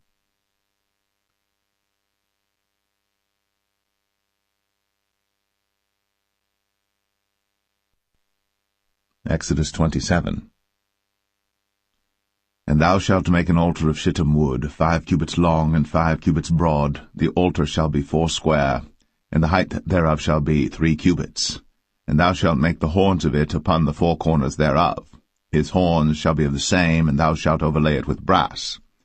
And thou shalt make his pans to receive his ashes, and his shovels, and his basins, and his flesh hooks, and his firepans. All the vessels thereof thou shalt make of brass. And thou shalt make for it a grate of network of brass, and upon the net shalt thou make 4 brazen rings in the 4 corners thereof. And thou shalt put it under the compass of the altar beneath, that the net may be even to the midst of the altar. And thou shalt make staves for the altar, staves of shittim wood, and overlay them with brass. And the staves shall be put into the rings, and the staves shall be upon the 2 sides of the altar to bear it. Hollow with boards shalt thou make it, as it was shown thee in the mount, so shall they make it. And thou shalt make the court of the tabernacle for the south side. Southward there shall be hangings for the court of fine twined linen, of 100 cubits long for one side. And the 20 pillars thereof, and their 20 sockets shall be of brass.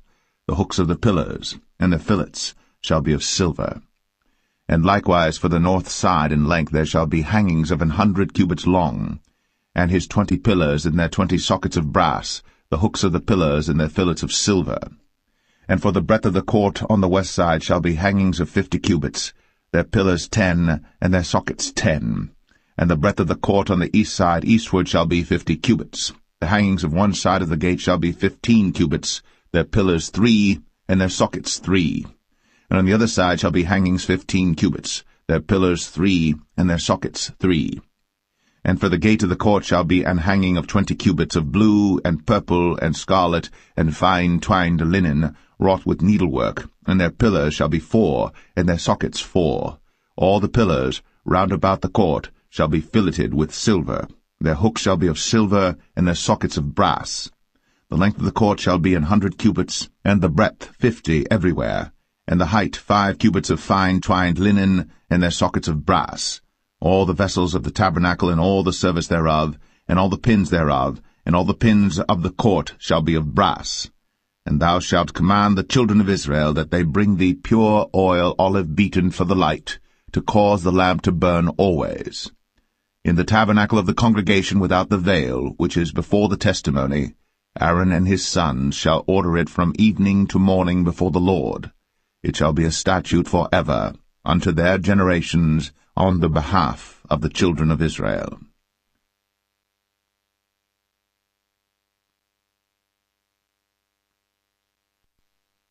Exodus 28.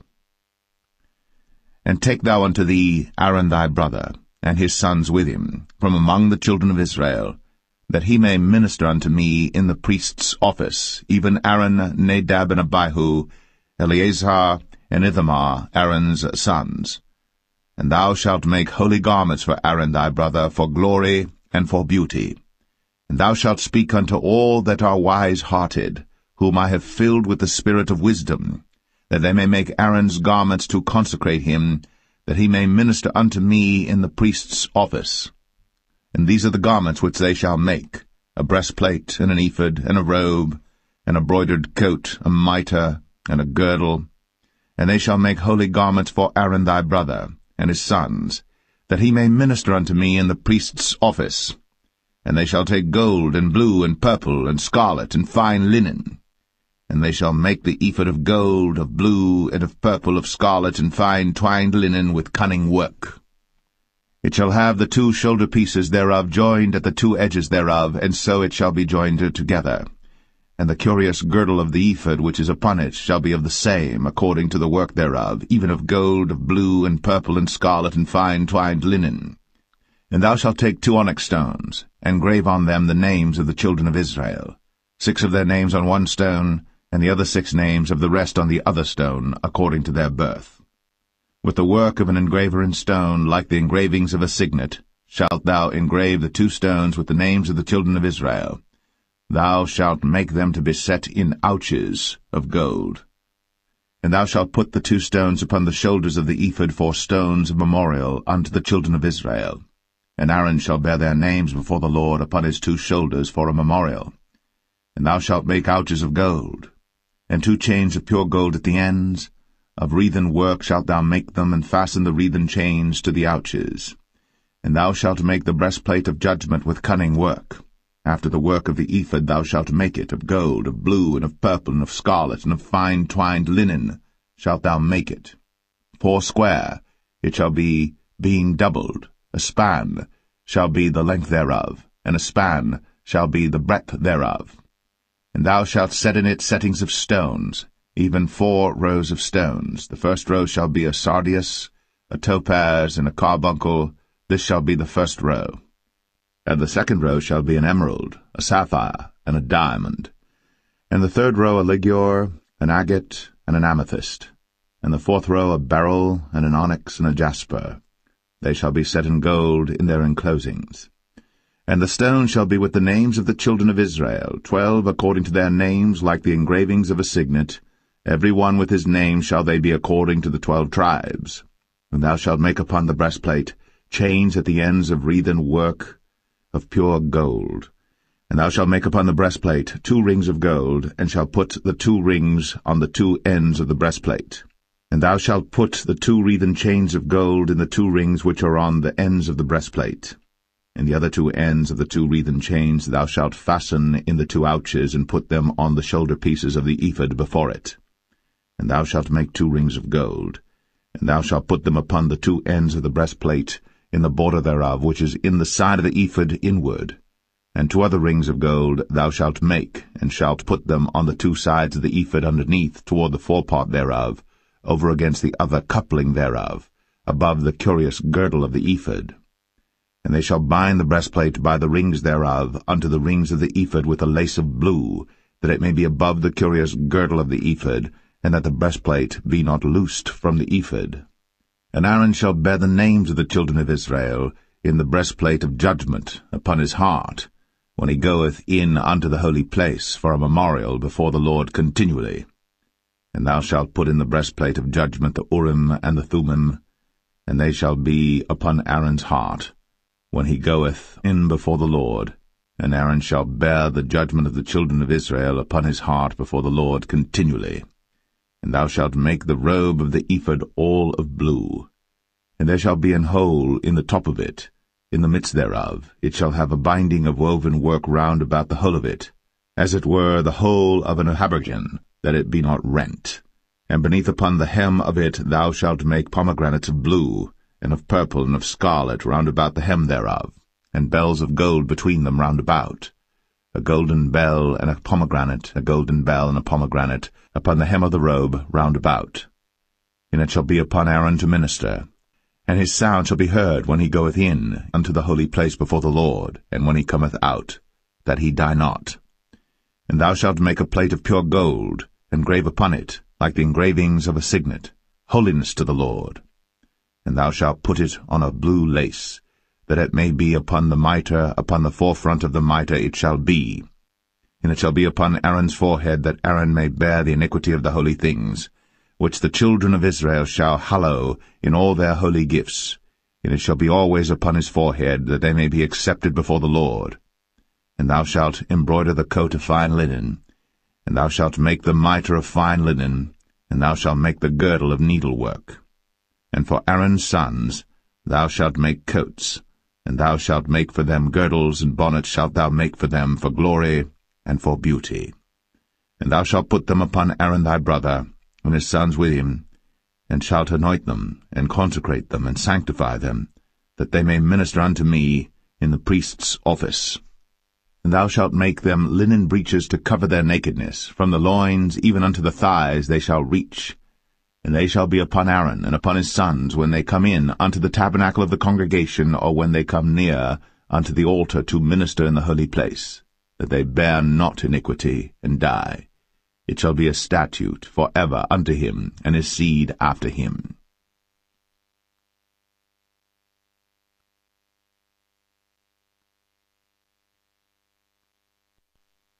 Exodus 29. And this is the thing that thou shalt do unto them to hallow them, to minister unto me in the priest's office. Take 1 young bullock, and 2 rams without blemish, and unleavened bread and cakes unleavened tempered with oil, and wafers unleavened anointed with oil, of wheaten flour shalt thou make them. And thou shalt put them into 1 basket, and bring them in the basket, with the bullock and the 2 rams. And Aaron and his sons thou shalt bring unto the door of the tabernacle of the congregation, and shalt wash them with water. And thou shalt take the garments, and put upon Aaron the coat, and the robe of the ephod, and the breastplate, and gird him with the curious girdle of the ephod. And thou shalt put the mitre upon his head, and put the holy crown upon the mitre. Then shalt thou take the anointing oil, and pour it upon his head, and anoint him. And thou shalt bring his sons, and put coats upon them.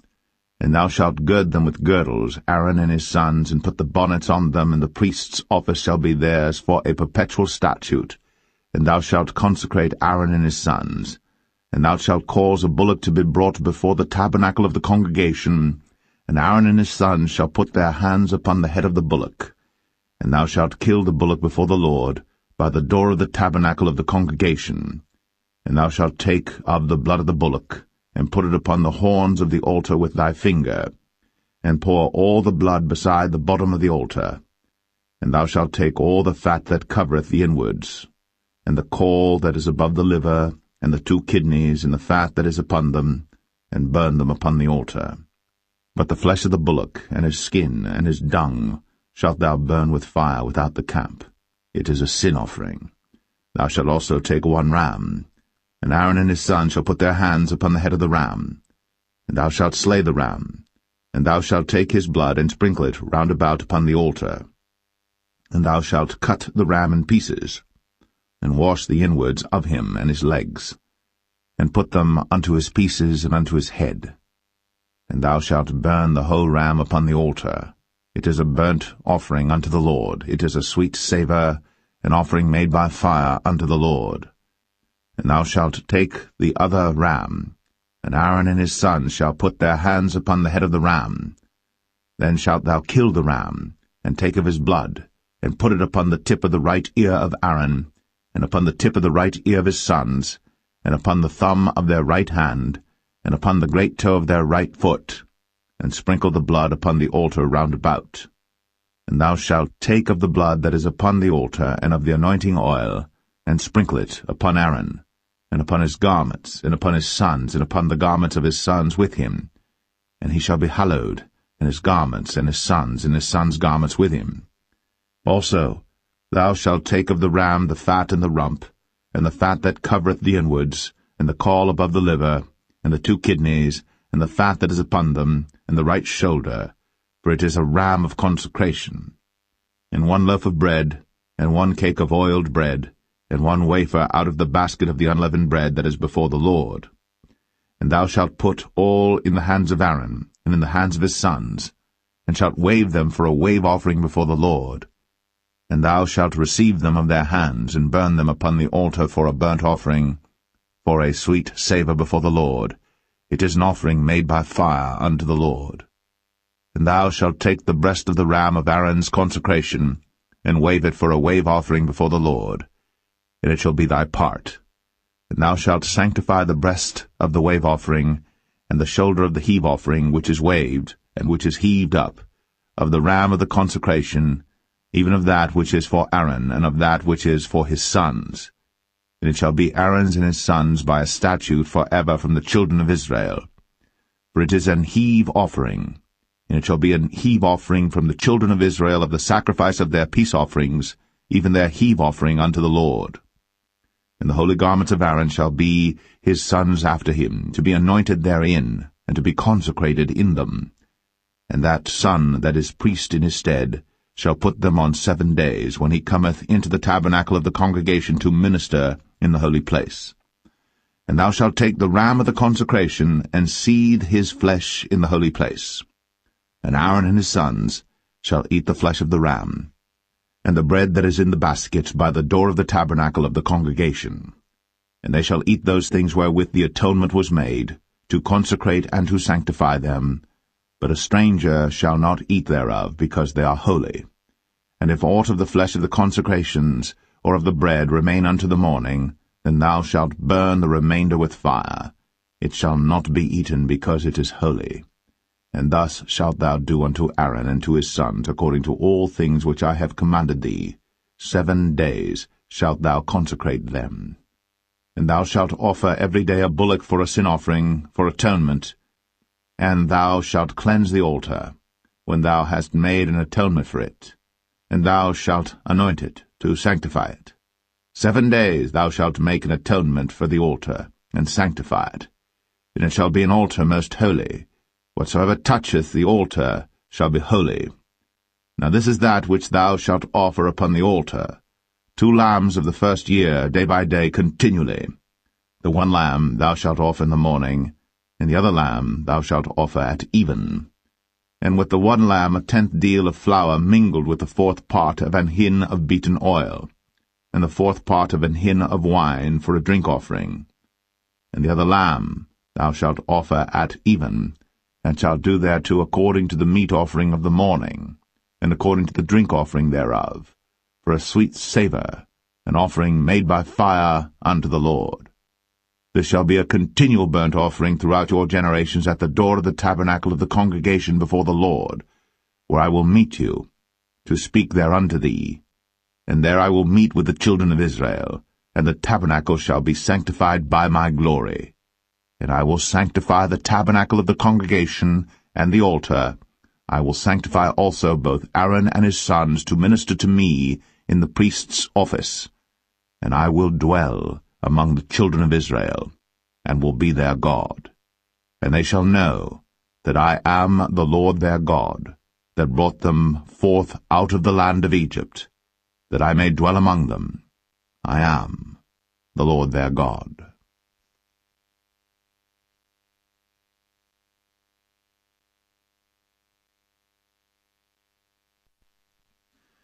Exodus 30. And thou shalt make an altar to burn incense upon. Of shittim wood shalt thou make it. A cubit shall be the length thereof, and a cubit the breadth thereof. 4 square shall it be. And 2 cubits shall be the height thereof. The horns thereof shall be of the same. And thou shalt overlay it with pure gold. the top thereof and the sides thereof round about, and the horns thereof, and thou shalt make unto it a crown of gold round about.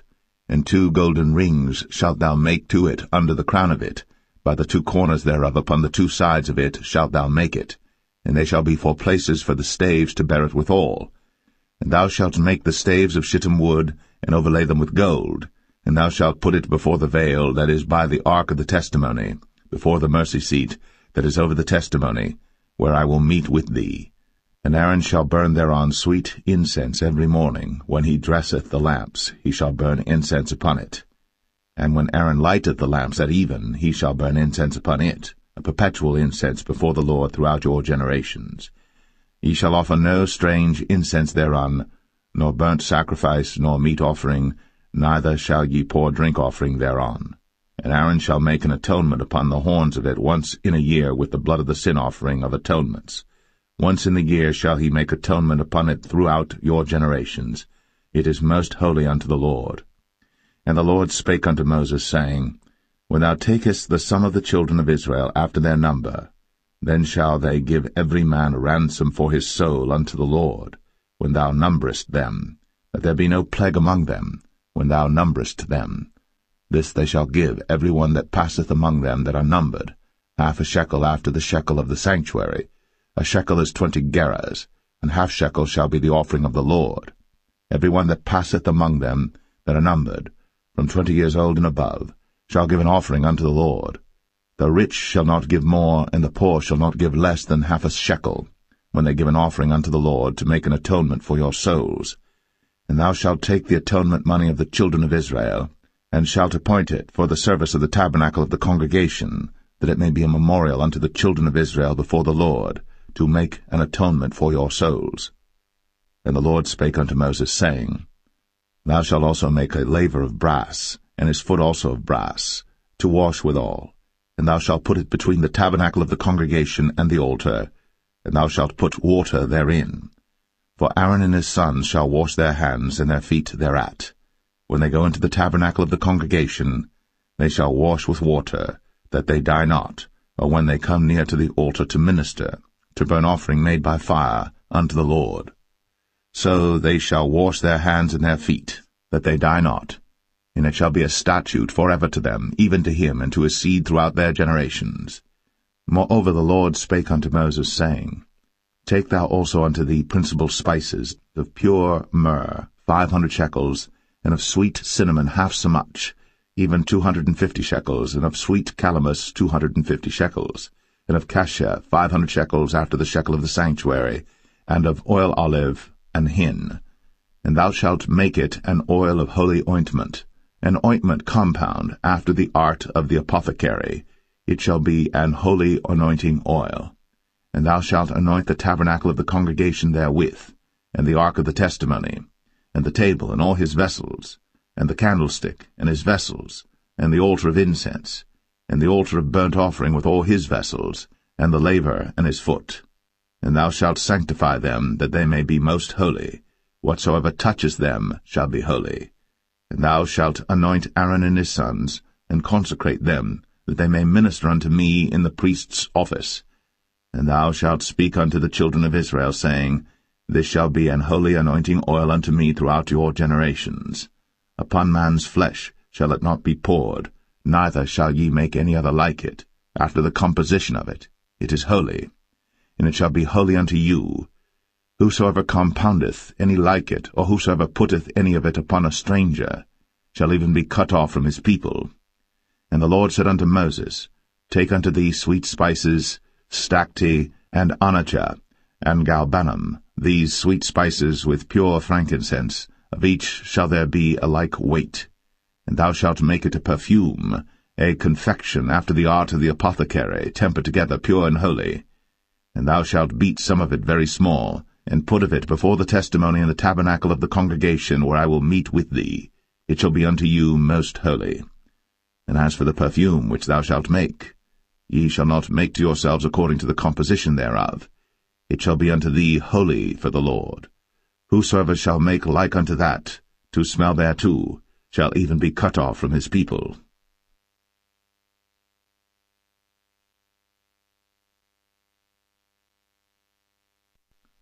Exodus 31.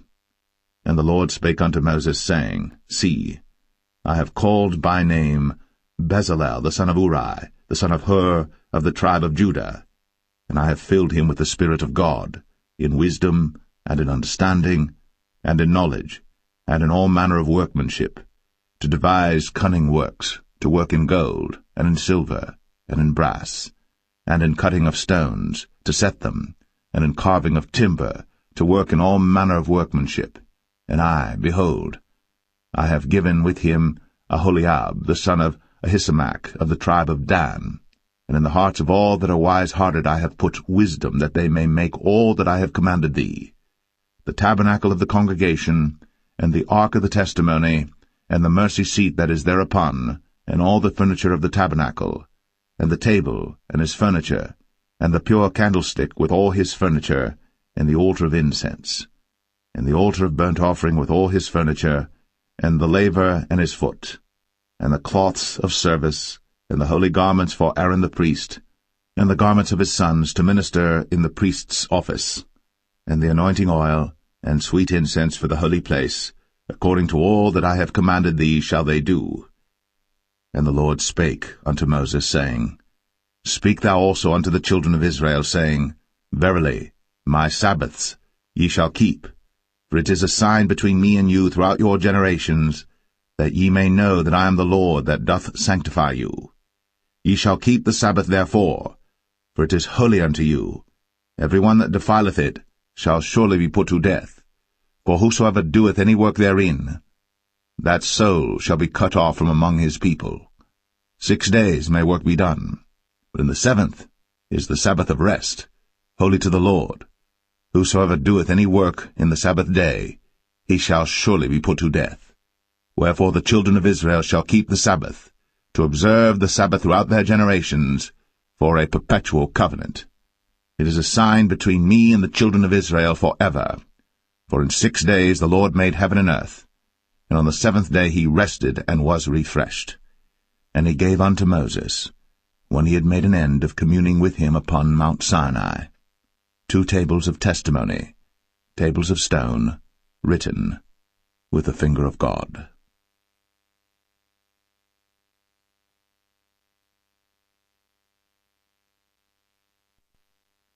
Exodus 32. And when the people saw that Moses delayed to come down out of the mount, the people gathered themselves together unto Aaron, and said unto him, Up, make us gods, which shall go before us. For as for this Moses, the man that brought us up out of the land of Egypt, we wot not what is become of him. And Aaron said unto them, Break off the golden earrings which are in the ears of your wives, of your sons, and of your daughters, and bring them unto me. And all the people brake off the golden earrings which were in their ears, and brought them unto Aaron. And he received them at their hand, and fashioned it with a graving tool, after he had made it a molten calf. And they said, These be thy gods, O Israel, which brought thee up out of the land of Egypt. And when Aaron saw it, he built an altar before it. And Aaron made proclamation and said, Tomorrow is a feast to the Lord. And they rose up early on the morrow, and offered burnt offerings, and brought peace offerings. And the people sat down to eat and to drink, and rose up to play. And the Lord said unto Moses, Go, get thee down, for thy people, which thou broughtest out of the land of Egypt, have corrupted themselves. They have turned aside quickly out of the way which I commanded them. They have made them a molten calf, and have worshipped it, and have sacrificed thereunto, and said, These be thy gods, O Israel, which have brought thee up out of the land of Egypt. And the Lord said unto Moses, I have seen this people, and behold, it is a stiff-necked people. Now therefore let me alone, that my wrath may wax hot against them, and that I may consume them, and I will make of thee a great nation. And Moses besought the Lord his God, and said, Lord, why doth thy wrath wax hot against thy people, which thou hast brought forth out of the land of Egypt with great power, and with a mighty hand? Wherefore should the Egyptians speak and say, For mischief did he bring them out, to slay them in the mountains, and to consume them from the face of the earth? turn from thy fierce wrath, and repent of this evil against thy people. Remember Abraham, Isaac, and Israel, thy servants, to whom thou swarest by thine own self, and saidst unto them, I will multiply your seed as the stars of heaven, and all this land that I have spoken of will I give unto your seed, and they shall inherit it for ever. And the Lord repented of the evil which he thought to do unto his people. And Moses turned, and went down from the mount, and the 2 tables of the testimony were in his hand. The tables were written on both their sides. On the one side, and on the other, were they written. And the tables were the work of God, and the writing was the writing of God, graven upon the tables. And when Joshua heard the noise of the people as they shouted, he said unto Moses, There is a noise of war in the camp. And he said, It is not the voice of them that shout for mastery, neither is it the voice of them that cry for being overcome, but the noise of them that sing do I hear. And it came to pass, as soon as he came nigh unto the camp, that he saw the calf and the dancing. And Moses' anger waxed hot, and he cast the tables out of his hands, and brake them beneath the mount. And he took the calf which they had made, and burnt it in the fire, and ground it to powder, and strawed it upon the water, and made the children of Israel drink of it. And Moses said unto Aaron, What did this people unto thee, that thou hast brought so great a sin upon them? And Aaron said, Let not the anger of my Lord wax hot. Thou knowest the people, that they are set on mischief. For they said unto me, Make us gods, which shall go before us. For as for this Moses, the man that brought us up out of the land of Egypt, we wot not what is become of him. And I said unto them, Whosoever hath any gold, let them break it off. So they gave it to me. Then I cast it into the fire, and there came out this calf. And when Moses saw that the people were naked, for Aaron had made them naked unto their shame among their enemies, then Moses stood in the gate of the camp, and said, Who is on the Lord's side? Let him come unto me. And all the sons of Levi gathered themselves together unto him. And he said unto them, Thus saith the Lord God of Israel, Put every man his sword by his side, and go in and out from gate to gate throughout the camp, and slay every man his brother, and every man his companion, and every man his neighbor. And the children of Levi did according to the word of Moses. And there fell of the people that day about 3,000 men. For Moses had said, Consecrate yourselves today to the Lord, even every man upon his son, and upon his brother, that he may bestow upon you a blessing this day. And it came to pass on the morrow, that Moses said unto the people, Ye have sinned a great sin, and now I will go up unto the Lord. Peradventure I shall make an atonement for your sin. And Moses returned unto the Lord, and said, O this people have sinned a great sin, and have made them gods of gold. Yet now, if thou wilt forgive their sin, and if not, blot me, I pray thee, out of thy book, which thou hast written. And the Lord said unto Moses, Whosoever hath sinned against me, him will I blot out of my book. Therefore now go, lead the people unto the place of which I have spoken unto thee. Behold, mine angel shall go before thee. Nevertheless, in the day when I visit, I will visit their sin upon them. And the Lord plagued the people, because they made the calf which Aaron made.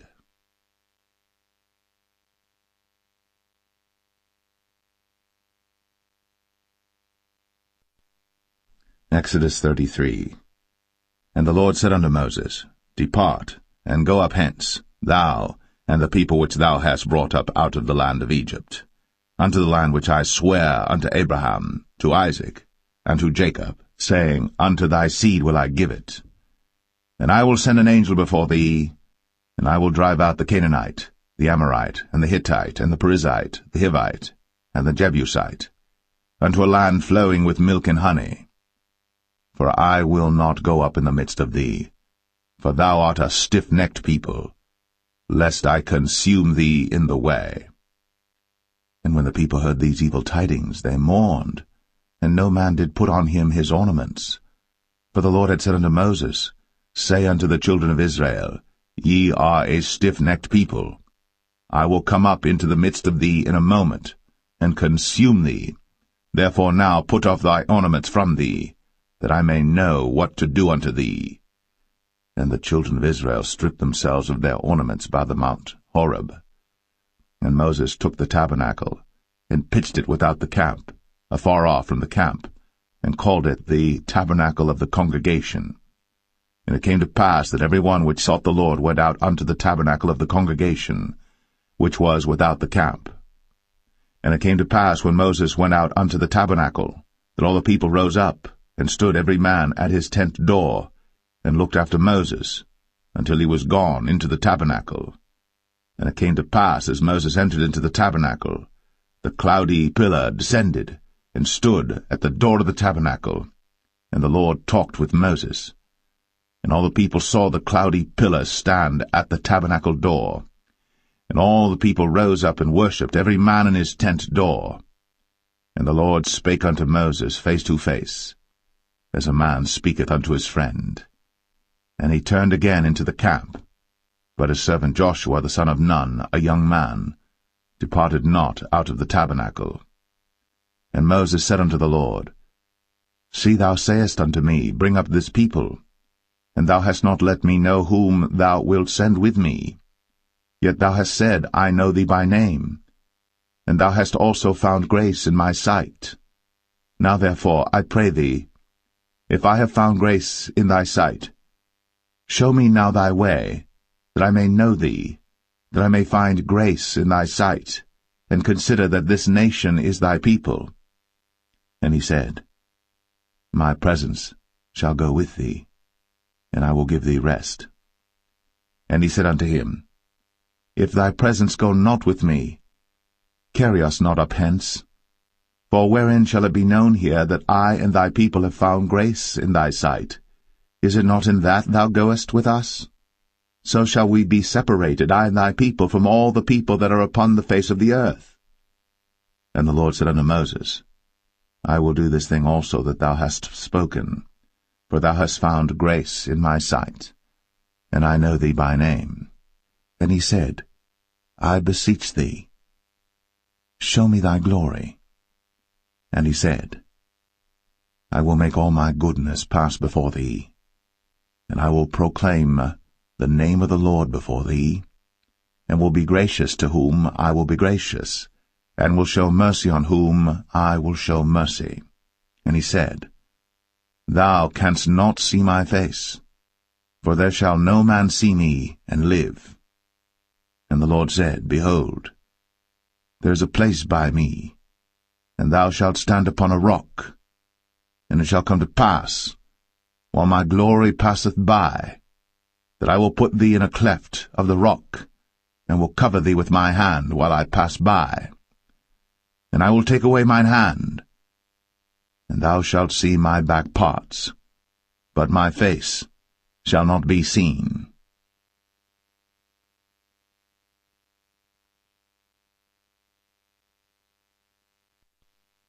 Exodus 34.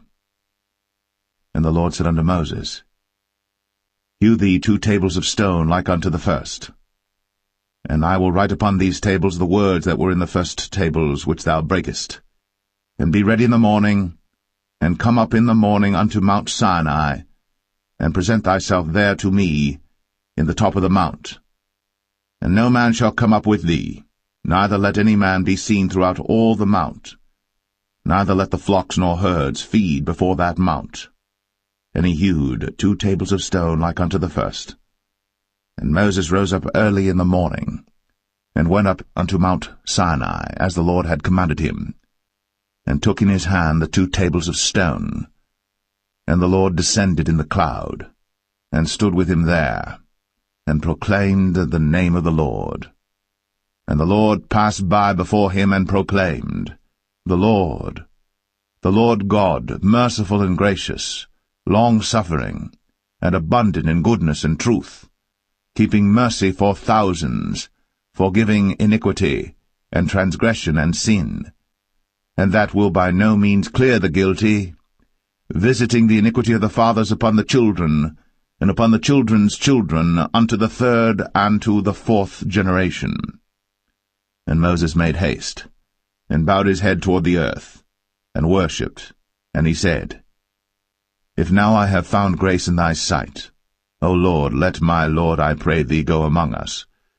For it is a stiff-necked people, and pardon our iniquity and our sin, and take us for thine inheritance. And he said, Behold, I make a covenant. Before all thy people I will do marvels, such as have not been done in all the earth, nor in any nation. And all the people among which thou art shall see the work of the Lord. For it is a terrible thing that I will do with thee.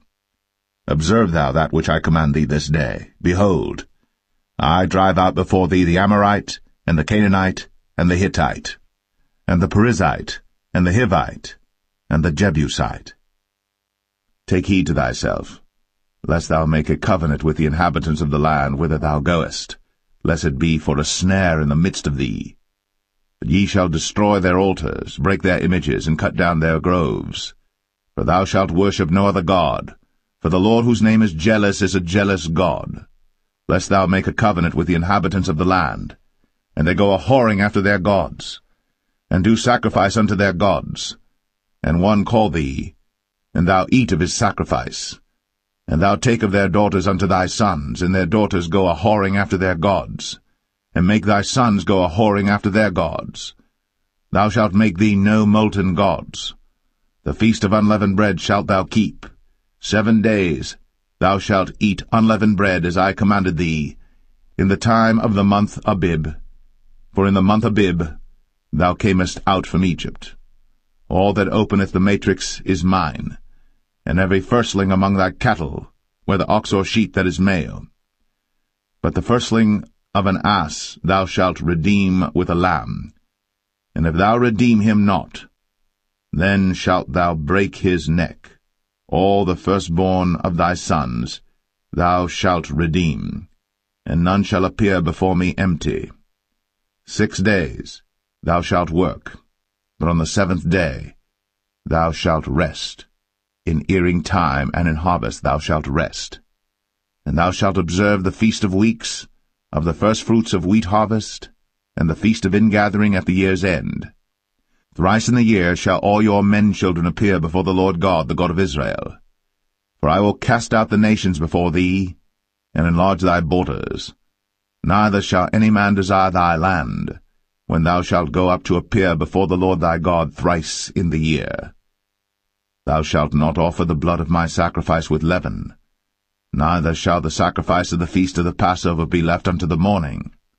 The first of the firstfruits of thy land thou shalt bring unto the house of the Lord thy God. Thou shalt not see the kid in his mother's milk. And the Lord said unto Moses, Write thou these words, for after the tenor of these words I have made a covenant with thee and with Israel. And he was there with the Lord 40 days and 40 nights. He did neither eat bread nor drink water. And he wrote upon the tables the words of the covenant, the 10 commandments. And it came to pass, when Moses came down from Mount Sinai, with the 2 tables of testimony in Moses' hand, when he came down from the mount, that Moses wist not that the skin of his face shone, while he talked with them. And when Aaron and all the children of Israel saw Moses, behold, the skin of his face shone, and they were afraid to come nigh him. And Moses called unto them, and Aaron and all the rulers of the congregation returned unto him. And Moses talked with them, and afterward all the children of Israel came nigh, and he gave them in commandment all that the Lord had spoken with him in Mount Sinai. Until Moses had done speaking with them, he put a veil on his face. But when Moses went in before the Lord to speak with him, he took the veil off until he came out. And he came out, and spake unto the children of Israel that which he was commanded. And the children of Israel saw the face of Moses, that the skin of Moses' face shone. And Moses put the veil upon his face again, until he went in to speak with him.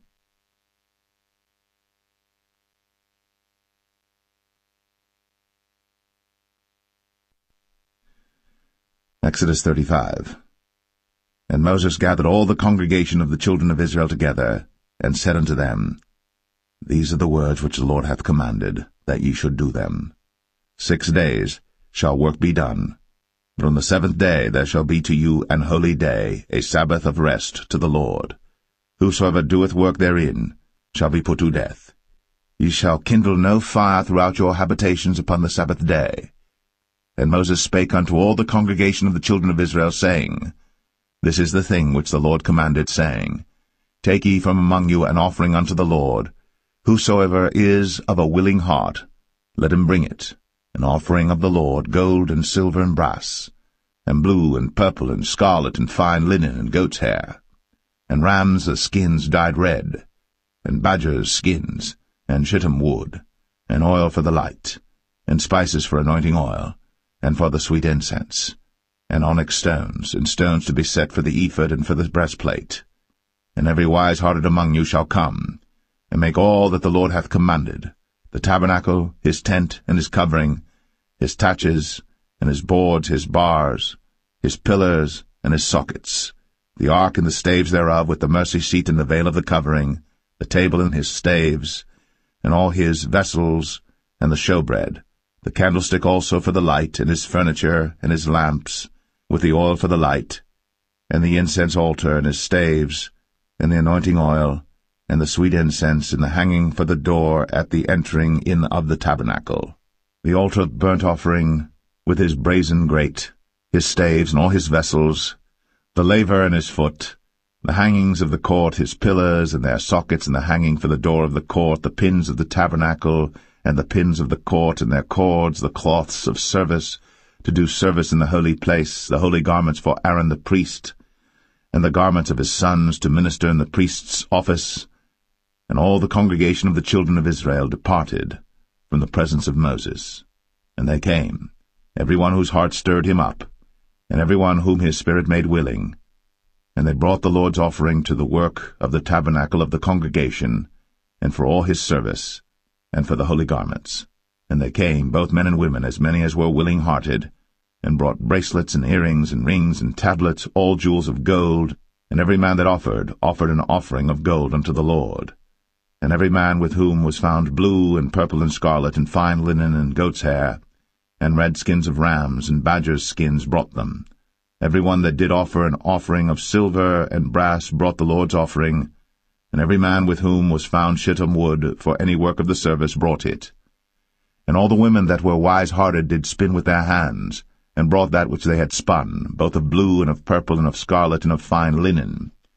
And all the women whose heart stirred them up in wisdom spun goat's hair. And the rulers brought onyx stones, and stones to be set for the ephod and for the breastplate, and spice, and oil for the light, and for the anointing oil, and for the sweet incense. The children of Israel brought a willing offering unto the Lord, every man and woman whose heart made them willing to bring for all manner of work, which the Lord had commanded to be made by the hand of Moses. And Moses said unto the children of Israel, See, the Lord hath called by name Bezalel the son of Uri, the son of Hur, of the tribe of Judah. And he hath filled him with the Spirit of God, in wisdom, in understanding, and in knowledge, and in all manner of workmanship, and to devise curious works, to work in gold, and in silver, and in brass, and in the cutting of stones, to set them, and in carving of wood, to make any manner of cunning work. And he hath put in his heart that he may teach, both he and Aholiab, the son of Ahisamach, of the tribe of Dan. Them hath he filled with wisdom of heart, to work all manner of work, of the engraver, and of the cunning workman, and of the embroiderer, in blue, and in purple, and scarlet, and in fine linen, and of the weaver, even of them that do any work, and of those that devise cunning work.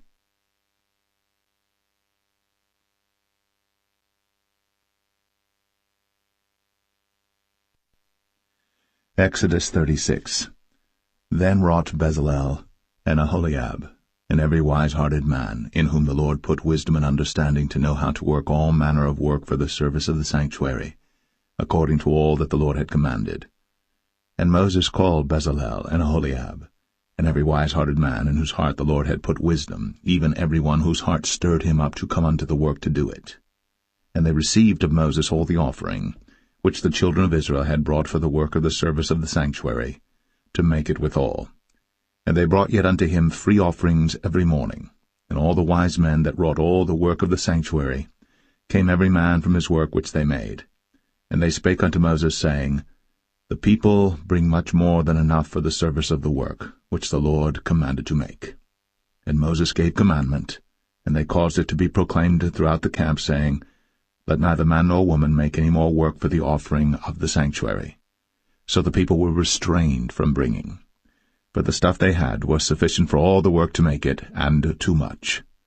And every wise-hearted man among them that wrought the work of the tabernacle made 10 curtains of fine twined linen and blue and purple and scarlet. With cherubims of cunning work made he them. The length of one curtain was 28 cubits, and the breadth of one curtain 4 cubits. The curtains were all of one size. And he coupled the 5 curtains one unto another, and the other 5 curtains he coupled one unto another. And he made loops of blue on the edge of one curtain from the selvage in the coupling. Likewise he made in the uttermost side of another curtain in the coupling of the second. 50 loops made he in one curtain, and 50 loops made he in the edge of the curtain which was in the coupling of the second. The loops held one curtain to another. And he made 50 taches of gold, and coupled the curtains one unto another with the taches. So it became one tabernacle.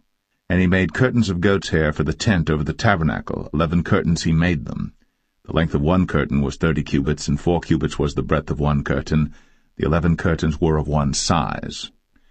And he coupled 5 curtains by themselves, and 6 curtains by themselves. And he made 50 loops upon the uttermost edge of the curtain in the coupling, and 50 loops made he upon the edge of the curtain which coupleth the second. And he made 50 taches of brass to couple the tent together, that it might be one.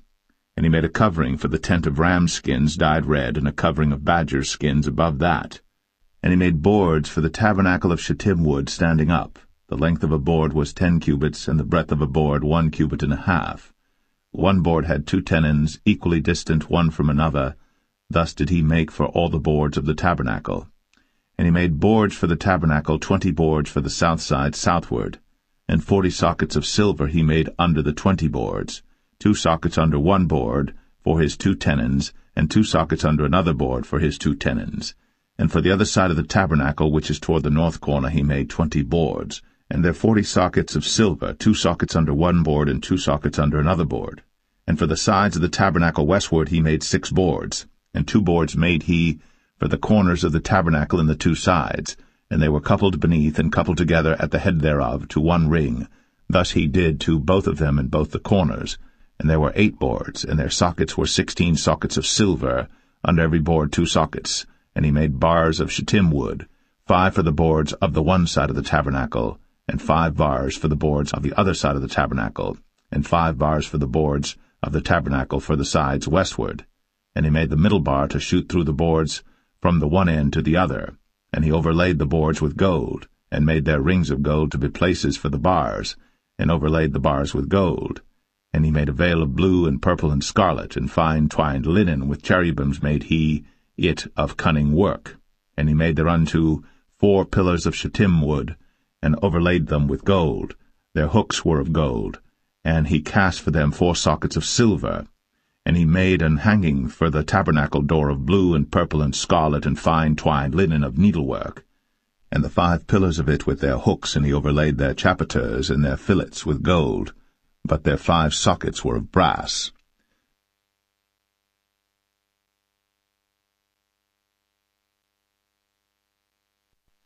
Exodus 37. And Bezalel made the ark of shittim wood. 2 cubits and a half was the length of it, and 1 cubit and a half the breadth of it, and 1 cubit and a half the height of it. And he overlaid it with pure gold within and without, and made a crown of gold to it round about. And he cast for it 4 rings of gold, to be set by the 4 corners of it, even 2 rings upon the one side of it, and 2 rings upon the other side of it. And he made staves of shittim wood, and overlaid them with gold. And he put the staves into the rings by the sides of the ark to bear the ark. And he made the mercy seat of pure gold. 2 cubits and a half was the length thereof, and 1 cubit and a half the breadth thereof. And he made 2 cherubims of gold, beaten out of one piece made he them, on the 2 ends of the mercy seat, 1 cherub on the end, on this side, and another cherub on the other end on that side. Out of the mercy seat made he the cherubims on the 2 ends thereof. And the cherubims spread out their wings on high, and covered with their wings over the mercy seat with their faces one to another. Even to the mercy seatward were the faces of the cherubims. And he made the table of shittim wood. 2 cubits was the length thereof, and a cubit the breadth thereof, and a cubit and a half the height thereof. And he overlaid it with pure gold, and made thereunto a crown of gold round about. Also he made thereunto a border of an handbreadth round about, and made a crown of gold for the border thereof round about. And he cast for it 4 rings of gold, and put the rings upon the 4 corners that were in the 4 feet thereof. Over against the border were the rings, the places for the staves to bear the table. And he made the staves of shittim wood, and overlaid them with gold to bear the table. And he made the vessels which were upon the table, his dishes, and his spoons, and his bowls, and his covers, to cover withal of pure gold. And he made the candlestick of pure gold. Of beaten work made he the candlestick. His shaft and his branch, his bowls, his knobs, and his flowers were of the same. And 6 branches going out of the sides thereof, 3 branches of the candlestick out of the one side thereof, and 3 branches of the candlestick out of the other side thereof. 3 bowls made after the fashion of almonds in one branch, a knob and a flower, and 3 bowls made like almonds in another branch, a knob and a flower. So throughout the 6 branches, going out of the candlestick. And in the candlestick were 4 bowls made like almonds, his knobs and his flowers, and a knob under 2 branches of the same, and a knob under 2 branches of the same, and a knob under 2 branches of the same, according to the 6 branches going out of it. Their knobs and their branches were of the same. All of it was one beaten work of pure gold. And he made his 7 lamps, and his snuffers, and his snuff dishes of pure gold. Of a talent of pure gold made he it, and all the vessels thereof. And he made the incense altar of shittim wood. The length of it was a cubit, the breadth of it a cubit. It was 4 square, and 2 cubits was the height of it. The horns thereof were of the same. And he overlaid it with pure gold, both the top of it and the sides thereof round about, and the horns of it. Also he made unto it a crown of gold round about. And he made 2 rings of gold for it under the crown thereof, by the 2 corners of it upon the 2 sides thereof, to be places for the staves to bear it withal. And he made the staves of shittim wood, and overlaid them with gold. And he made the holy anointing oil, and the pure incense of sweet spices, according to the work of the apothecary.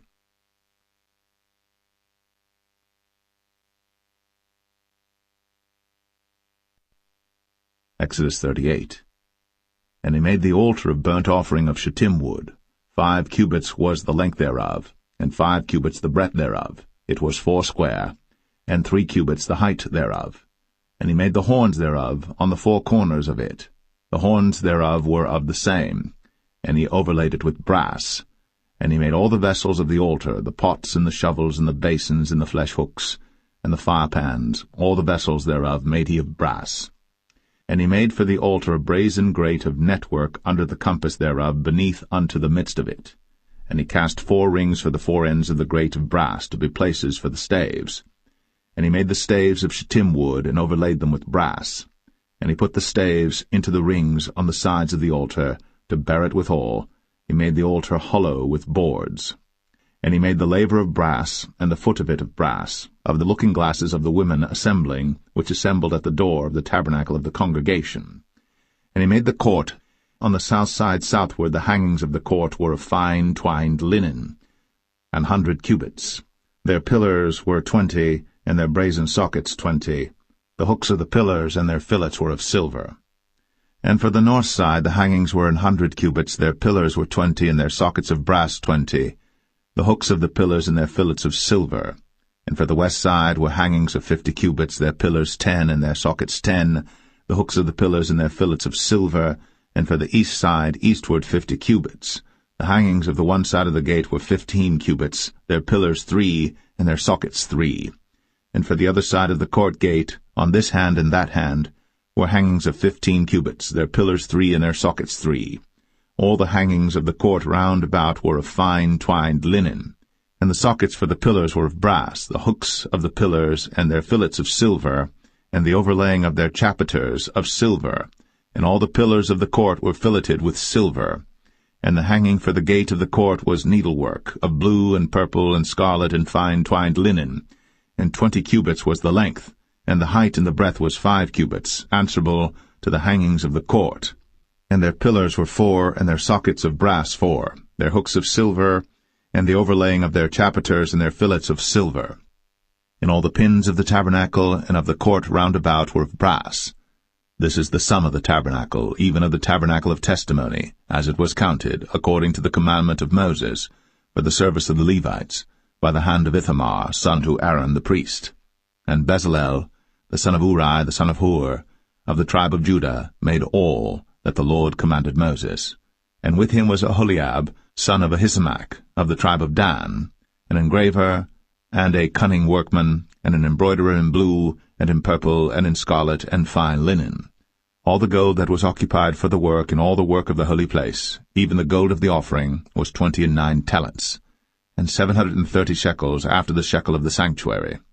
And the silver of them that were numbered of the congregation was 100 talents, and 1,760 shekels after the shekel of the sanctuary.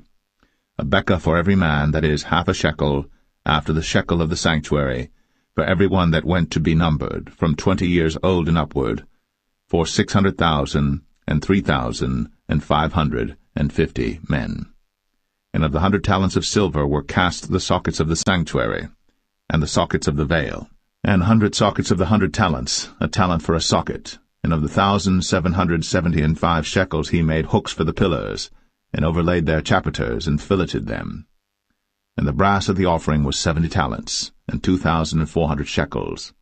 And therewith he made the sockets to the door of the tabernacle of the congregation, and the brazen altar, and the brazen grate for it, and all the vessels of the altar, and the sockets of the court round about, and the sockets of the court gate, and all the pins of the tabernacle, and all the pins of the court round about.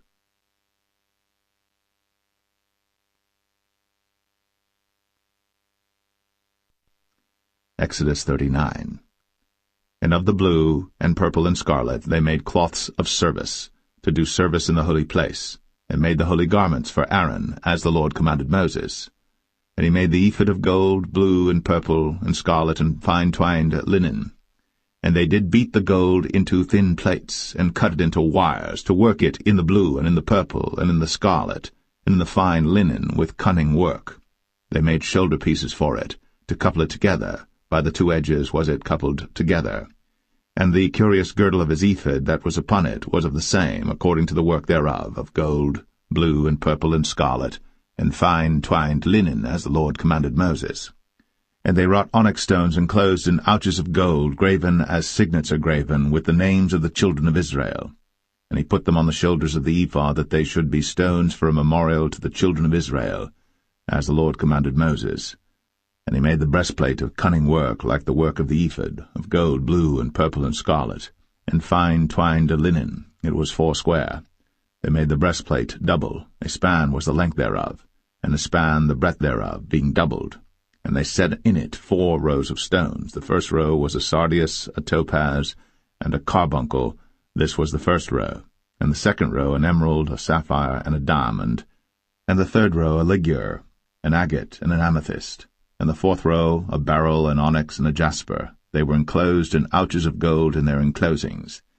And the stones were according to the names of the children of Israel, 12 according to their names, like the engravings of a signet, every one with his name, according to the 12 tribes. And they made upon the breastplate chains at the ends of wreathen work of pure gold. And they made 2 ouches of gold and 2 gold rings, and put the 2 rings in the 2 ends of the breastplate. And they put the 2 wreathen chains of gold in the 2 rings on the ends of the breastplate.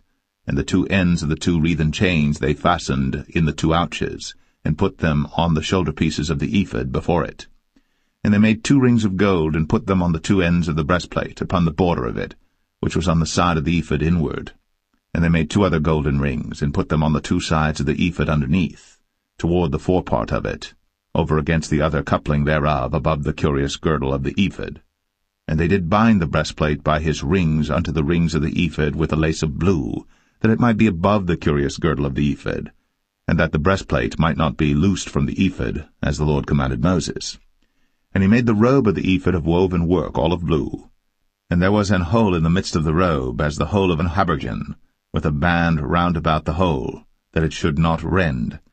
And they made upon the hems of the robe pomegranates of blue and purple and scarlet and twined linen.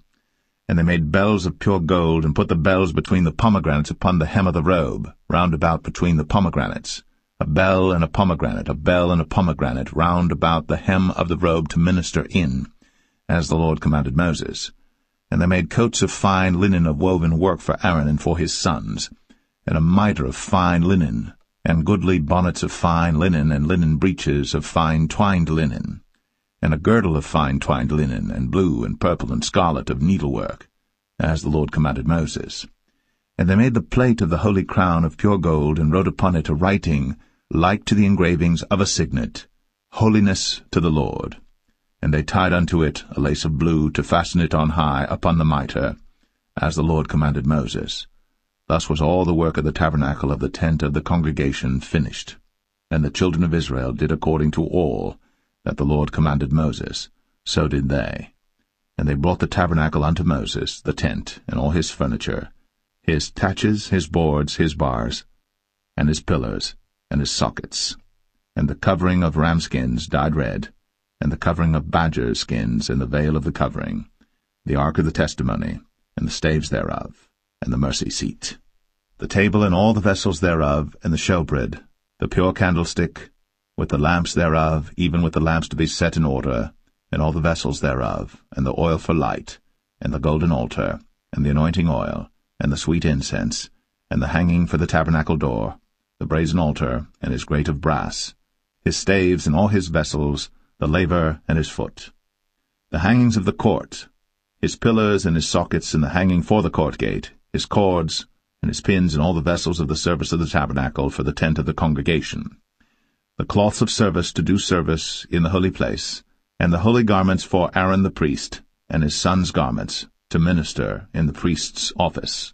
According to all that the Lord commanded Moses, so the children of Israel made all the work.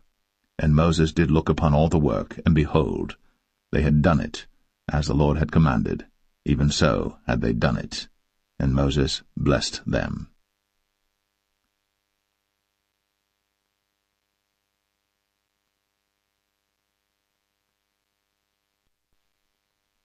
Exodus 40. And the Lord spake unto Moses, saying, On the first day of the first month shalt thou set up the tabernacle of the tent of the congregation, and thou shalt put therein the ark of the testimony, and cover the ark with the veil. And thou shalt bring in the table, and set in order the things that are to be set in order upon it. And thou shalt bring in the candlestick, and light the lamps thereof. And thou shalt set the altar of gold for the incense before the ark of the testimony, and put the hanging of the door to the tabernacle. And thou shalt set the altar of the burnt offering before the door of the tabernacle of the tent of the congregation. And thou shalt set the laver between the tent of the congregation and the altar, and shalt put water therein. And thou shalt set up the court round about, and hang up the hanging at the court gate. And thou shalt take the anointing oil, and anoint the tabernacle, and all that is therein, and shalt hallow it, and all the vessels thereof, and it shall be holy. And thou shalt anoint the altar of the burnt offering, and all his vessels, and sanctify the altar, and it shall be an altar most holy. And thou shalt anoint the laver and his foot, and sanctify it. And thou shalt bring Aaron and his sons unto the door of the tabernacle of the congregation, and wash them with water. And thou shalt put upon Aaron the holy garments, and anoint him, and sanctify him, that he may minister unto me in the priest's office. And thou shalt bring his sons, and clothe them with coats. And thou shalt anoint them, as thou didst anoint their father, that they may minister unto me in the priest's office, for their anointing shall surely be an everlasting priesthood throughout their generations. Thus did Moses. According to all that the Lord commanded him, so did he. And it came to pass in the first month, in the second year, on the first day of the month, that the tabernacle was reared up. And Moses reared up the tabernacle, and fastened his sockets, and set up the boards thereof, and put in the bars thereof, and reared up his pillars. And he spread abroad the tent over the tabernacle, and put the covering of the tent above upon it, as the Lord commanded Moses. And he took and put the testimony into the ark, and set the staves on the ark, and put the mercy seat above upon the ark. And he brought the ark into the tabernacle, and set up the veil of the covering, and covered the ark of the testimony, as the Lord commanded Moses. And he put the table in the tent of the congregation upon the side of the tabernacle northward without the veil. And he set the bread in order upon it before the Lord, as the Lord had commanded Moses. And he put the candlestick in the tent of the congregation over against the table on the side of the tabernacle southward. And he lighted the lamps before the Lord, as the Lord commanded Moses. And he put the golden altar in the tent of the congregation before the veil. And he burnt sweet incense thereon, as the Lord commanded Moses. And he set up the hanging at the door of the tabernacle. And he put the altar of burnt offering by the door of the tabernacle of the tent of the congregation, and offered upon it the burnt offering and the meat offering, as the Lord commanded Moses. And he set the laver between the tent of the congregation and the altar, and put water there to wash withal. And Moses and Aaron and his sons washed their hands, and their feet thereat, when they went into the tent of the congregation, and when they came near unto the altar, they washed, as the Lord commanded Moses. And he reared up the court round about the tabernacle and the altar, and set up the hanging of the court gate. So Moses finished the work. Then a cloud covered the tent of the congregation, and the glory of the Lord filled the tabernacle. And Moses was not able to enter into the tent of the congregation, because the cloud abode thereon, and the glory of the Lord filled the tabernacle. And when the cloud was taken up from over the tabernacle, the children of Israel went onward in all their journeys. But if the cloud were not taken up, then they journeyed not till the day that it was taken up. For the cloud of the Lord was upon the tabernacle by day, and fire was on it by night, in the sight of all the house of Israel, throughout all their journeys.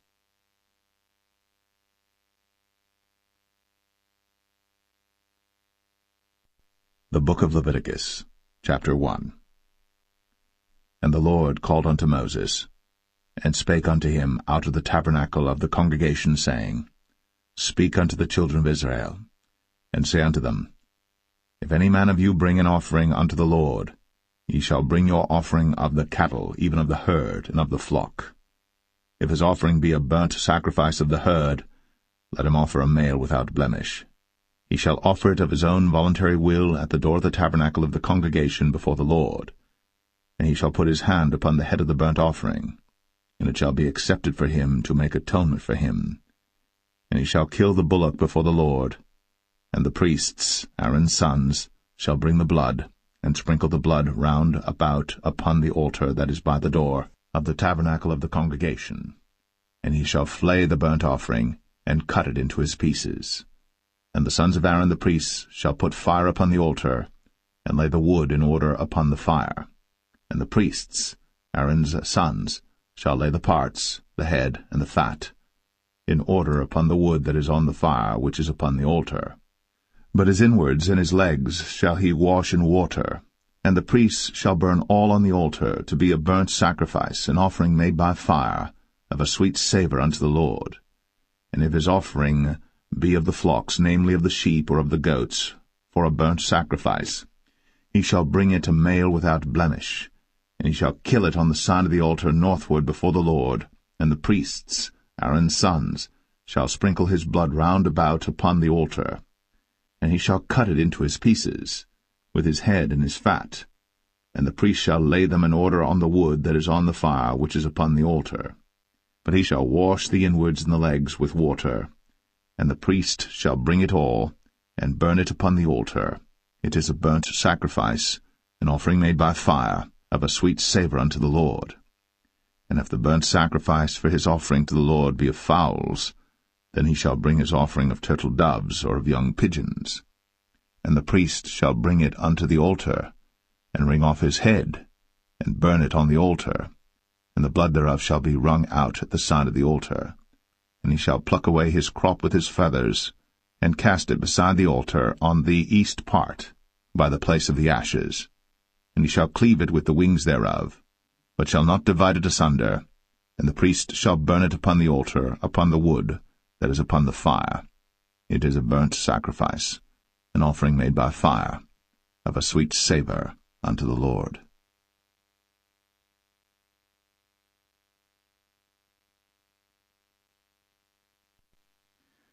Leviticus 2. And when any will offer a meat offering unto the Lord, his offering shall be of fine flour. And he shall pour oil upon it, and put frankincense thereon. And he shall bring it to Aaron's sons the priests. And he shall take thereout his handful of the flour thereof, and of the oil thereof, with all the frankincense thereof. And the priests shall burn the memorial of it upon the altar, to be an offering made by fire, of a sweet savour unto the Lord. And the remnant of the meat offering shall be Aaron's and his sons'. It is a thing most holy of the offerings of the Lord made by fire. And if thou bring an oblation of a meat offering baked in the oven, it shall be unleavened cakes of fine flour mingled with oil, or unleavened wafers anointed with oil. And if thy oblation be a meat offering baked in a pan, it shall be of fine flour, unleavened, mingled with oil. Thou shalt part it in pieces, and pour oil thereon. It is a meat offering. And if thy oblation be a meat offering baked in the frying pan, it shall be made of fine flour with oil. And thou shalt bring the meat offering that is made of these things unto the Lord, and when it is presented unto the priest, he shall bring it unto the altar. And the priest shall take from the meat offering a memorial thereof, and shall burn it upon the altar. It is an offering made by fire, of a sweet savour unto the Lord. And that which is left of the meat offering shall be Aaron's and his sons'. It is a thing most holy of the offerings of the Lord made by fire.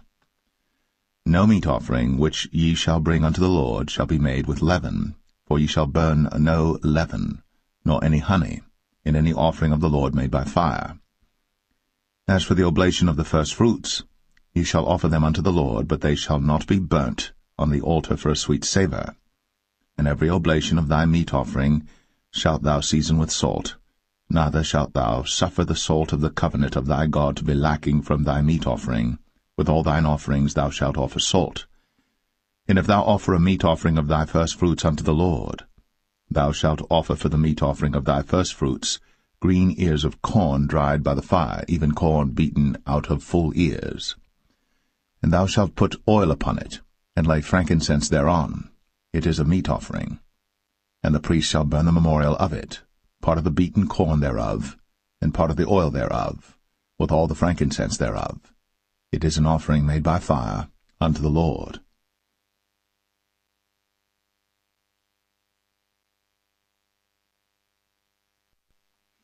Leviticus 3. And if his oblation be a sacrifice of peace offering, if he offer it of the herd, whether it be a male or female, he shall offer it without blemish before the Lord. And he shall lay his hand upon the head of his offering, and kill it at the door of the tabernacle of the congregation. And Aaron's sons the priests shall sprinkle the blood upon the altar round about.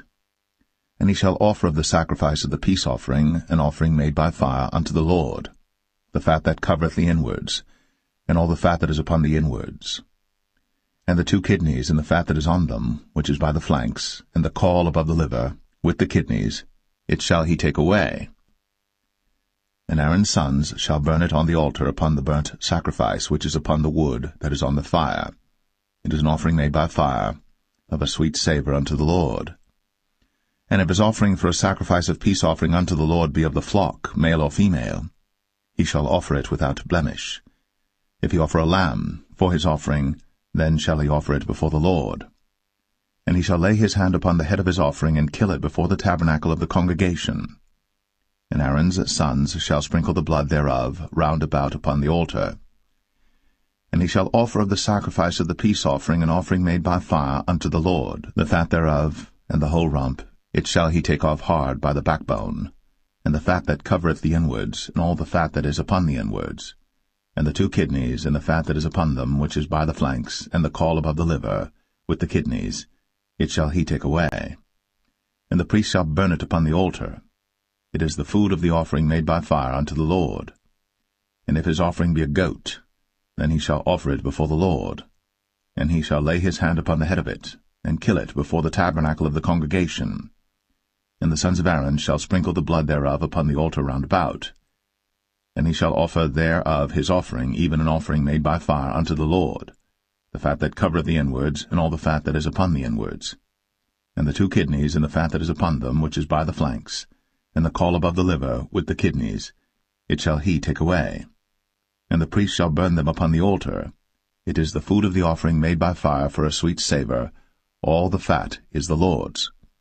It shall be a perpetual statute for your generations throughout all your dwellings, that ye eat neither fat nor blood.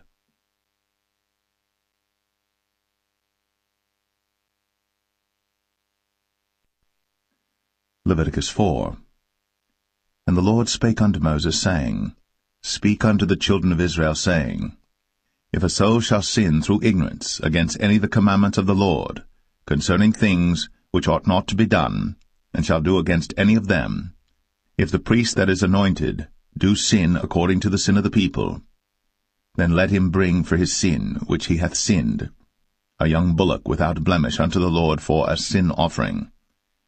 And he shall bring the bullock unto the door of the tabernacle of the congregation before the Lord, and shall lay his hand upon the bullock's head, and kill the bullock before the Lord. And the priest that is anointed shall take of the bullock's blood, and bring it to the tabernacle of the congregation. And the priest shall dip his finger in the blood, and sprinkle of the blood 7 times before the Lord, before the veil of the sanctuary. And the priest shall put some of the blood upon the horns of the altar of sweet incense before the Lord, which is in the tabernacle of the congregation, and shall pour all the blood of the bullock at the bottom of the altar of the burnt offering, which is at the door of the tabernacle of the congregation.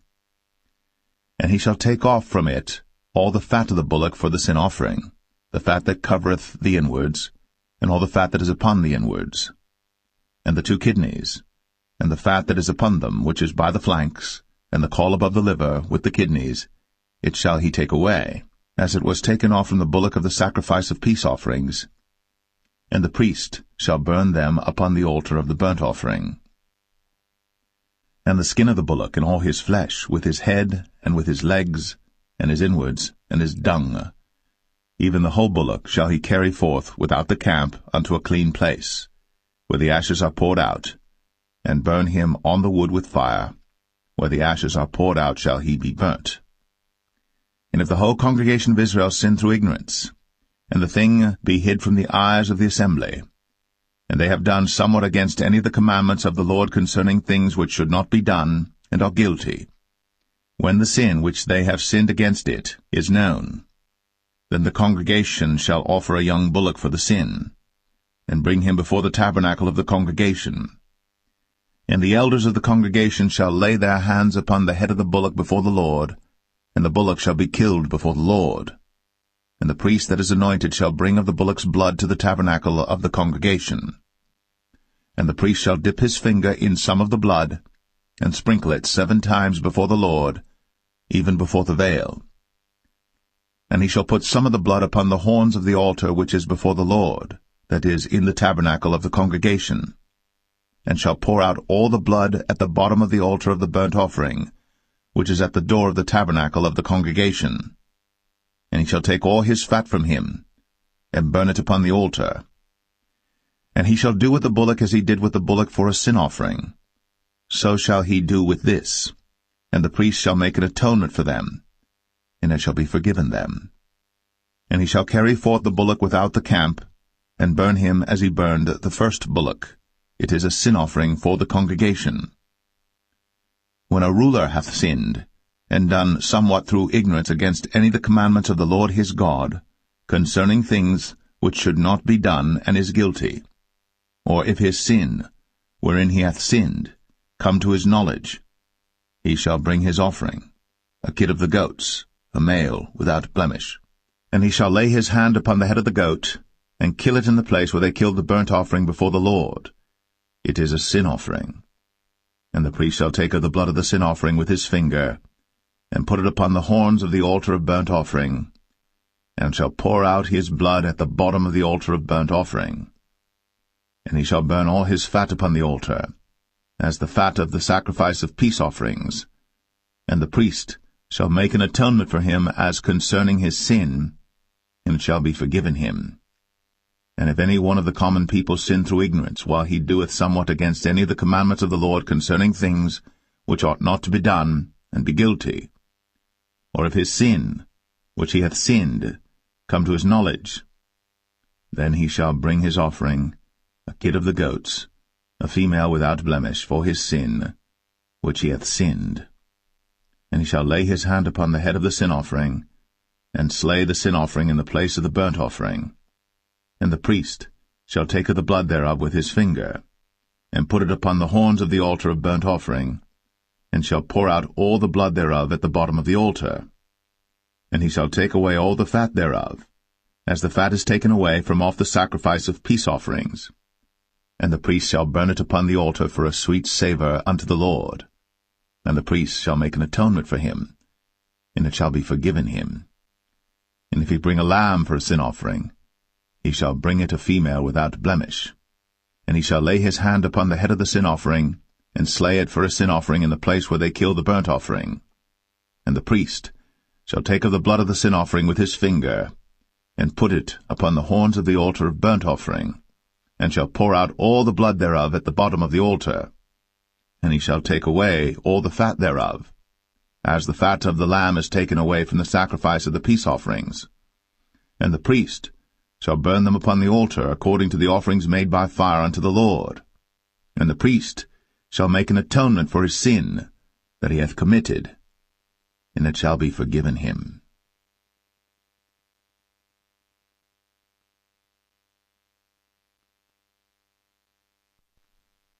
Leviticus 5. And if a soul sin, and hear the voice of swearing, and is a witness, whether he hath seen or known of it, if he do not utter it, then he shall bear his iniquity. Or if a soul touch any unclean thing, whether it be a carcass of an unclean beast, or a carcass of unclean cattle, or the carcass of unclean creeping things, and if it be hidden from him, he also shall be unclean and guilty. Or if he touch the uncleanness of man, whatsoever uncleanness it be that a man shall be defiled withal, and it be hid from him, when he knoweth of it, then he shall be guilty. Or if a soul swear, pronouncing with his lips to do evil, or to do good, whatsoever it be that a man shall pronounce with an oath, and it be hid from him, when he knoweth of it, then he shall be guilty in one of these. And it shall be, when he shall be guilty in one of these things, that he shall confess that he hath sinned in that thing. And he shall bring his trespass offering unto the Lord for his sin which he hath sinned, a female from the flock, a lamb or a kid of the goats, for a sin offering, and the priest shall make an atonement for him concerning his sin. And if he be not able to bring a lamb, then he shall bring for his trespass which he hath committed 2 turtle doves, or 2 young pigeons unto the Lord, one for a sin offering, and the other for a burnt offering.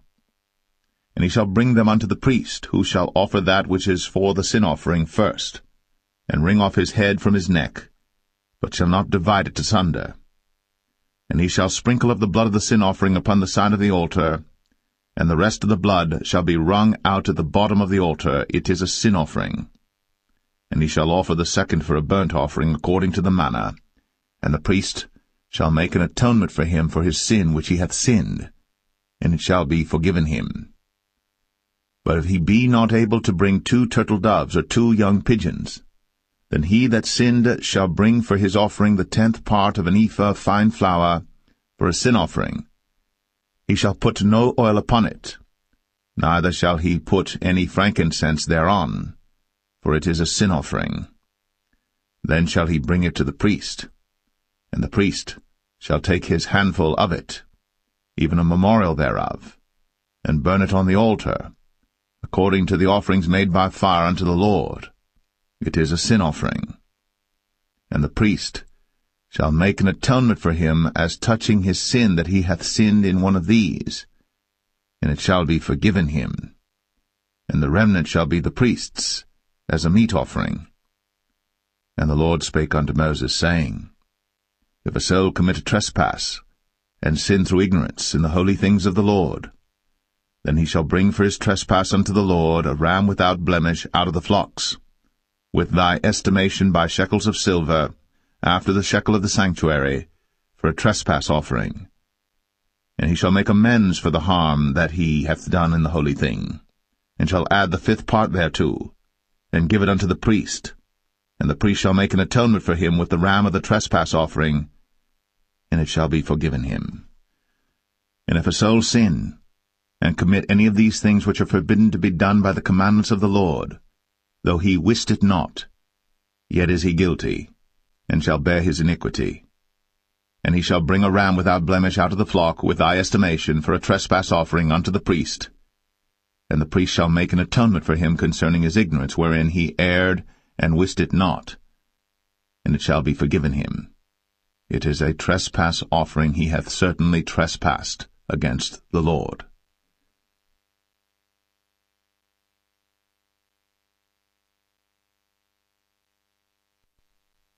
Leviticus 6. And the Lord spake unto Moses, saying, If a soul sin, and commit a trespass against the Lord, and lie unto his neighbor in that which was delivered him to keep, for in fellowship or in a thing taken away by violence, or hath deceived his neighbor, or have found that which was lost, and lieth concerning it, and sweareth falsely, in any of all these that a man doeth, sinning therein, then it shall be, because he hath sinned, and is guilty, that he shall restore that which he took violently away, or the thing which he hath deceitfully gotten, or that which was delivered him to keep, or the lost thing which he found, or all that about which he hath sworn falsely. He shall even restore it in the principal, and shall add the 5th part more thereto, and give it unto him to whom it appertaineth in the day of his trespass offering. And he shall bring his trespass offering unto the Lord, a ram without blemish out of the flock, with thy estimation, for a trespass offering unto the priest. And the priest shall make an atonement for him before the Lord, and it shall be forgiven him for anything of all that he hath done in trespassing therein. And the Lord spake unto Moses, saying, Command Aaron and his sons, saying, This is the law of the burnt offering. It is the burnt offering because of the burning upon the altar all night unto the morning, and the fire of the altar shall be burning in it. And the priest shall put on his linen garment, and his linen breeches shall he put upon his flesh, and take up the ashes which the fire hath consumed with the burnt offering on the altar. And he shall put them beside the altar. And he shall put off his garments, and put on other garments, and carry forth the ashes without the camp unto a clean place. And the fire upon the altar shall be burning in it. It shall not be put out. And the priest shall burn wood on it every morning, and lay the burnt offering in order upon it. And he shall burn thereon the fat of the peace offerings. The fire shall ever be burning upon the altar. It shall never go out. And this is the law of the meat offering. The sons of Aaron shall offer it before the Lord, before the altar. And he shall take of it his handful of the flour of the meat offering, and of the oil thereof, and all the frankincense which is upon the meat offering, and shall burn it upon the altar for a sweet savour, even the memorial of it, unto the Lord. And the remainder thereof shall Aaron and his sons eat. With unleavened bread shall it be eaten in the holy place. In the court of the tabernacle of the congregation they shall eat it. It shall not be baked with leaven. I have given it unto them for their portion of my offerings made by fire. It is most holy, as is the sin offering, and as the trespass offering. All the males among the children of Aaron shall eat of it. It shall be a statute for ever in your generations concerning the offerings of the Lord made by fire. Every one that toucheth them shall be holy. And the Lord spake unto Moses, saying, This is the offering of Aaron and of his sons, which they shall offer unto the Lord in the day when he is anointed.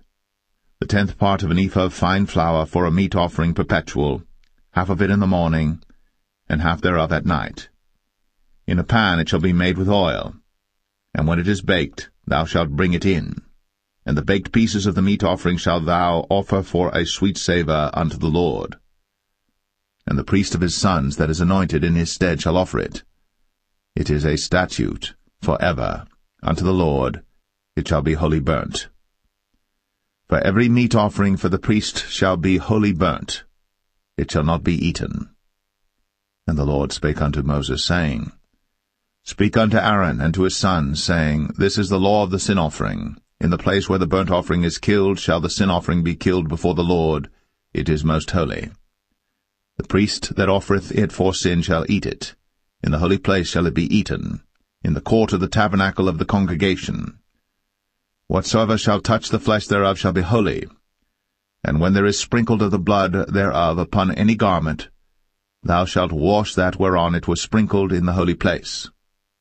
But the earthen vessel wherein it is sodden shall be broken, and if it be sodden in a brazen pot, it shall be both scoured and rinsed in water. All the males among the priests shall eat thereof. It is most holy. And no sin offering whereof any of the blood is brought into the tabernacle of the congregation to reconcile with all in the holy place shall be eaten. It shall be burnt in the fire.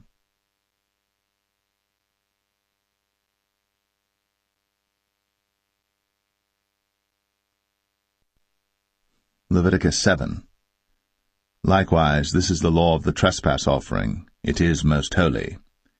In the place where they kill the burnt offering shall they kill the trespass offering, and the blood thereof shall he sprinkle round about upon the altar.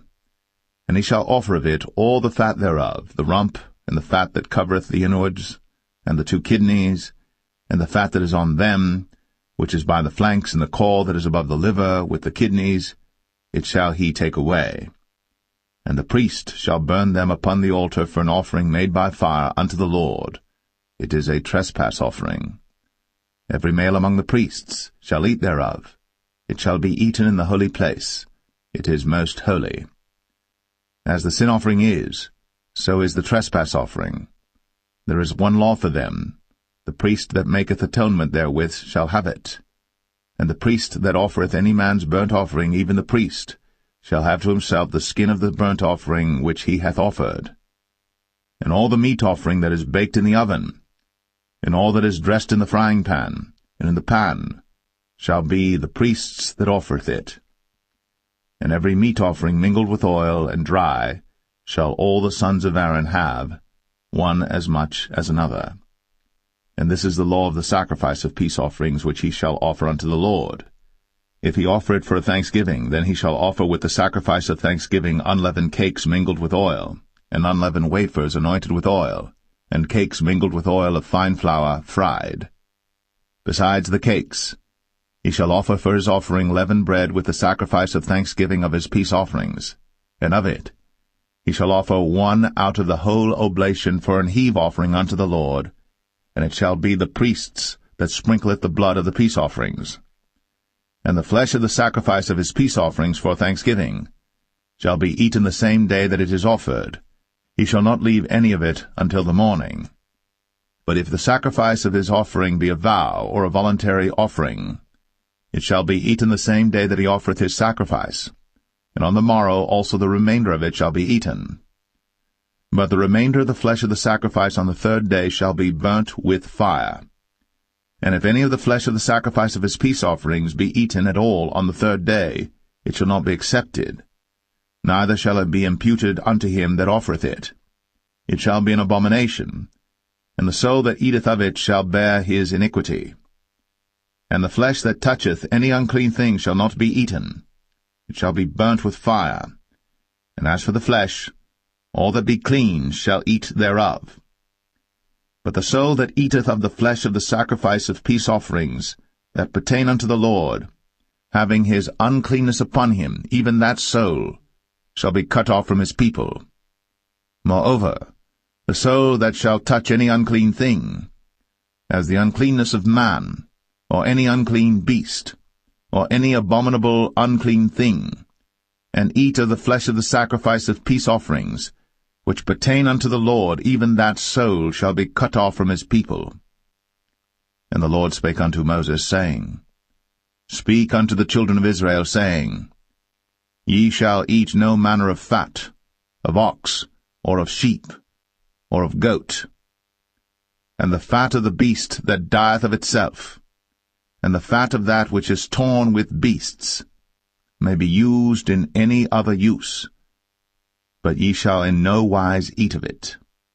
For whosoever eateth the fat of the beast, of which men offer an offering made by fire unto the Lord, even the soul that eateth it shall be cut off from his people. Moreover, ye shall eat no manner of blood, whether it be of fowl or of beast, in any of your dwellings. Whatsoever soul it be that eateth any manner of blood, even that soul shall be cut off from his people.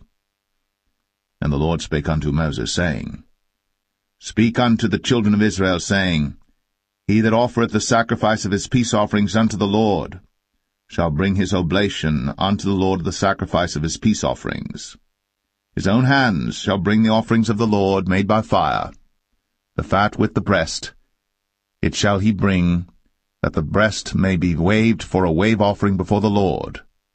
And the priest shall burn the fat upon the altar, but the breast shall be Aaron's and his sons'. And the right shoulder shall ye give unto the priest for an heave offering of the sacrifices of your peace offerings. He among the sons of Aaron, that offereth the blood of the peace offerings, and the fat, shall have the right shoulder for his part. For the wave breast, and the heave shoulder, have I taken of the children of Israel, from off the sacrifices of their peace offerings, and have given them unto Aaron the priest, and unto his sons by a statute for ever from among the children of Israel. This is the portion of the anointing of Aaron, and of the anointing of his sons, out of the offerings of the Lord made by fire, in the day when he presented them to minister unto the Lord in the priest's office, which the Lord commanded to be given them of the children of Israel, in the day that he anointed them, by a statute for ever throughout their generations. This is the law of the burnt offering, of the meat offering, and of the sin offering, and of the trespass offering, and of the consecrations, and of the sacrifice of the peace offerings, which the Lord commanded Moses, in Mount Sinai, in the day that he commanded the children of Israel to offer their oblations unto the Lord, in the wilderness of Sinai.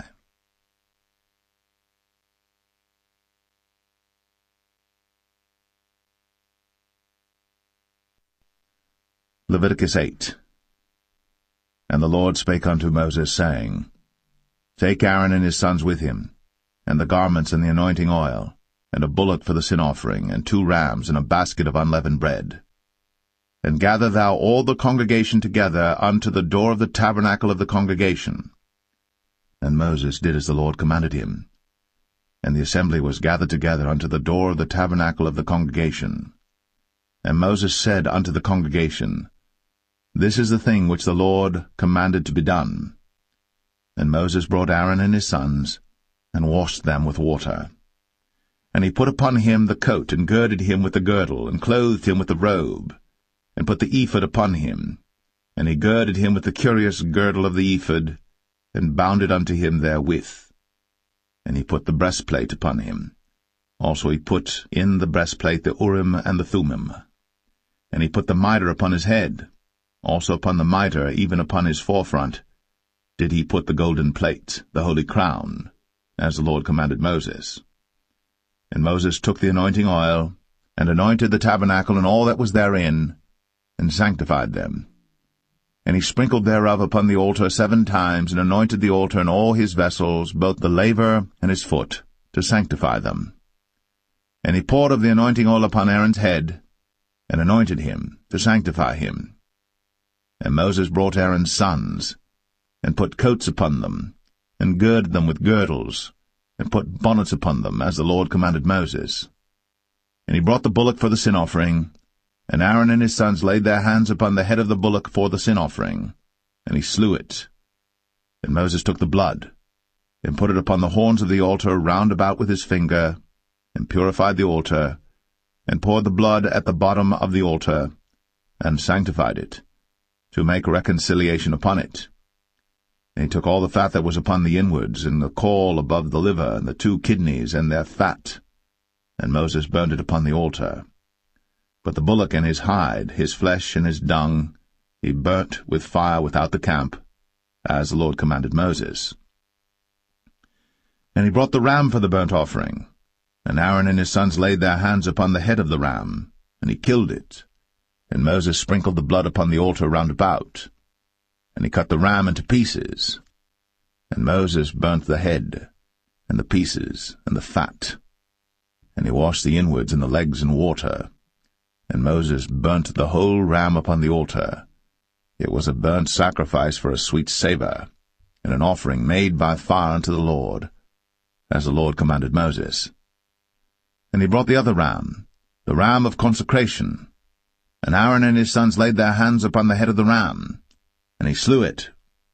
And Moses took of the blood of it, and put it upon the tip of Aaron's right ear, and upon the thumb of his right hand, and upon the great toe of his right foot.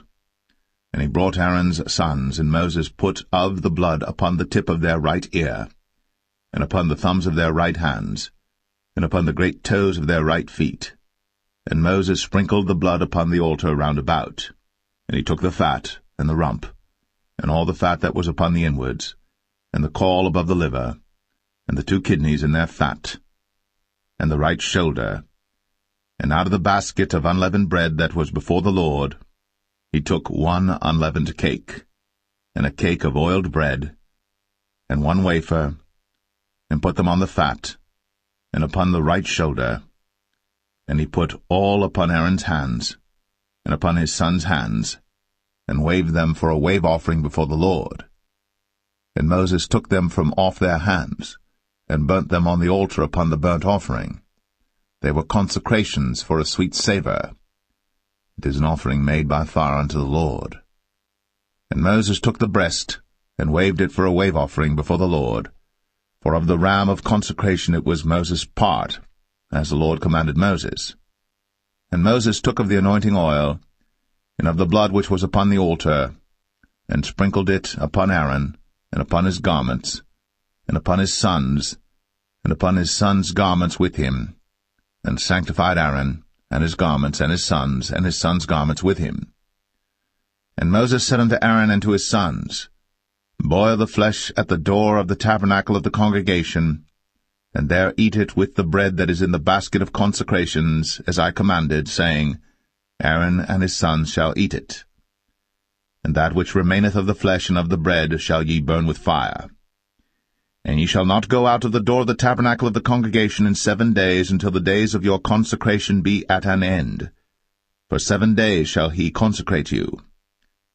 As he hath done this day, so the Lord hath commanded to do, to make an atonement for you.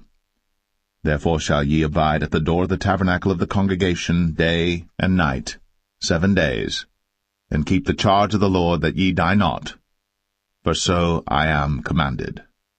So Aaron and his sons did all things which the Lord commanded by the hand of Moses.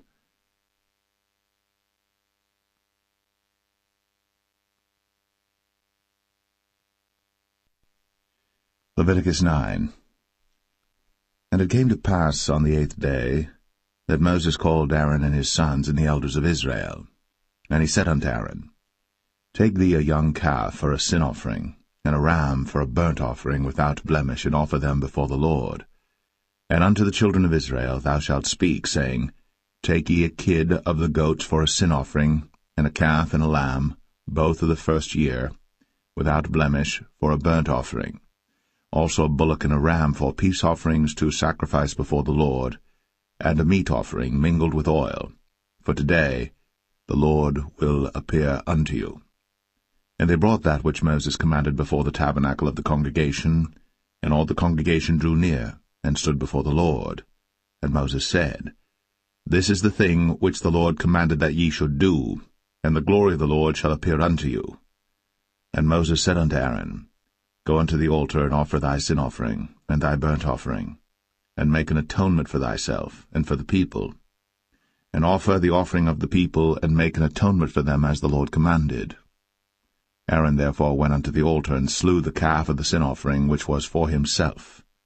And the sons of Aaron brought the blood unto him, and he dipped his finger in the blood, and put it upon the horns of the altar, and poured out the blood at the bottom of the altar.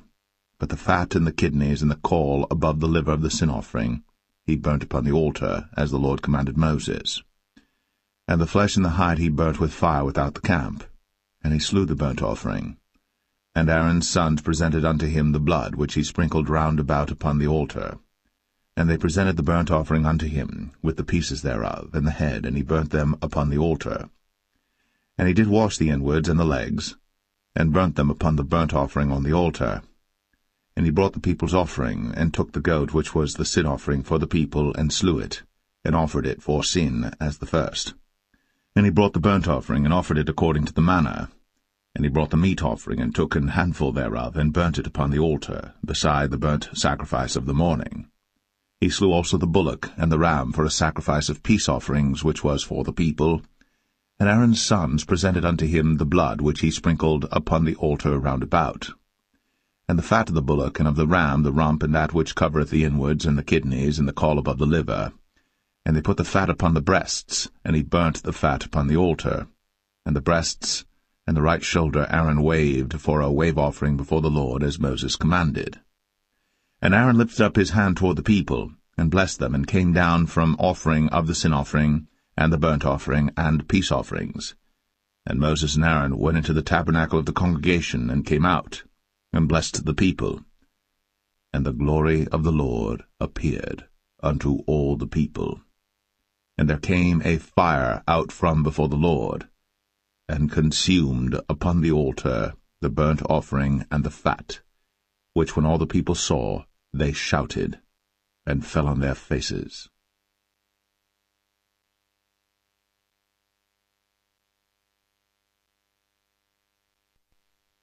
Leviticus 10. And Nadab and Abihu, the sons of Aaron, took either of them his censer, and put fire therein, and put incense thereon, and offered strange fire before the Lord, which he commanded them not. And there went out fire from the Lord, and devoured them, and they died before the Lord. Then Moses said unto Aaron, This is it that the Lord spake, saying, I will be sanctified in them that come nigh me, and before all the people I will be glorified. And Aaron held his peace. And Moses called Mishael and Elzaphan, the sons of Uzziel, the uncle of Aaron, and said unto them, Come near, carry your brethren from before the sanctuary out of the camp. So they went near, and carried them in their coats out of the camp, as Moses had said. And Moses said unto Aaron, and unto Eleazar, and unto Ithamar his sons, Uncover not your heads, neither rend your clothes, lest ye die, and lest wrath come upon all the people. But let your brethren, the whole house of Israel, bewail the burning which the Lord hath kindled. And ye shall not go out from the door of the tabernacle of the congregation, lest ye die. For the anointing oil of the Lord is upon you.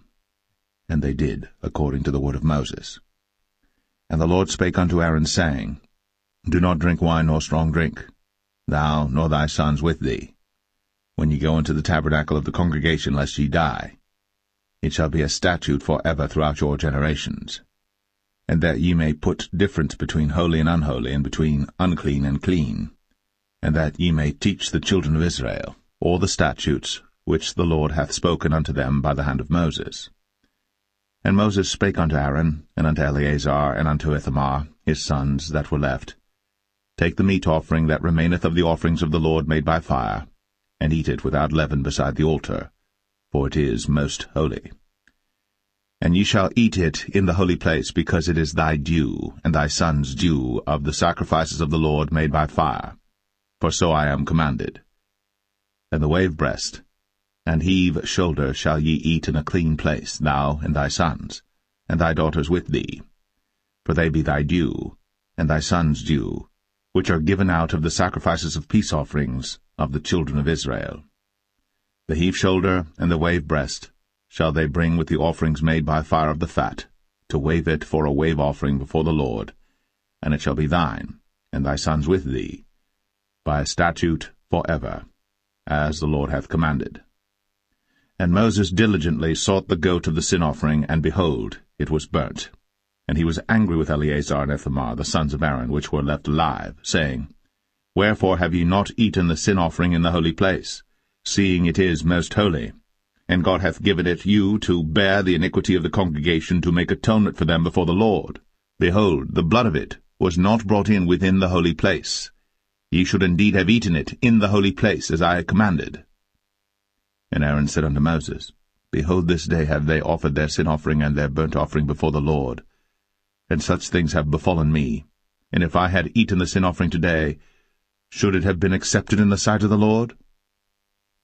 And when Moses heard that, he was content.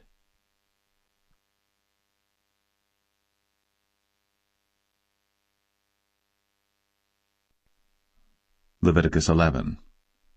And the Lord spake unto Moses and to Aaron, saying unto them, Speak unto the children of Israel, saying, These are the beasts, which ye shall eat among all the beasts that are on the earth. Whatsoever parteth the hoof, and is cloven-footed, and cheweth the cud, among the beasts, that shall ye eat. Nevertheless these shall ye not eat of them that chew the cud, or of them that divide the hoof, as the camel, because he cheweth the cud, but divided not the hoof, he is unclean unto you. And the coney, because he cheweth the cud, but divideth not the hoof, he is unclean unto you. And the hare, because he cheweth the cud, but divideth not the hoof, he is unclean unto you. And the swine, though he divide the hoof, and be cloven-footed, yet he cheweth not the cud, he is unclean to you. Of their flesh shall ye not eat, and their carcass shall ye not touch, they are unclean to you. These shall ye eat of all that are in the waters. Whatsoever hath fins and scales in the waters, in the seas, and in the rivers, them shall ye eat. And all that have not fins and scales in the seas, and in the rivers, of all that move in the waters, and of any living thing which is in the waters, they shall be an abomination unto you. They shall be even an abomination unto you. Ye shall not eat of their flesh, but ye shall have their carcasses in abomination. Whatsoever hath no fins nor scales in the waters, that shall be an abomination unto you. And these are they which ye shall have in abomination among the fowls. They shall not be eaten. They are an abomination, the eagle, and the ossifrage, and the osprey, and the vulture, and the kite after his kind, every raven after his kind, and the owl, and the nighthawk, and the cuckoo, and the hawk after his kind, and the little owl, and the cormorant, and the great owl, and the swan, and the pelican, and the gyre eagle, and the stork, the heron after her kind, and the lapwing, and the bat. All fowls that creep, going upon all four, shall be an abomination unto you. Yet these may ye eat of every flying creeping thing that goeth upon all four, which have legs above their feet, to leap withal upon the earth. Even these of them ye may eat, the locust after his kind, and the bald locust after his kind, and the beetle after his kind, and the grasshopper after his kind. But all other flying creeping things which have 4 feet shall be an abomination unto you. And for these ye shall be unclean. Whosoever toucheth the carcass of them shall be unclean until the even. And whosoever beareth aught of the carcass of them shall wash his clothes, and be unclean until the even. The carcasses of every beast which divideth the hoof, and is not cloven-footed, nor cheweth the cud, are unclean unto you. Every one that toucheth them shall be unclean. And whatsoever goeth upon his paws among all manner of beasts that go on all four, those are unclean unto you. Whoso toucheth their carcass shall be unclean until the even. And he that beareth the carcass of them shall wash his clothes, and be unclean until the even. They are unclean unto you. These also shall be unclean unto you among the creeping things that creep upon the earth, the weasel, and the mouse, and the tortoise after his kind, and the ferret, and the chameleon, and the lizard, and the snail, and the mole. These are unclean to you among all that creep. Whosoever doth touch them, when they be dead, shall be unclean until the even. And upon whatsoever any of them, when they are dead, doth fall, it shall be unclean, whether it be any vessel of wood, or raiment, or skin, or sack, whatsoever vessel it be, wherein any work is done, it must be put into water, and it shall be unclean until the even. So it shall be cleansed. And every earthen vessel, whereinto any of them falleth, whatsoever is in it shall be unclean, and ye shall break it. Of all meat which may be eaten, that on which such water cometh shall be unclean, and all drink that may be drunk in every such vessel shall be unclean. And everything whereupon any part of their carcass falleth shall be unclean, whether it be oven, or ranges, or pots, they shall be broken down, for they are unclean, and shall be unclean unto you. Nevertheless a fountain or pit wherein there is plenty of water shall be clean, but that which toucheth their carcass shall be unclean. And if any part of their carcass fall upon any sowing seed which is to be sown, it shall be clean. But if any water be put upon the seed, and any part of their carcass fall thereon, it shall be unclean unto you. And if any beast, of which ye may eat, die, he that toucheth the carcass thereof shall be unclean until the even. And he that eateth of the carcass of it shall wash his clothes, and be unclean until the even. He also that beareth the carcass of it shall wash his clothes, and be unclean until the even. And every creeping thing that creepeth upon the earth shall be an abomination, it shall not be eaten. Whatsoever goeth upon the belly, and whatsoever goeth upon all four, or whatsoever hath more feet among all creeping things that creep upon the earth, them ye shall not eat, for they are an abomination. Ye shall not make yourselves abominable with any creeping thing that creepeth, neither shall ye make yourselves unclean with them, that ye should be defiled thereby. For I am the Lord your God. Ye shall therefore sanctify yourselves, and ye shall be holy, for I am holy. Neither shall ye defile yourselves with any manner of creeping thing that creepeth upon the earth. For I am the Lord that bringeth you up out of the land of Egypt, to be your God. Ye shall therefore be holy, for I am holy. This is the law of the beasts, and of the fowl, and of every living creature that moveth in the waters, and of every creature that creepeth upon the earth, to make a difference between the unclean and the clean, and between the beast that may be eaten and the beast that may not be eaten.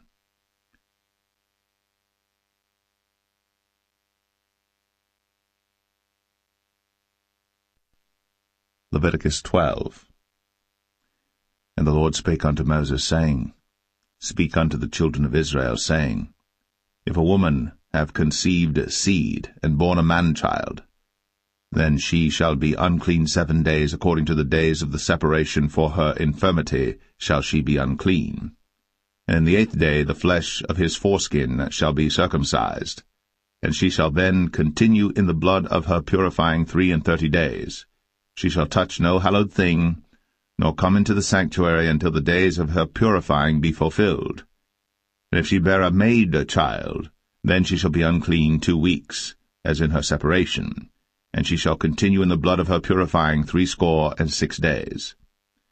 And when the days of her purifying are fulfilled, for a son or for a daughter, she shall bring a lamb of the first year for a burnt offering, and a young pigeon, or a turtle dove, for a sin offering, unto the door of the tabernacle of the congregation, unto the priest, who shall offer it before the Lord, and make an atonement for her, and she shall be cleansed from the issue of her blood.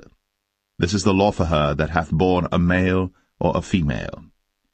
And if she be not able to bring a lamb, then she shall bring 2 turtles or 2 young pigeons, the one for the burnt offering and the other for a sin offering, and the priest shall make an atonement for her, and she shall be clean.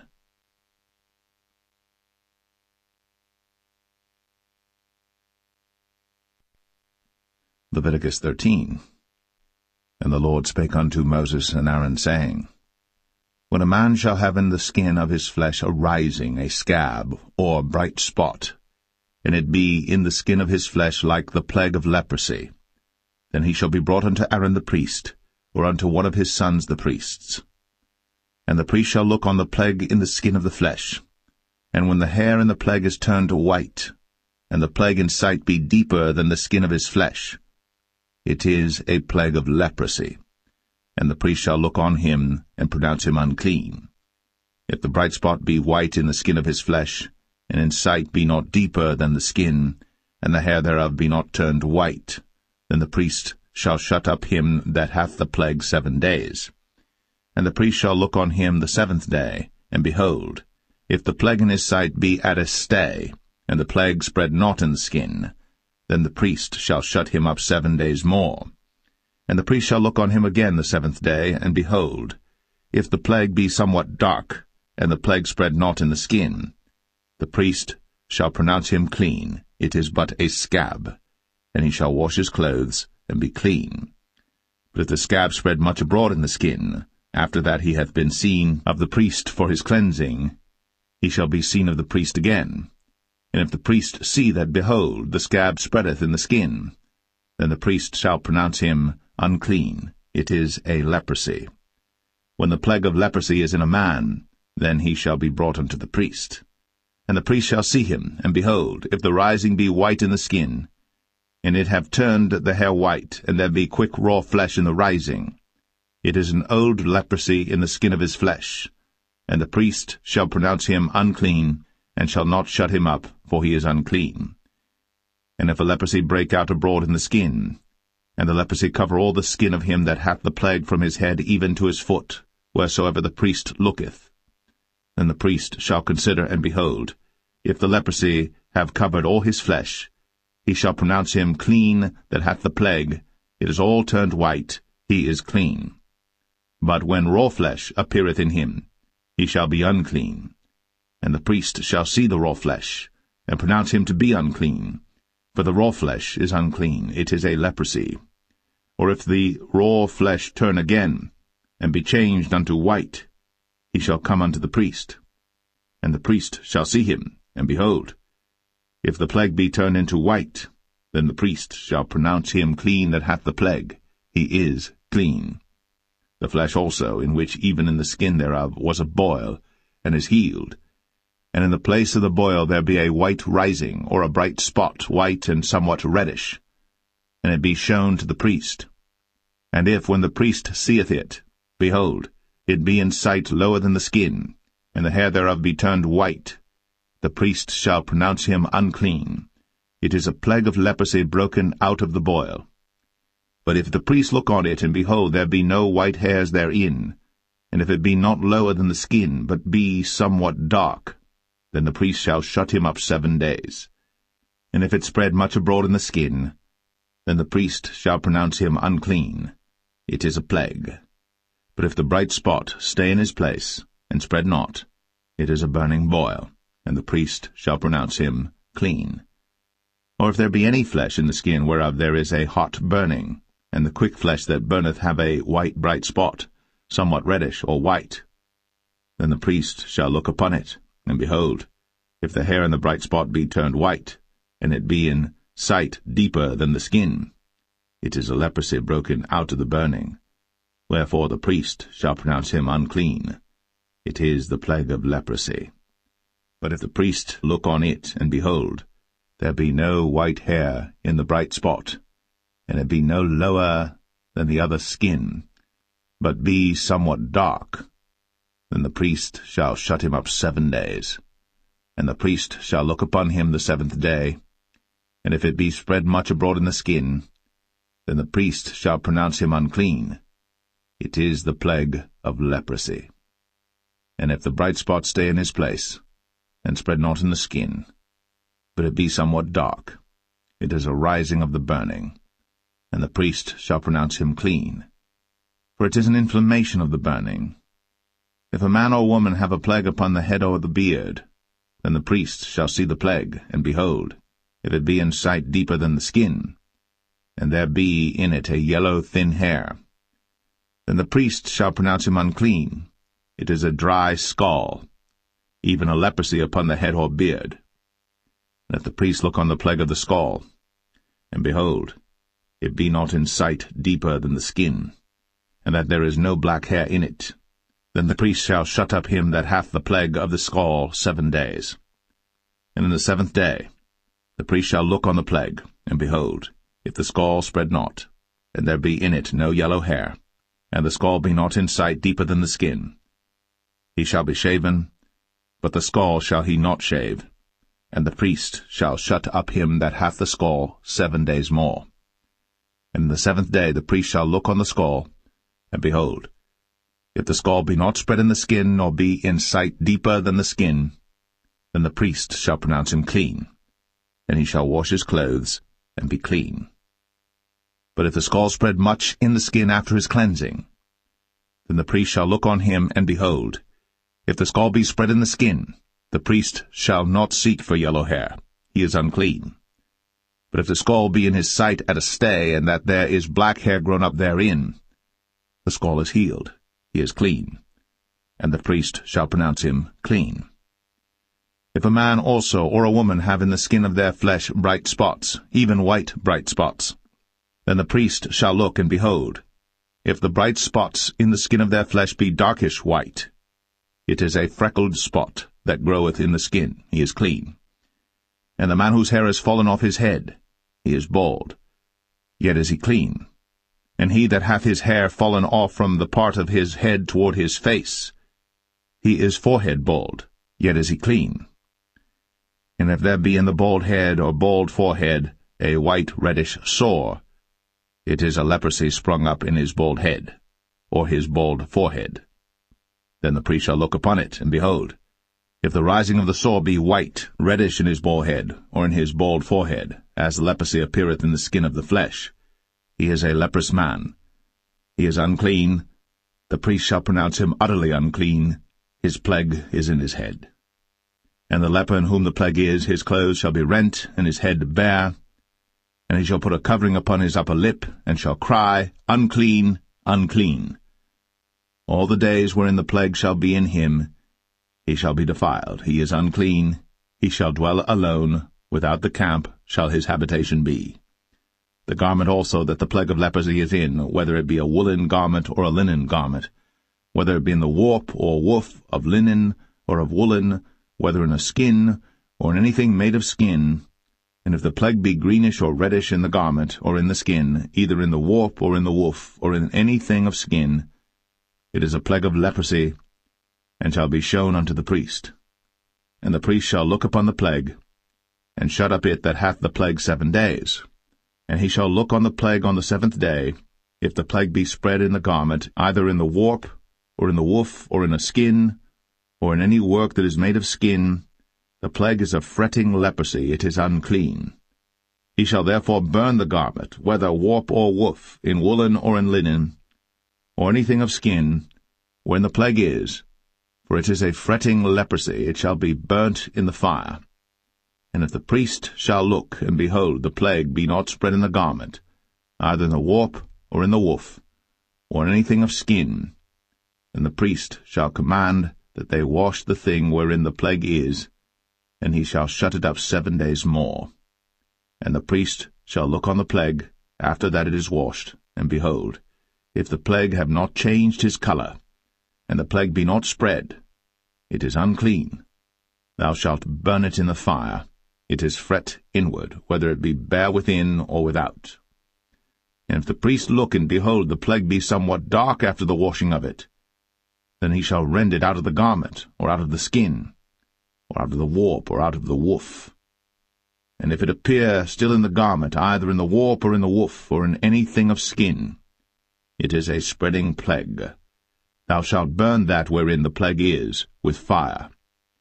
And the garment, either warp, or woof, or whatsoever thing of skin it be, which thou shalt wash, if the plague be departed from them, then it shall be washed the 2nd time, and shall be clean. This is the law of the plague of leprosy in a garment of woolen or linen, either in the warp or woof, or anything of skins, to pronounce it clean, or to pronounce it unclean.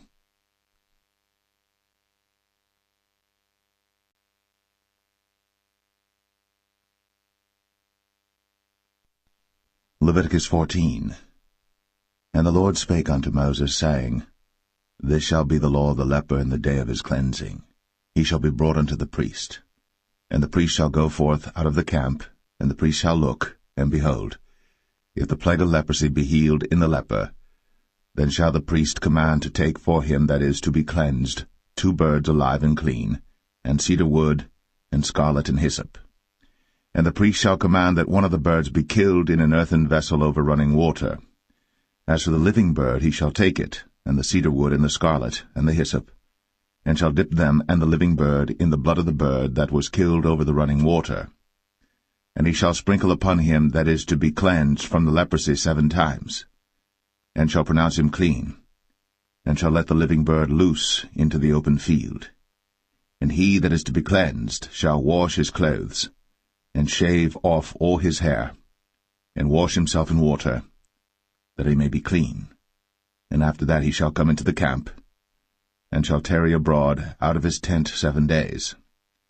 But it shall be on the 7th day that he shall shave all his hair off his head, and his beard, and his eyebrows. Even all his hair he shall shave off.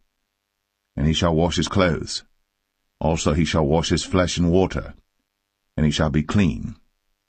And on the 8th day he shall take 2 he-lambs without blemish, and 1 ewe-lamb of the first year without blemish, and 3/10 deals of fine flour for a meat offering, mingled with oil, and 1 log of oil.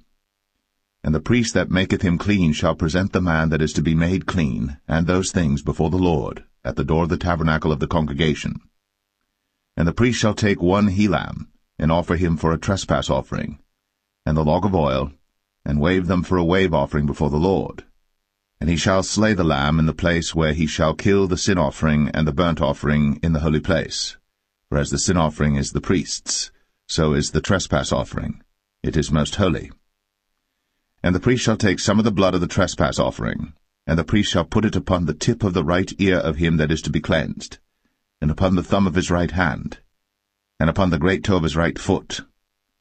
And the priest shall take some of the log of oil, and pour it into the palm of his own left hand. And the priest shall dip his right finger in the oil that is in his left hand, and shall sprinkle of the oil with his finger 7 times before the Lord. And of the rest of the oil that is in his hand shall the priest put upon the tip of the right ear of him that is to be cleansed, and upon the thumb of his right hand, and upon the great toe of his right foot, upon the blood of the trespass offering. And the remnant of the oil that is in the priest's hand he shall pour upon the head of him that is to be cleansed, and the priest shall make an atonement for him before the Lord. And the priest shall offer the sin offering, and make an atonement for him that is to be cleansed from his uncleanness. And afterward he shall kill the burnt offering. And the priest shall offer the burnt offering and the meat offering upon the altar. And the priest shall make an atonement for him, and he shall be clean.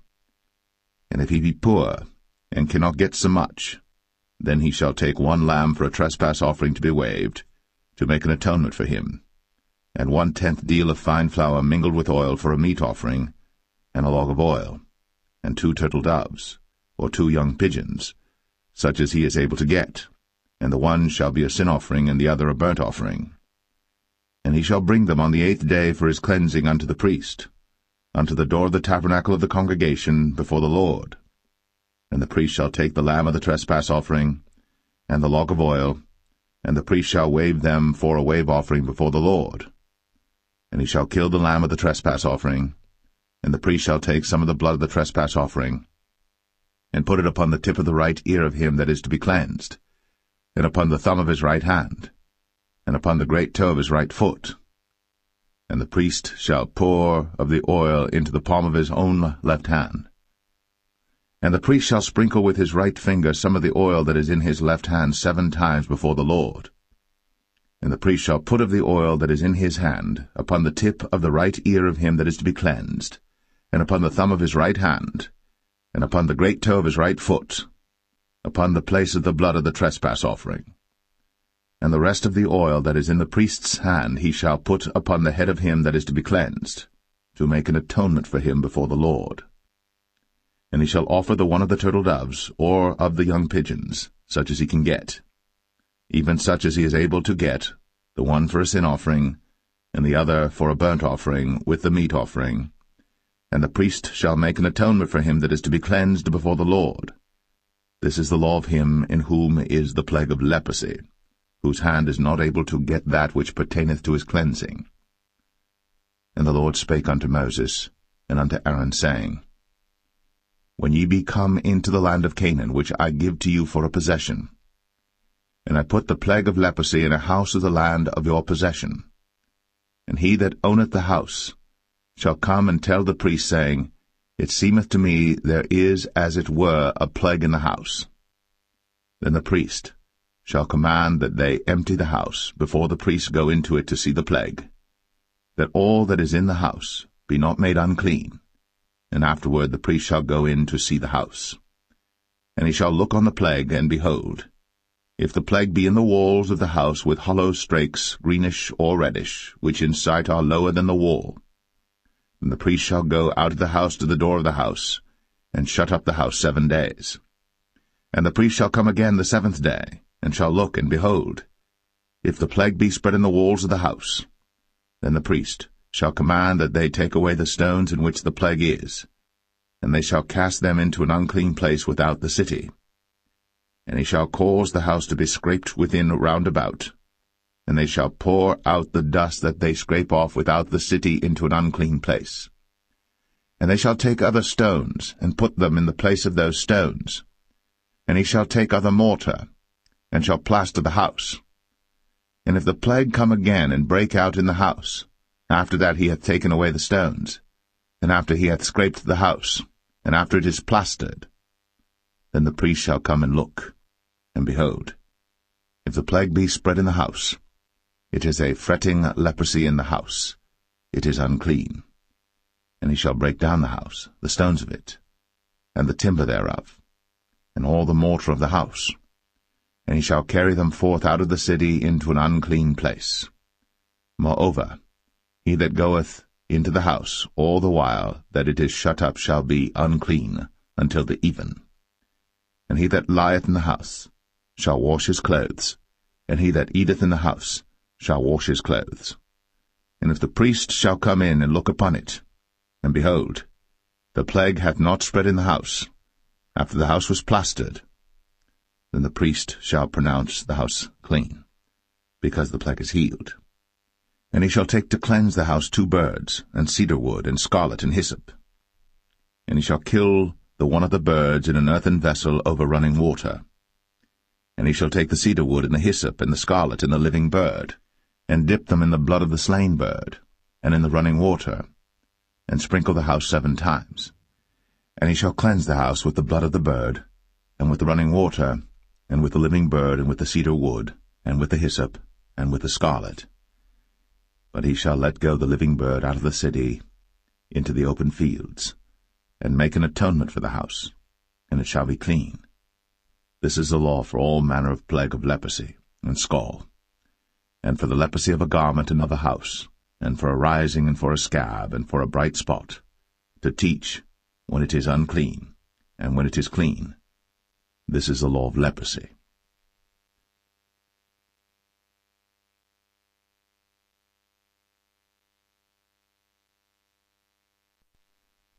Leviticus 15. And the Lord spake unto Moses and to Aaron, saying, Speak unto the children of Israel, and say unto them, When any man hath a running issue out of his flesh, because of his issue he is unclean. And this shall be his uncleanness in his issue, whether his flesh run with his issue, or his flesh be stopped from his issue, it is his uncleanness. Every bed whereon he lieth that hath the issue is unclean, and everything whereon he sitteth shall be unclean. And whosoever toucheth his bed shall wash his clothes, and bathe himself in water, and be unclean until the even.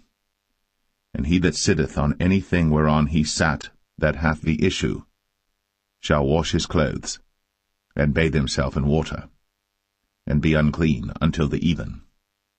And he that toucheth the flesh of him that hath the issue shall wash his clothes, and bathe himself in water, and be unclean until the even. And if he that hath the issue spit upon him that is clean, then he shall wash his clothes, and bathe himself in water, and be unclean until the even. And what saddle soever he rideth upon that hath the issue shall be unclean. And whosoever toucheth anything that was under him shall be unclean until the even. And he that beareth any of those things shall wash his clothes, and bathe himself in water, and be unclean until the even. And whomsoever he toucheth that hath the issue, and hath not rinsed his hands in water, he shall wash his clothes, and bathe himself in water, and be unclean until the even. And the vessel of earth that he toucheth, which hath the issue, shall be broken, and every vessel of wood shall be rinsed in water. And when he that hath an issue is cleansed of his issue, then he shall number to himself 7 days for his cleansing, and wash his clothes, and bathe his flesh in running water, and shall be clean. And on the 8th day he shall take to him 2 turtle doves, or 2 young pigeons, and come before the Lord unto the door of the tabernacle of the congregation, and give them unto the priest. And the priest shall offer them, the one for a sin offering, and the other for a burnt offering, and the priest shall make an atonement for him before the Lord for his issue. And if any man's seed of copulation go out from him, then he shall wash all his flesh in water, and be unclean until the even. And every garment and every skin whereon is the seed of copulation shall be washed with water, and be unclean until the even. The woman also with whom man shall lie with seed of copulation, they shall both bathe themselves in water, and be unclean until the even. And if a woman have an issue, and her issue in her flesh be blood, she shall be put apart 7 days, and whosoever toucheth her shall be unclean until the even. And everything that she lieth upon in her separation shall be unclean. Everything also that she sitteth upon shall be unclean. And whosoever toucheth her bed shall wash his clothes, and bathe himself in water, and be unclean until the even. And whosoever toucheth anything that she sat upon shall wash his clothes, and bathe himself in water, and be unclean until the even. And if it be on her bed, or on any thing whereon she sitteth, when he toucheth it, he shall be unclean until the even. And if any man lie with her at all, and her flowers be upon him, he shall be unclean 7 days, and all the bed whereon he lieth shall be unclean. And if a woman have an issue of her blood many days out of the time of her separation, or if it run beyond the time of her separation, all the days of the issue of her uncleanness shall be as the days of her separation. She shall be unclean. Every bed whereon she lieth all the days of her issue shall be unto her as the bed of her separation. And whatsoever she sitteth upon shall be unclean, as the uncleanness of her separation.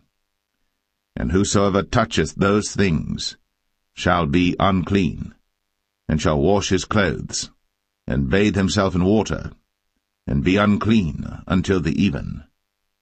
But if she be cleansed of her issue, then she shall number to herself 7 days, and after that she shall be clean. And on the 8th day she shall take unto her 2 turtles, or 2 young pigeons, and bring them unto the priest, to the door of the tabernacle of the congregation.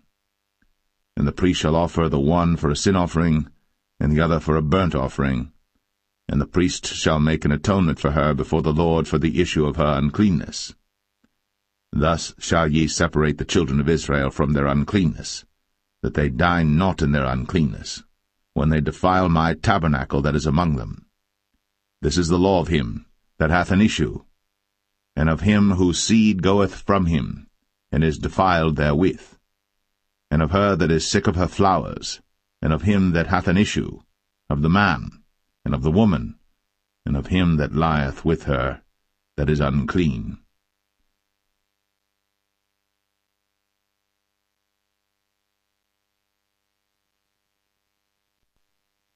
Leviticus 16. And the Lord spake unto Moses after the death of the 2 sons of Aaron, when they offered before the Lord and died. And the Lord said unto Moses, Speak unto Aaron thy brother, that he come not at all times into the holy place within the veil before the mercy seat, which is upon the ark, that he die not. For I will appear in the cloud upon the mercy seat. Thus shall Aaron come into the holy place with a young bullock for a sin offering, and a ram for a burnt offering. He shall put on the holy linen coat, and he shall have the linen breeches upon his flesh, and shall be girded with a linen girdle, and with the linen mitre shall he be attired. These are holy garments. Therefore shall he wash his flesh in water, and so put them on. And he shall take of the congregation of the children of Israel 2 kids of the goats for a sin offering, and 1 ram for a burnt offering. And Aaron shall offer his bullock of the sin offering which is for himself, and make an atonement for himself, and for his house. And he shall take the 2 goats and present them before the Lord at the door of the tabernacle of the congregation. And Aaron shall cast lots upon the 2 goats, 1 lot for the Lord, and the other lot for the scapegoat. And Aaron shall bring the goat upon which the Lord's lot fell, and offer him for a sin offering. But the goat on which the lot fell to be the scapegoat shall be presented alive before the Lord to make an atonement with him, and to let him go for a scapegoat into the wilderness. And Aaron shall bring the bullock of the sin offering which is for himself, and shall make an atonement for himself, and for his house, and shall kill the bullock of the sin offering which is for himself. And he shall take a censer full of burning coals of fire from off the altar before the Lord, and his hands full of sweet incense beaten small, and bring it within the veil. And he shall put the incense upon the fire before the Lord, that the cloud of the incense may cover the mercy seat that is upon the testimony, that he die not. And he shall take of the blood of the bullock, and sprinkle it with his finger upon the mercy seat eastward, and before the mercy seat shall he sprinkle of the blood with his finger 7 times. Then shall he kill the goat of the sin offering that is for the people, and bring his blood within the veil, and do with that blood as he did with the blood of the bullock, and sprinkle it upon the mercy seat, and before the mercy seat. And he shall make an atonement for the holy place, because of the uncleanness of the children of Israel, and because of their transgressions and all their sins. And so shall he do for the tabernacle of the congregation that remaineth among them in the midst of their uncleanness. And there shall be no man in the tabernacle of the congregation when he goeth in to make an atonement in the holy place, until he come out, and have made an atonement for himself, and for his household, and for all the congregation of Israel. And he shall go out unto the altar that is before the Lord, and make an atonement for it, and shall take of the blood of the bullock, and of the blood of the goat, and put it upon the horns of the altar round about. And he shall sprinkle of the blood upon it with his finger 7 times, and cleanse it, and hallow it from the uncleanness of the children of Israel. And when he hath made an end of reconciling the holy place, and the tabernacle of the congregation, and the altar, he shall bring the live goat. And Aaron shall lay both his hands upon the head of the live goat, and confess over him all the iniquities of the children of Israel, and all their transgressions and all their sins, putting them upon the head of the goat, and shall send him away by the hand of a fit man into the wilderness. And the goat shall bear upon him all their iniquities unto a land not inhabited. And he shall let go the goat in the wilderness. And Aaron shall come into the tabernacle of the congregation, and shall put off the linen garments, which he put on when he went into the holy place, and shall leave them there. And he shall wash his flesh with water in the holy place, and put on his garments, and come forth, and offer his burnt offering, and the burnt offering of the people, and make an atonement for himself and for the people. And the fat of the sin offering shall he burn upon the altar. And he that let go the goat for the scapegoat shall wash his clothes, and bathe his flesh in water, and afterward come into the camp. And the bullock for the sin offering, and the goat for the sin offering, whose blood was brought in to make atonement in the holy place, shall one carry forth without the camp, and they shall burn in the fire their skins, and their flesh, and their dung. And he that burneth them shall wash his clothes, and bathe his flesh in water, and afterward he shall come into the camp. And this shall be a statute for ever unto you, that in the 7th month, on the 10th day of the month, ye shall afflict your souls, and do no work at all, whether it be one of your own country or a stranger that sojourneth among you. For on that day shall the priest make an atonement for you, to cleanse you, that ye may be clean from all your sins before the Lord. It shall be a Sabbath of rest unto you, and ye shall afflict your souls, by a statute for ever. And the priest, whom he shall anoint, and whom he shall consecrate to minister in the priest's office in his father's stead, shall make the atonement, and shall put on the linen clothes, even the holy garments. And he shall make an atonement for the holy sanctuary, and he shall make an atonement for the tabernacle of the congregation, and for the altar, and he shall make an atonement for the priests, and for all the people of the congregation.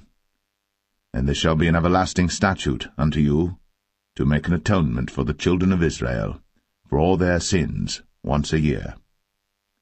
And he did, as the Lord commanded Moses.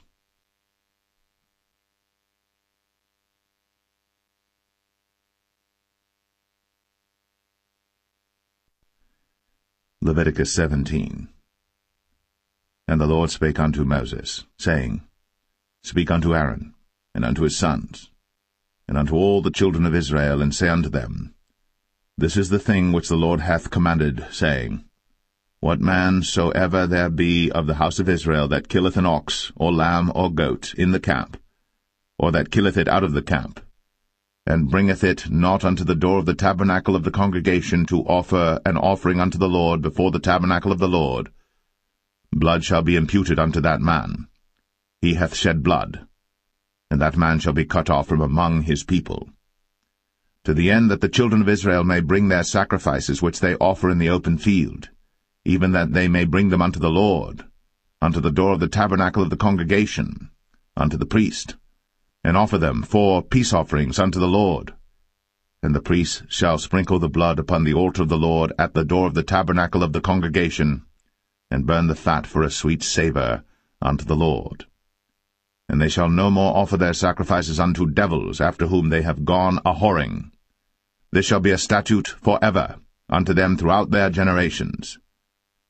And thou shalt say unto them, Whatsoever man there be of the house of Israel, or of the strangers which sojourn among you, that offereth a burnt offering or sacrifice, and bringeth it not unto the door of the tabernacle of the congregation, to offer it unto the Lord, even that man shall be cut off from among his people.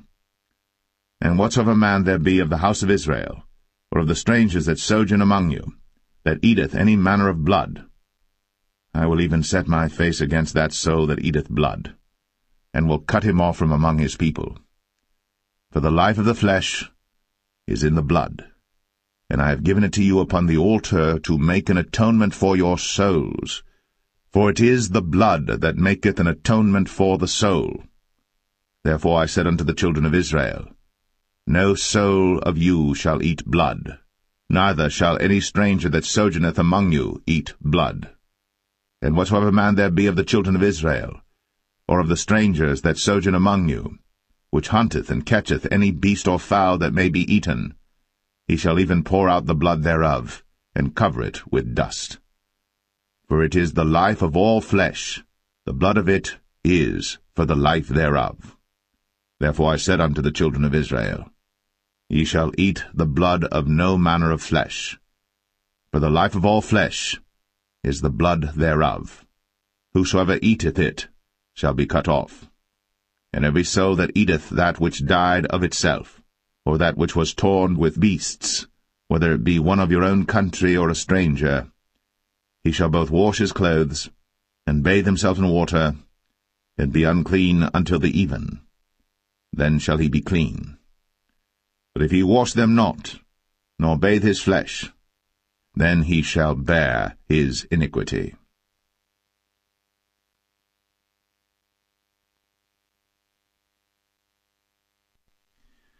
Leviticus 18. And the Lord spake unto Moses, saying, Speak unto the children of Israel, and say unto them, I am the Lord your God. After the doings of the land of Egypt, wherein ye dwelt, shall ye not do, and after the doings of the land of Canaan, whither I bring you, shall ye not do, neither shall ye walk in their ordinances. Ye shall do my judgments, and keep mine ordinances, to walk therein. I am the Lord your God. Ye shall therefore keep my statutes and my judgments, which if a man do, he shall live in them. I am the Lord. None of you shall approach to any that is near of kin to him, to uncover their nakedness. I am the Lord. The nakedness of thy father, or the nakedness of thy mother, shalt thou not uncover. She is thy mother, thou shalt not uncover her nakedness. The nakedness of thy father's wife shalt thou not uncover. It is thy father's nakedness. The nakedness of thy sister, the daughter of thy father, or daughter of thy mother, whether she be born at home, or born abroad, even their nakedness thou shalt not uncover. The nakedness of thy son's daughter, or of thy daughter's daughter, even their nakedness thou shalt not uncover. For theirs is thine own nakedness. The nakedness of thy father's wife's daughter, begotten of thy father, she is thy sister. Thou shalt not uncover her nakedness. Thou shalt not uncover the nakedness of thy father's sister. She is thy father's near kinswoman. Thou shalt not uncover the nakedness of thy mother's sister, for she is thy mother's near kinswoman. Thou shalt not uncover the nakedness of thy father's brother. Thou shalt not approach to his wife. She is thine aunt. Thou shalt not uncover the nakedness of thy daughter-in-law. She is thy son's wife. Thou shalt not uncover her nakedness. Thou shalt not uncover the nakedness of thy brother's wife. It is thy brother's nakedness. Thou shalt not uncover the nakedness of a woman and her daughter, neither shalt thou take her son's daughter, or her daughter's daughter, to uncover her nakedness, for they are her near kinswoman. It is wickedness. Neither shalt thou take a wife to her sister, to vex her, to uncover her nakedness, beside the other in her lifetime.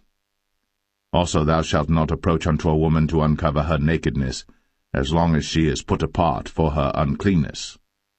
Moreover, thou shalt not lie carnally with thy neighbor's wife, to defile thyself with her. And thou shalt not let any of thy seed pass through the fire to Moloch, neither shalt thou profane the name of thy God. I am the Lord. Thou shalt not lie with mankind, as with womankind. It is abomination. Neither shalt thou lie with any beast, to defile thyself therewith.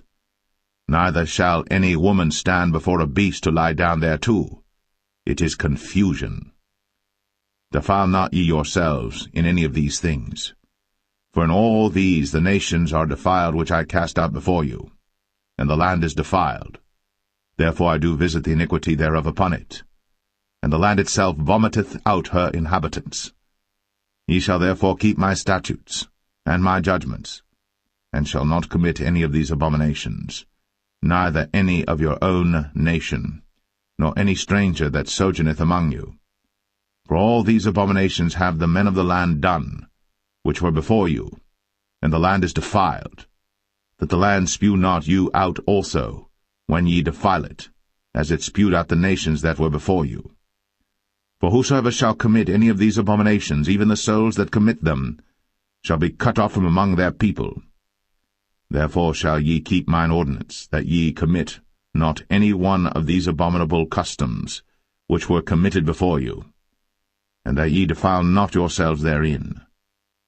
I am the Lord your God.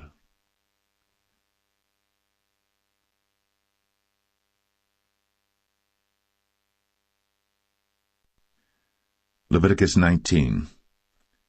And the Lord spake unto Moses, saying, Speak unto all the congregation of the children of Israel, and say unto them, Ye shall be holy, for I, the Lord your God, am holy.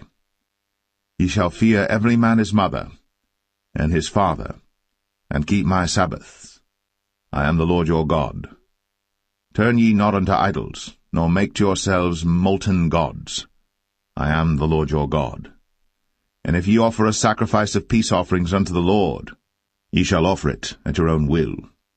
It shall be eaten the same day ye offer it, and on the morrow.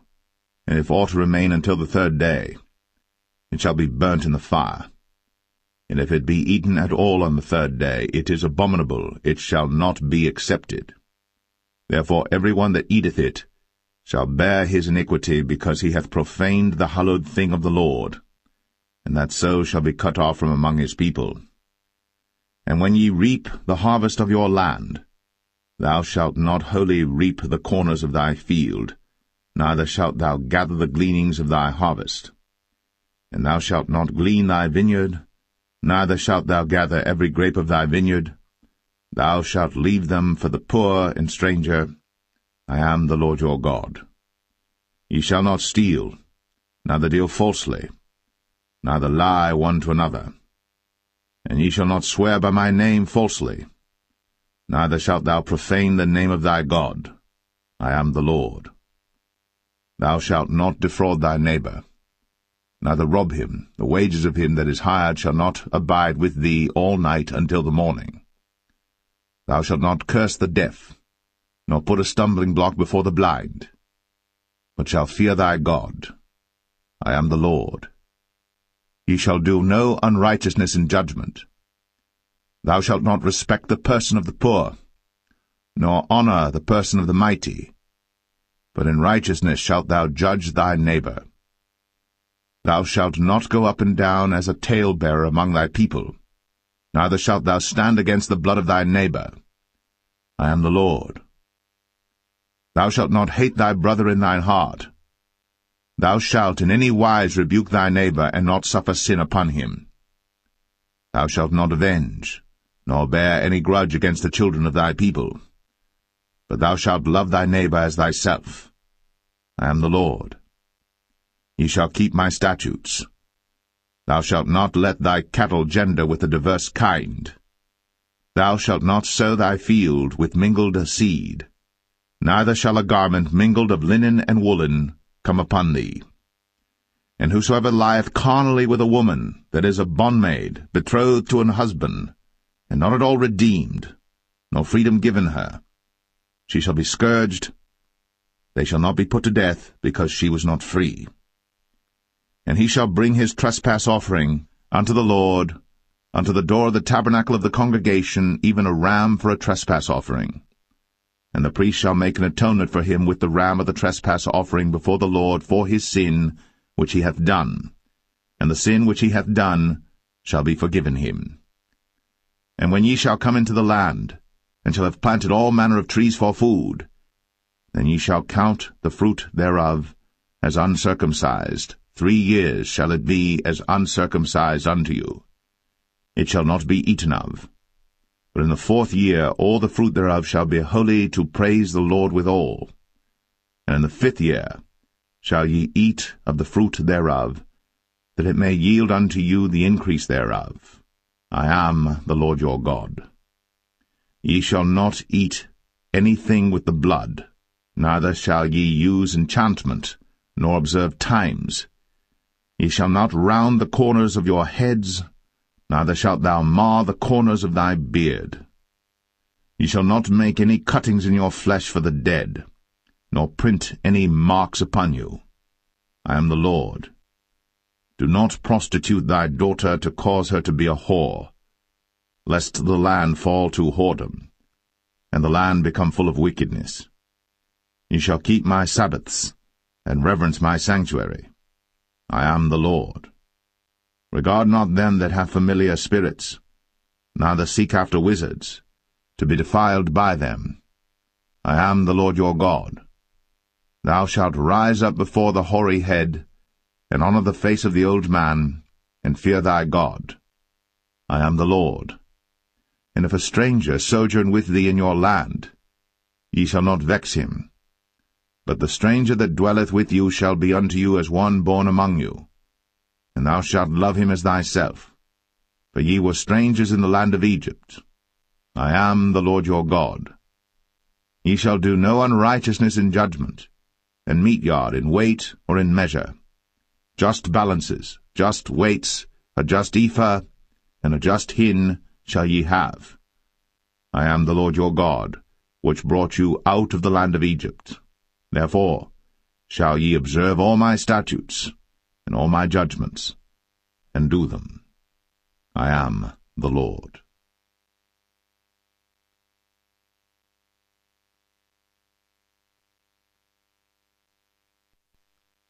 Leviticus 20. And the Lord spake unto Moses, saying, Again, thou shalt say to the children of Israel, Whosoever he be of the children of Israel, or of the strangers that sojourn in Israel, that giveth any of his seed unto Moloch, he shall surely be put to death. The people of the land shall stone him with stones. And I will set my face against that man, and will cut him off from among his people, because he hath given of his seed unto Moloch, to defile my sanctuary, and to profane my holy name. And if the people of the land do any ways hide their eyes from the man, when he giveth of his seed unto Moloch, and kill him not, then I will set my face against that man, and against his family, and will cut him off, and all that go a-whoring after him, to commit whoredom with Moloch from among their people. And the soul that turneth after such as have familiar spirits, and after wizards, to go a-whoring after them, I will even set my face against that soul, and will cut him off from among his people. Sanctify yourselves, therefore, and be ye holy, for I am the Lord your God. And ye shall keep my statutes, and do them. I am the Lord which sanctify you. For every one that curseth his father or his mother shall be surely put to death. He hath cursed his father or his mother, his blood shall be upon him.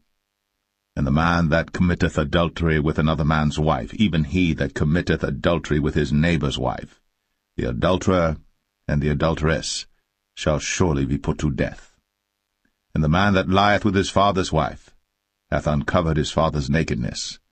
Both of them shall surely be put to death. Their blood shall be upon them. And if a man lie with his daughter-in-law, both of them shall surely be put to death. They have wrought confusion. Their blood shall be upon them. If a man also lie with mankind, as he lieth with a woman, both of them have committed an abomination. They shall surely be put to death. Their blood shall be upon them. And if a man take a wife and her mother, it is wickedness. They shall be burnt with fire, both he and they, that there be no wickedness among you. And if a man lie with a beast, he shall surely be put to death, and ye shall slay the beast. And if a woman approach unto any beast, and lie down thereto, thou shalt kill the woman and the beast. They shall surely be put to death. Their blood shall be upon them. And if a man shall take his sister, his father's daughter, or his mother's daughter, and see her nakedness, and she see his nakedness, it is a wicked thing, and they shall be cut off in the sight of their people. He hath uncovered his sister's nakedness, he shall bear his iniquity. And if a man shall lie with a woman having her sickness, and shall uncover her nakedness, he hath discovered her fountain, and she hath uncovered the fountain of her blood, and both of them shall be cut off from among their people. And thou shalt not uncover the nakedness of thy mother's sister, nor of thy father's sister, for he uncovereth his near kin. They shall bear their iniquity. And if a man shall lie with his uncle's wife, he hath uncovered his uncle's nakedness. They shall bear their sin. They shall die childless. And if a man shall take his brother's wife, it is an unclean thing. He hath uncovered his brother's nakedness. They shall be childless. Ye shall therefore keep all my statutes and all my judgments, and do them, that the land, whither I bring you to dwell therein, spew you not out. And ye shall not walk in the manners of the nation, which I cast out before you. For they committed all these things, and therefore I abhorred them. But I have said unto you, Ye shall inherit their land, and I will give it unto you to possess it, a land that floweth with milk and honey. I am the Lord your God, which have separated you from other people. Ye shall therefore put difference between clean beasts and unclean, and between unclean fowls and clean. And ye shall not make your souls abominable by beast, or by fowl, or by any manner of living thing that creepeth on the ground, which I have separated from you as unclean. And ye shall be holy unto me, for I the Lord am holy, and have severed you from other people, that ye should be mine. A man also, or woman that hath a familiar spirit, or that is a wizard, shall surely be put to death. They shall stone them with stones, their blood shall be upon them.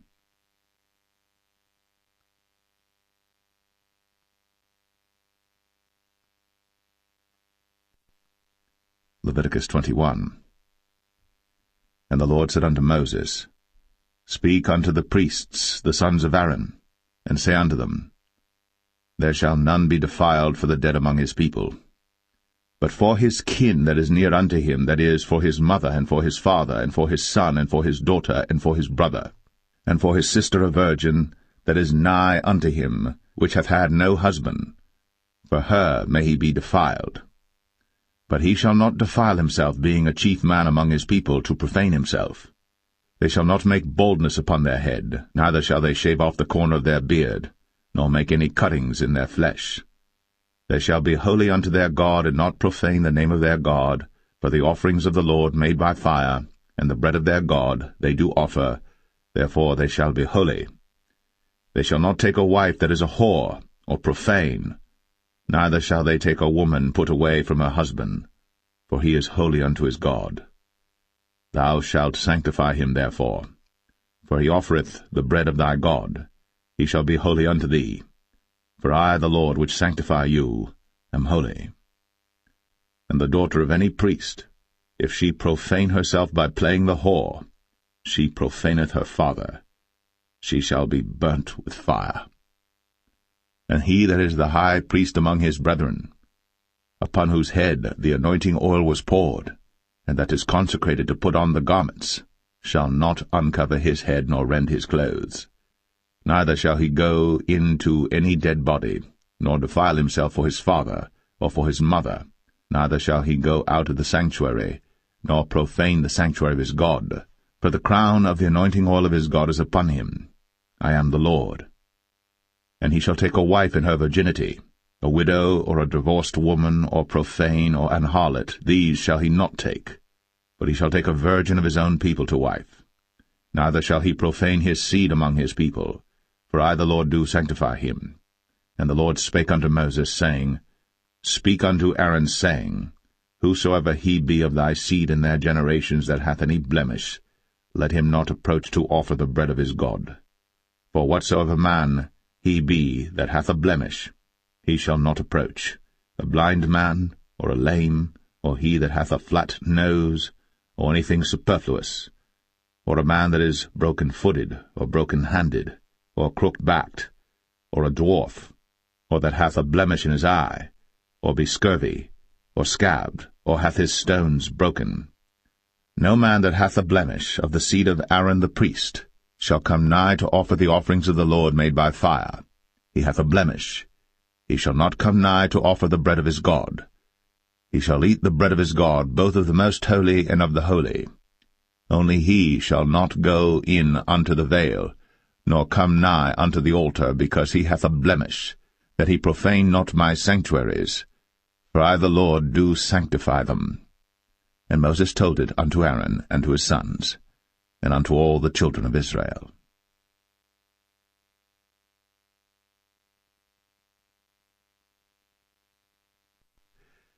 Leviticus 22. And the Lord spake unto Moses, saying, Speak unto Aaron and to his sons, that they separate themselves from the holy things of the children of Israel, and that they profane not my holy name in those things which they hallow unto me. I am the Lord. Say unto them, Whosoever he be of all your seed among your generations, that goeth unto the holy things, which the children of Israel hallow unto the Lord, having his uncleanness upon him, that soul shall be cut off from my presence. I am the Lord. What man soever of the seed of Aaron is a leper, or hath a running issue, he shall not eat of the holy things until he be clean. And whoso toucheth anything that is unclean by the dead, or a man whose seed goeth from him, or whosoever toucheth any creeping thing, whereby he may be made unclean, or a man of whom he may take uncleanness, whatsoever uncleanness he hath, the soul which hath touched any such shall be unclean until even, and shall not eat of the holy things, unless he wash his flesh with water. And when the sun is down, he shall be clean, and shall afterward eat of the holy things, because it is his food. That which dieth of itself, or is torn with beasts, he shall not eat to defile himself therewith. I am the Lord. They shall therefore keep mine ordinance, lest they bear sin for it, and die therefore, if they profane it. I the Lord do sanctify them. There shall no stranger eat of the holy thing. A sojourner of the priest, or an hired servant, shall not eat of the holy thing. But if the priest buy any soul with his money, he shall eat of it. And he that is born in his house, they shall eat of his meat. If the priest's daughter also be married unto a stranger, she may not eat of an offering of the holy things. But if the priest's daughter be a widow, or divorced, and have no child, and is returned unto her father's house, as in her youth, she shall eat of her father's meat, but there shall no stranger eat thereof. And if a man eat of the holy thing unwittingly, then he shall put the 5th part thereof unto it, and shall give it unto the priest with the holy thing. And they shall not profane the holy things of the children of Israel which they offer unto the Lord, or suffer them to bear the iniquity of trespass, when they eat their holy things, for I the Lord do sanctify them. And the Lord spake unto Moses, saying, Speak unto Aaron, and to his sons, and unto all the children of Israel, and say unto them, Whatsoever he be of the house of Israel, or of the strangers in Israel, that will offer his oblation for all his vows, and for all his freewill offerings, which they will offer unto the Lord for a burnt offering, ye shall offer at your own will a male without blemish, of the beeves, of the sheep, or of the goats. But whatsoever hath a blemish, that shall ye not offer, for it shall not be acceptable for you. And whosoever offereth a sacrifice of peace offerings unto the Lord to accomplish his vow, or a freewill offering in beeves or sheep, it shall be perfect to be accepted. There shall be no blemish therein. Blind, or broken, or maimed, or having a wen, or scurvy, or scabbed, ye shall not offer these unto the Lord, nor make an offering by fire of them upon the altar unto the Lord, either a bullock, or a lamb that hath anything superfluous or lacking in his parts, that mayest thou offer for a freewill offering, but for a vow it shall not be accepted. Ye shall not offer unto the Lord that which is bruised, or crushed, or broken, or cut. Neither shall ye make any offering thereof in your land. Neither from a stranger's hand shall ye offer the bread of your God of any of these, because their corruption is in them, and blemishes be in them. They shall not be accepted for you. And the Lord spake unto Moses, saying, When a bullock or a sheep or a goat is brought forth, then it shall be 7 days under the dam, and from the 8th day and thenceforth it shall be accepted for an offering made by fire unto the Lord. And whether it be cow or ewe, ye shall not kill it and her young both in 1 day. And when ye will offer a sacrifice of thanksgiving unto the Lord, offer it at your own will. On the same day it shall be eaten up. Ye shall leave none of it until the morrow. I am the Lord. Therefore shall ye keep my commandments, and do them. I am the Lord. Neither shall ye profane my holy name, but I will be hallowed among the children of Israel. I am the Lord which hallow you, that brought you out of the land of Egypt, to be your God. I am the Lord.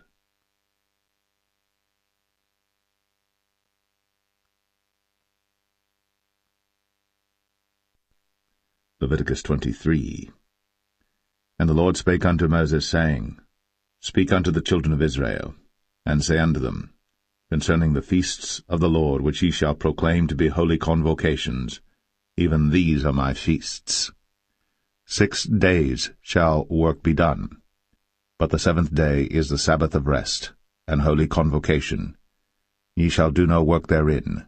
It is the Sabbath of the Lord in all your dwellings. These are the feasts of the Lord, even holy convocations, which ye shall proclaim in their seasons. In the 14th day of the 1st month at even is the Lord's Passover, and on the 15th day of the same month is the feast of unleavened bread unto the Lord. 7 days ye must eat unleavened bread. In the 1st day ye shall have an holy convocation. Ye shall do no servile work therein, but ye shall offer an offering made by fire unto the Lord 7 days. In the 7th day is an holy convocation. Ye shall do no servile work therein. And the Lord spake unto Moses, saying, Speak unto the children of Israel, and say unto them, When ye be come into the land which I give unto you, and shall reap the harvest thereof, then ye shall bring a sheaf of the firstfruits of your harvest unto the priest.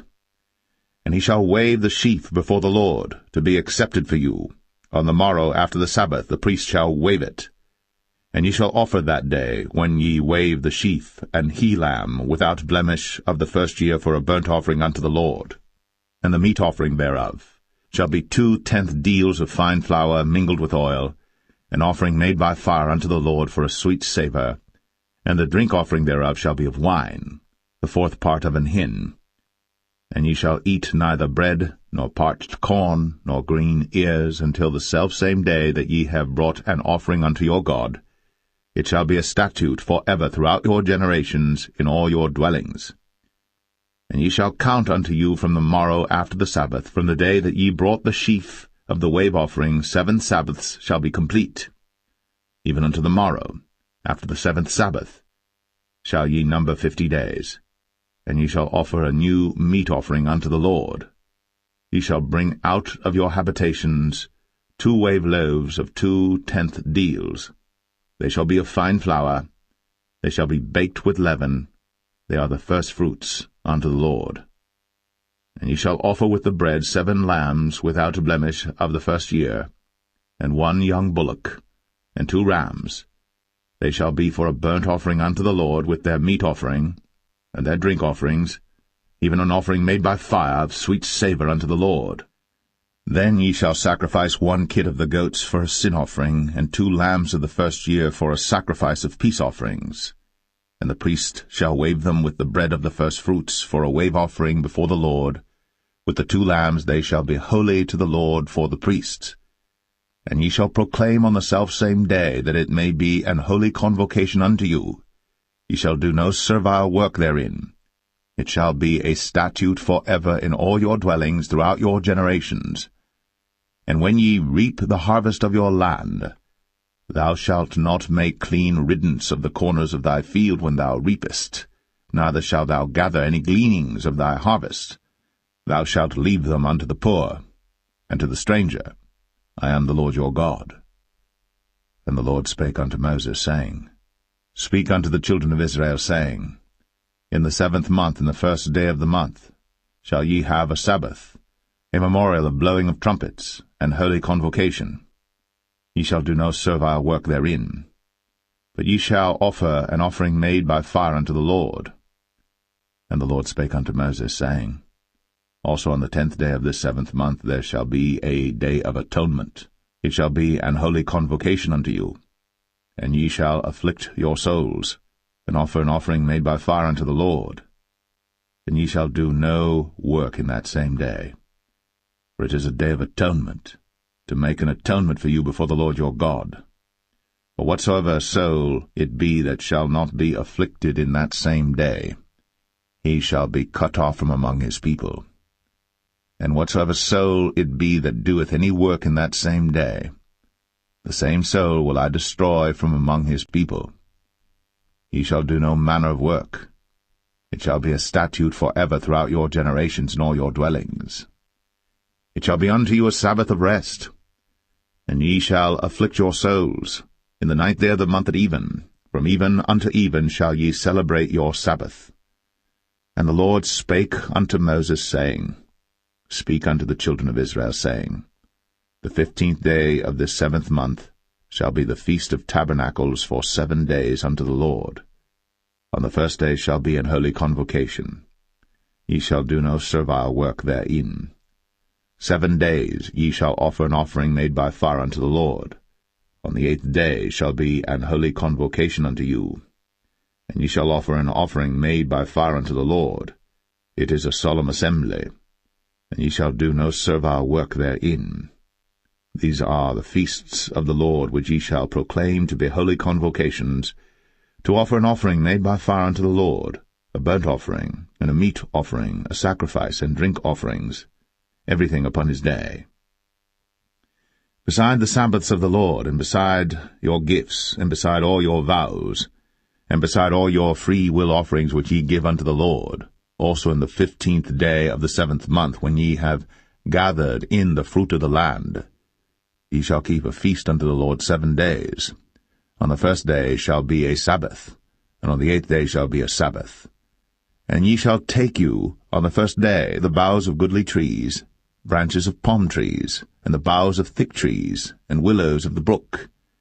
And ye shall rejoice before the Lord your God 7 days. And ye shall keep it a feast unto the Lord 7 days in the year. It shall be a statute for ever in your generations. Ye shall celebrate it in the 7th month. Ye shall dwell in booths 7 days. All that are Israelites born shall dwell in booths.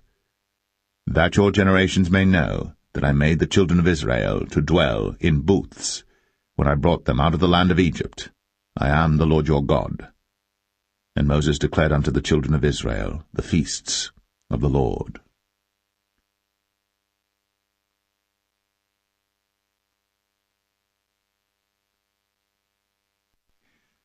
Leviticus 24. And the Lord spake unto Moses, saying, Command the children of Israel, that they bring unto thee pure oil olive beaten for the light, to cause the lamps to burn continually. Without the veil of the testimony, in the tabernacle of the congregation, shall Aaron order it from the evening unto the morning before the Lord continually. It shall be a statute for ever in your generations. He shall order the lamps upon the pure candlestick before the Lord continually. And thou shalt take fine flour, and bake 12 cakes thereof. 2 tenth deals shall be in one cake. And thou shalt set them in 2 rows, 6 in a row, upon the pure table before the Lord. And thou shalt put pure frankincense upon each row, that it may be on the bread for a memorial, even an offering made by fire unto the Lord. Every Sabbath he shall set it in order before the Lord continually, being taken from the children of Israel by an everlasting covenant. And it shall be Aaron's and his sons, and they shall eat it in the holy place. For it is most holy unto him of the offerings of the Lord made by fire, by a perpetual statute. And the son of an Israelitish woman, whose father was an Egyptian, went out among the children of Israel. And this son of the Israelitish woman and a man of Israel strove together in the camp. And the Israelitish woman's son blasphemed the name of the Lord, and cursed. And they brought him unto Moses. And his mother's name was Shilemeth, the daughter of Dibri of the tribe of Dan. And they put him in ward, that the mind of the Lord might be shown them. And the Lord spake unto Moses, saying, Bring forth him that hath cursed without the camp, and let all that heard him lay their hands upon his head, and let all the congregation stone him. And thou shalt speak unto the children of Israel, saying, Whosoever curseth his God shall bear his sin. And he that blasphemeth the name of the Lord, he shall surely be put to death. And all the congregation shall certainly stone him, as well the stranger, as he that is born in the land, when he blasphemeth the name of the Lord, shall be put to death. And he that killeth any man shall surely be put to death. And he that killeth a beast shall make it good, beast for beast. And if a man cause a blemish in his neighbor, as he hath done, so shall it be done to him. Breach for breach, eye for eye, tooth for tooth. As he hath caused a blemish in a man, so shall it be done to him again. And he that killeth a beast, he shall restore it. And he that killeth a man, he shall be put to death. Ye shall have one manner of law, as well for the stranger as for one of your own country. For I am the Lord your God. And Moses spake to the children of Israel, that they should bring forth him that had cursed out of the camp, and stone him with stones. And the children of Israel did as the Lord commanded Moses.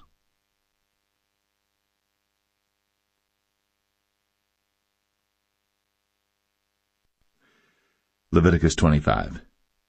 And the Lord spake unto Moses in Mount Sinai, saying, Speak unto the children of Israel, and say unto them, When ye come into the land which I give you, then shall the land keep a Sabbath unto the Lord. 6 years thou shalt sow thy field, and 6 years thou shalt prune thy vineyard, and gather in the fruit thereof. But in the 7th year shall be a Sabbath of rest unto the land, a Sabbath for the Lord. Thou shalt neither sow thy field, nor prune thy vineyard. That which groweth of its own accord of thy harvest thou shalt not reap, neither gather the grapes of thy vine undressed. For it is a year of rest unto the land, and the Sabbath of the land shall be meat for you, for thee and for thy servant, and for thy maid, and for thy hired servant, and for thy stranger that sojourneth with thee, and for thy cattle, and for the beasts that are in thy land shall all the increase thereof be meat. And thou shalt number 7 Sabbaths of years unto thee, 7 times 7 years, and the space of the 7 Sabbaths of years shall be unto thee 49 years. Then shalt thou cause the trumpet of the Jubilee to sound on the 10th day of the 7th month. In the day of atonement shall ye make the trumpet sound throughout all your land. And ye shall hallow the 50th year, and proclaim liberty throughout all the land unto all the inhabitants thereof. It shall be a jubilee unto you. And ye shall return every man unto his possession, and ye shall return every man unto his family. A jubilee shall that 50th year be unto you. Ye shall not sow, neither reap that which groweth of itself in it, nor gather the grapes in it of thy vine undressed. For it is the jubilee. It shall be holy unto you. Ye shall eat the increase thereof out of the field. In the year of this jubilee ye shall return every man unto his possession. And if thou sell aught unto thy neighbor, or buyest aught of thy neighbor's hand, ye shall not oppress one another. According to the number of years after the jubilee thou shalt buy of thy neighbor, and according unto the number of years of the fruits he shall sell unto thee. According to the multitude of years thou shalt increase the price thereof, and according to the fewness of years thou shalt diminish the price of it, for according to the number of the years of the fruits doth he sell unto thee. Ye shall not therefore oppress one another, but thou shalt fear thy God, for I am the Lord your God. Wherefore ye shall do my statutes, and keep my judgments, and do them. And ye shall dwell in the land in safety, and the land shall yield her fruit, and ye shall eat your fill, and dwell therein in safety. And if ye shall say, What shall we eat the 7th year? Behold, we shall not sow, nor gather in our increase. Then I will command my blessing upon you in the 6th year, and it shall bring forth fruit for 3 years. And ye shall sow the 8th year, and eat yet of old fruit until the 9th year. Until her fruits come in, ye shall eat of the old store. The land shall not be sold forever, for the land is mine. For ye are strangers and sojourners with me. And in all the land of your possession ye shall grant a redemption for the land. If thy brother be waxen poor, and hath sold away some of his possession, and if any of his kin come to redeem it, then shall he redeem that which his brother sold. And if the man have none to redeem it, and himself be able to redeem it, then let him count the years of the sale thereof, and restore the overplus unto the man to whom he sold it, that he may return unto his possession. But if he be not able to restore it to him, then that which is sold shall remain in the hand of him that hath bought it until the year of Jubilee, and in the Jubilee it shall go out, and he shall return unto his possession. And if a man sell a dwelling house in a walled city, then he may redeem it within a whole year after it is sold. Within a full year may he redeem it.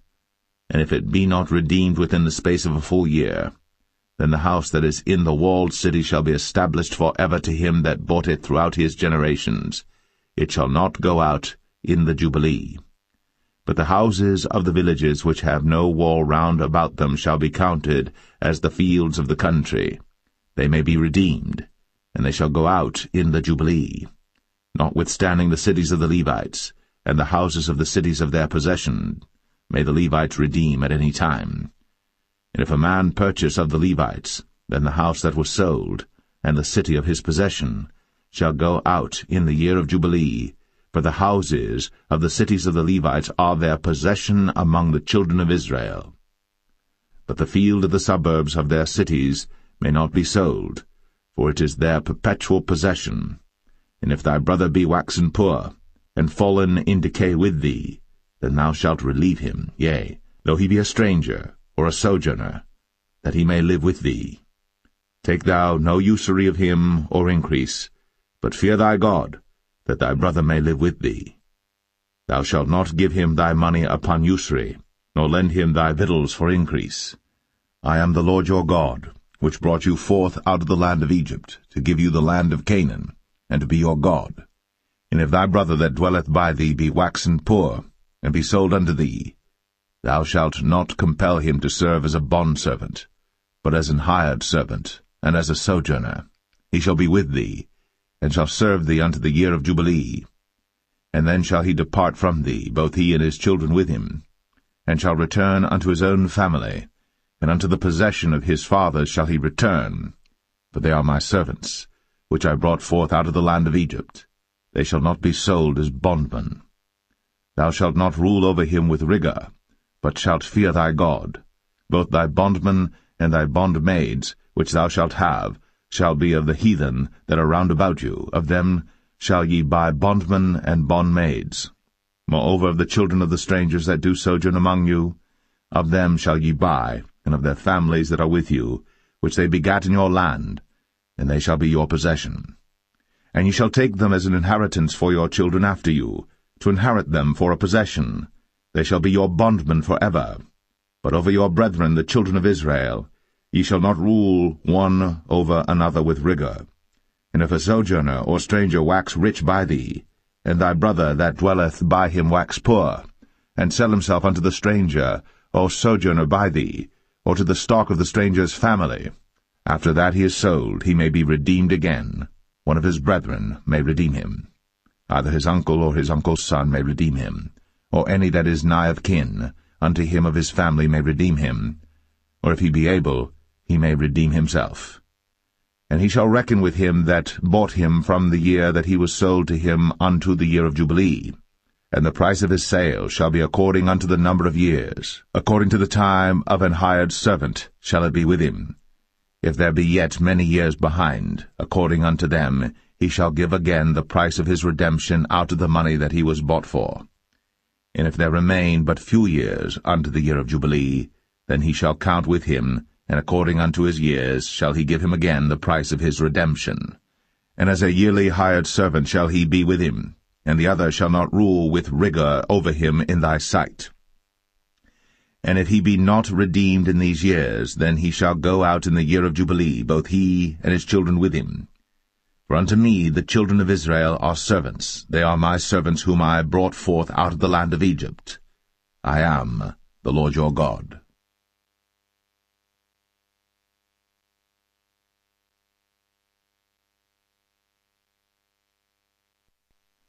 Leviticus 26. Ye shall make you no idols nor graven image, neither rear you up a standing image, neither shall ye set up any image of stone in your land, to bow down unto it, for I am the Lord your God. Ye shall keep my Sabbaths, and reverence my sanctuary. I am the Lord. If ye walk in my statutes, and keep my commandments, and do them, then I will give you rain in due season, and the land shall yield her increase, and the trees of the field shall yield their fruit. And your threshing shall reach unto the vintage, and the vintage shall reach unto the sowing time. And ye shall eat your bread to the full, and dwell in your land safely. And I will give peace in the land, and ye shall lie down, and none shall make you afraid. And I will rid evil beasts out of the land, neither shall the sword go through your land. And ye shall chase your enemies, and they shall fall before you by the sword. And 5 of you shall chase 100, and 100 of you shall put 10,000 to flight. And your enemies shall fall before you by the sword. For I will have respect unto you, and make you fruitful, and multiply you, and establish my covenant with you. And ye shall eat old store, and bring forth the old because of the new. And I will set my tabernacle among you, and my soul shall not abhor you. And I will walk among you, and will be your God, and ye shall be my people. I am the Lord your God, which brought you forth out of the land of Egypt, that ye should not be their bondmen. And I have broken the bands of your yoke, and made you go upright. But if ye will not hearken unto me, and will not do all these commandments, and if ye shall despise my statutes, or if your soul abhor my judgments, so that ye will not do all my commandments, but that ye break my covenant, I also will do this unto you. I will even appoint over you terror, consumption, and the burning ague, that shall consume the eyes, and cause sorrow of heart. And ye shall sow your seed in vain, for your enemies shall eat it. And I will set my face against you, and ye shall be slain before your enemies. They that hate you shall reign over you, and ye shall flee when none pursueth you. And if ye will not yet for all this hearken unto me, then I will punish you 7 times more for your sins. And I will break the pride of your power, and I will make your heaven as iron, and your earth as brass. And your strength shall be spent in vain. For your land shall not yield her increase, neither shall the trees of the land yield their fruits. And if ye walk contrary unto me, and will not hearken unto me, I will bring 7 times more plagues upon you according to your sins. I will also send wild beasts among you, which shall rob you of your children and destroy your cattle, and make you few in number, and your highways shall be desolate. And if ye will not be reformed by me by these things, but will walk contrary unto me, then will I also walk contrary unto you, and will punish you yet 7 times for your sins. And I will bring a sword upon you, that shall avenge the quarrel of my covenant. And when ye are gathered together within your cities, I will send the pestilence among you, and ye shall be delivered into the hand of the enemy. And when I have broken the staff of your bread, 10 women shall bake your bread in one oven, and they shall deliver you your bread again by weight, and ye shall eat and not be satisfied. And if ye will not for all this hearken unto me, but walk contrary unto me, then I will walk contrary unto you also in fury, and I, even I, will chastise you 7 times for your sins. And ye shall eat the flesh of your sons, and the flesh of your daughters shall ye eat. And I will destroy your high places, and cut down your images, and cast your carcasses upon the carcasses of your idols. And my soul shall abhor you. And I will make your cities waste, and bring your sanctuaries unto desolation, and I will not smell the savour of your sweet odours. And I will bring the land into desolation, and your enemies which dwell therein shall be astonished at it. And I will scatter you among the heathen, and will draw out a sword after you, and your land shall be desolate, and your cities waste. Then shall the land enjoy her Sabbaths, as long as it lieth desolate, and ye be in your enemy's land. Even then shall the land rest, and enjoy her Sabbaths. As long as it lieth desolate it shall rest, because it did not rest in your Sabbaths, when ye dwelt upon it. And upon them that are left alive of you I will send a faintness into their hearts in the lands of their enemies, and the sound of a shaken leaf shall chase them, and they shall flee, as fleeing from a sword, and they shall fall when none pursueth. And they shall fall one upon another, as it were before a sword, when none pursueth. And ye shall have no power to stand before your enemies, and ye shall perish among the heathen. And the land of your enemies shall eat you up, and they that are left of you shall pine away in their iniquity in your enemies' lands, and also in the iniquities of their fathers shall they pine away with them, if they shall confess their iniquity, and the iniquity of their fathers, with their trespass which they trespassed against me, and that also they have walked contrary unto me, and that I also have walked contrary unto them, and have brought them into the land of their enemies. If then their uncircumcised hearts be humbled, and they then accept of the punishment of their iniquity, then will I remember my covenant with Jacob, and also my covenant with Isaac, and also my covenant with Abraham will I remember, and I will remember the land. The land also shall be left of them, and shall enjoy her Sabbaths, while she lieth desolate without them. And they shall accept of the punishment of their iniquity, even because they despised my judgments, and because their soul abhorred my statutes. And yet for all that, when they be in the land of their enemies, I will not cast them away, neither will I abhor them to destroy them utterly, and to break my covenant with them, for I am the Lord their God. But I will for their sakes remember the covenant of their ancestors, whom I brought forth out of the land of Egypt, in the sight of the heathen, that I might be their God. I am the Lord. These are the statutes and judgments and laws which the Lord made between him and the children of Israel in Mount Sinai by the hand of Moses.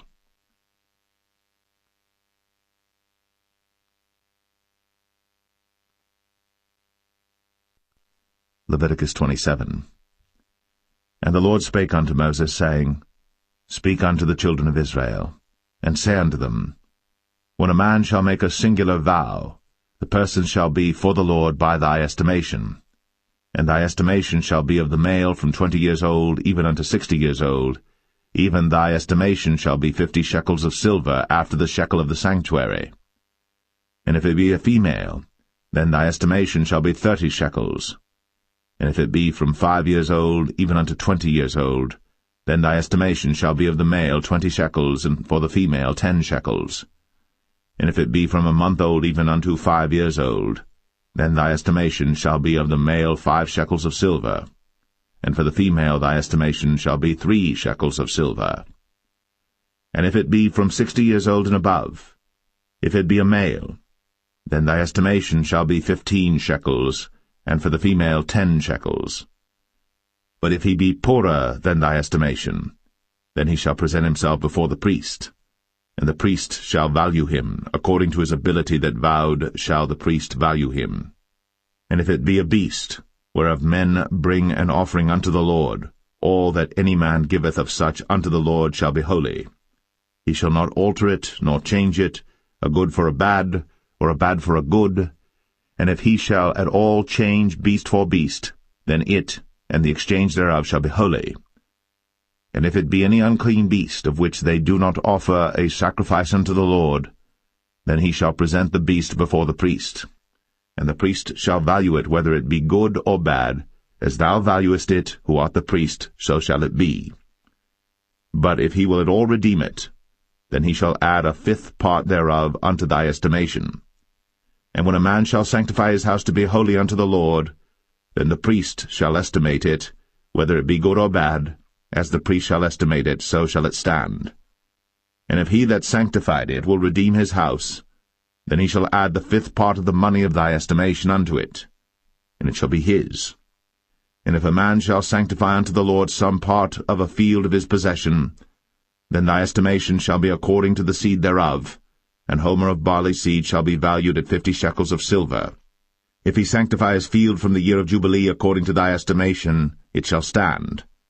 But if he sanctify his field after the Jubilee, then the priest shall reckon unto him the money according to the years that remain, even unto the year of the Jubilee, and it shall be abated from thy estimation. And if he that sanctified the field will in any wise redeem it, then he shall add the 5th part of the money of thy estimation unto it, and it shall be assured to him. And if he will not redeem the field, or if he have sold the field to another man, it shall not be redeemed any more. But the field, when it goeth out in the Jubilee, shall be holy unto the Lord, as a field devoted. The possession thereof shall be the priest's. And if a man sanctify unto the Lord a field which he hath bought, which is not of the fields of his possession, then the priest shall reckon unto him the worth of thy estimation, even unto the year of the Jubilee, and he shall give thine estimation in that day as a holy thing unto the Lord. In the year of the Jubilee the field shall return unto him of whom it was bought, even to him to whom the possession of the land did belong. And all thy estimation shall be according to the shekel of the sanctuary. 20 gerahs shall be the shekel. Only the firstling of the beasts, which should be the Lord's firstling, no man shall sanctify it, whether it be ox or sheep, it is the Lord's. And if it be of an unclean beast, then he shall redeem it according to thine estimation, and shall add a 5th part of it thereto. Or if it be not redeemed, then it shall be sold according to thy estimation. Notwithstanding no devoted thing, that a man shall devote unto the Lord of all that he hath, both of man and beast, and of the field of his possession, shall be sold or redeemed. Every devoted thing is most holy unto the Lord. None devoted, which shall be devoted of men, shall be redeemed, but shall surely be put to death. And all the tithe of the land, whether of the seed of the land or of the fruit of the tree, is the Lord's. It is holy unto the Lord. And if a man will at all redeem aught of his tithes, he shall add thereto the 5th part thereof. And concerning the tithe of the herd or of the flock, even of whatsoever passeth under the rod, the 10th shall be holy unto the Lord. He shall not search whether it be good or bad, neither shall he change it.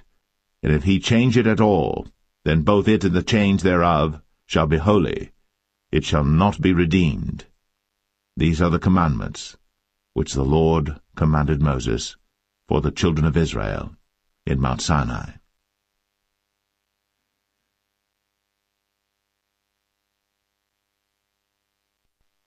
The Book of Numbers, chapter 1. And the Lord spake unto Moses in the wilderness of Sinai, in the tabernacle of the congregation, on the 1st day of the 2nd month, in the 2nd year after they were come out of the land of Egypt, saying, Take ye the sum of all the congregation of the children of Israel, after their families, by the house of their fathers, with the number of their names, every male by their polls. From 20 years old and upward, all that are able to go forth to war in Israel, thou and Aaron shall number them by their armies. And with you there shall be a man of every tribe, every one head of the house of his fathers. And these are the names of the men that shall stand with you. Of the tribe of Reuben, Elizur the son of Shadur; of Simeon, Shelumiel the son of Zurishaddai; of Judah, Nahshon the son of Amminadab; of Issachar, Nethanel the son of Zuar; of Zebulun, Eliab the son of Helon; of the children of Joseph; of Ephraim, Elishama the son of Ammihud; of Manasseh, Gamaliel the son of Pedazur; of Benjamin, Abidan the son of Gideoni; of Dan, Ahiezer the son of Ammishaddai; of Asher, Pagiel the son of Ochran; of Gad, Eliasaph the son of Duel; of Naphtali, Ahira the son of Enan. These were the renowned of the congregation, princes of the tribes of their fathers, heads of thousands in Israel. And Moses and Aaron took these men, which are expressed by their names, and they assembled all the congregation together on the 1st day of the 2nd month, and they declared their pedigrees after their families, by the house of their fathers, according to the number of the names, from 20 years old and upward, by their polls. As the Lord commanded Moses, so he numbered them in the wilderness of Sinai. And the children of Reuben, Israel's eldest son, by their generations, after their families, by the house of their fathers, according to the number of the names, by their polls, every male from 20 years old and upward, all that were able to go forth to war. Those that were numbered of them, even of the tribe of Reuben, were 46,500. Of the children of Simeon by their generations, after their families, by the house of their fathers, those that were numbered of them, according to the number of the names, by their polls, every male from 20 years old and upward, all that were able to go forth to war. Those that were numbered of them, even of the tribe of Simeon, were 59,300. Of the children of Gad, by their generations, after their families, by the house of their fathers, according to the number of the names, from 20 years old and upward, all that were able to go forth to war. Those that were numbered of them, even of the tribe of Gad, were 45,650. Of the children of Judah, by their generations, after their families, by the house of their fathers, according to the number of the names, from 20 years old and upward, all that were able to go forth to war.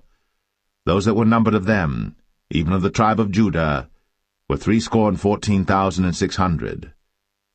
Of the children of Issachar, by their generations, after their families, by the house of their fathers, according to the number of the names, from 20 years old and upward, all that were able to go forth to war. Those that were numbered of them, even of the tribe of Issachar, were 54,400. Of the children of Zebulun, by their generations, after their families, by the house of their fathers, according to the number of the names, from 20 years old and upward, all that were able to go forth to war, those that were numbered of them, even of the tribe of Zebulun, were 57,400. Of the children of Joseph, namely of the children of Ephraim, by their generations, after their families, by the house of their fathers, according to the number of the names, from 20 years old and upward, all that were able to go forth to war. Those that were numbered of them, even of the tribe of Ephraim, were 40,500. Of the children of Manasseh, by their generations, after their families, by the house of their fathers, according to the number of the names, from 20 years old and upward, all that were able to go forth to war. Those that were numbered of them, even of the tribe of Manasseh, were 32,200. Of the children of Benjamin, by their generations, after their families, by the house of their fathers, according to the number of the names, from 20 years old and upward, all that were able to go forth to war, those that were numbered of them, even of the tribe of Benjamin, were 35,400. Of the children of Dan, by their generations, after their families, by the house of their fathers, according to the number of the names, from 20 years old and upward, all that were able to go forth to war, those that were numbered of them, even of the tribe of Dan, were 62,700. Of the children of Asher, by their generations, after their families, by the house of their fathers, according to the number of the names, from 20 years old and upward, all that were able to go forth to war, those that were numbered of them, even of the tribe of Asher, were 41,500. Of the children of Naphtali, throughout their generations, after their families, by the house of their fathers, according to the number of the names, from 20 years old and upward, all that were able to go forth to war, those that were numbered of them, even of the tribe of Naphtali, were 53,400. These are those that were numbered, which Moses and Aaron numbered. And the princes of Israel, being 12 men, each one was for the house of his fathers. So were all those that were numbered of the children of Israel, by the house of their fathers, from 20 years old and upward, all that were able to go forth to war in Israel.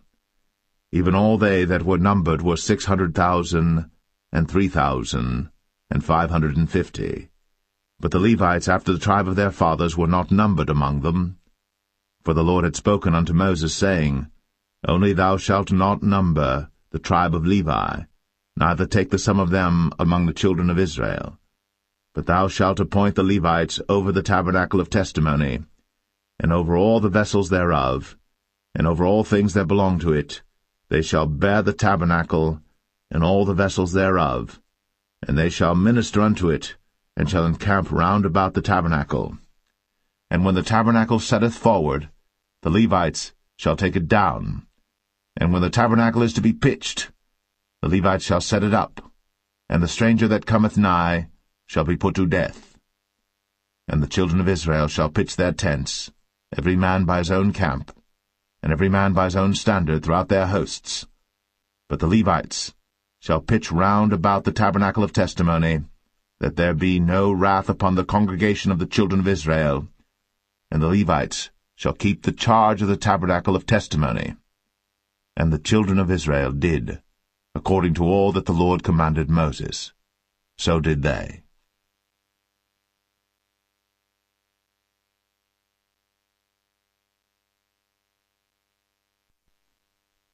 Numbers 2. And the Lord spake unto Moses and unto Aaron, saying, Every man of the children of Israel shall pitch by his own standard, with the ensign of their father's house. Far off about the tabernacle of the congregation shall they pitch. And on the east side toward the rising of the sun shall they of the standard of the camp of Judah pitch throughout their armies. And Nahshon the son of Amminadab shall be captain of the children of Judah. And his host, and those that were numbered of them, were 314,600. And those that do pitch next unto him shall be the tribe of Issachar. And Nethaniel the son of Zuar shall be captain of the children of Issachar. And his host, and those that were numbered thereof, were 54,400. Then the tribe of Zebulun, and Eliab the son of Helon, shall be captain of the children of Zebulun. And his host, and those that were numbered thereof, were 57,400. All that were numbered in the camp of Judah were 100,000 and 6,400 throughout their armies. These shall first set forth. On the south side shall be the standard of the camp of Reuben, according to their armies, and the captain of the children of Reuben shall be Elizur, the son of Shedeur. And his host, and those that were numbered thereof, were 46,500. And those which pitched by him shall be the tribe of Simeon. And the captain of the children of Simeon shall be Shelumiel, the son of Zerushadai. And his host, and those that were numbered of them, were 59,300. Then the tribe of Gad, and the captain of the sons of Gad shall be Eliasaph, the son of Ruel. And his host, and those that were numbered of them, were 45,650. All that were numbered in the camp of Reuben were 100,050 and 1,450 throughout their armies, and they shall set forth in the second rank. Then the tabernacle of the congregation shall set forward with the camp of the Levites, in the midst of the camp, as they encamp, so shall they set forward, every man in his place by their standards. On the west side shall be the standard of the camp of Ephraim, according to their armies, and the captain of the sons of Ephraim shall be Elishama, the son of Ammihud. And his host, and those that were numbered of them, were 40,500. and by him shall be the tribe of Manasseh, and the captain of the children of Manasseh shall be Gamaliel the son of Pedazur, and his host, and those that were numbered of them were 32,200. Then the tribe of Benjamin, and the captain of the sons of Benjamin shall be Abidan the son of Gideoni, and his host, and those that were numbered of them were 35,400. All that were numbered of the camp of Ephraim were 100,000 and 8,000 and 100 throughout their armies, and they shall go forward in the third rank. The standard of the camp of Dan shall be on the north side by their armies, and the captain of the children of Dan shall be Ahiezer the son of Ammishaddai, and his host, and those that were numbered of them were 62,700. And those that encamp by him shall be the tribe of Asher, and the captain of the children of Asher shall be Pagiel the son of Ochran, and his host, and those that were numbered of them were 41,500. Then the tribe of Naphtali, and the captain of the children of Naphtali shall be Ahira the son of Enan, and his host, and those that were numbered of them were 53,400. All they that were numbered in the camp of Dan were 100,050 and 7,600. They shall go hindmost with their standards. These are those which were numbered of the children of Israel, by the house of their fathers. All those that were numbered of the camps throughout their hosts were 600,000 and 3,550. But the Levites were not numbered among the children of Israel, as the Lord commanded Moses. And the children of Israel did according to all that the Lord commanded Moses. So they pitched by their standards, and so they set forward, every one after their families, according to the house of their fathers.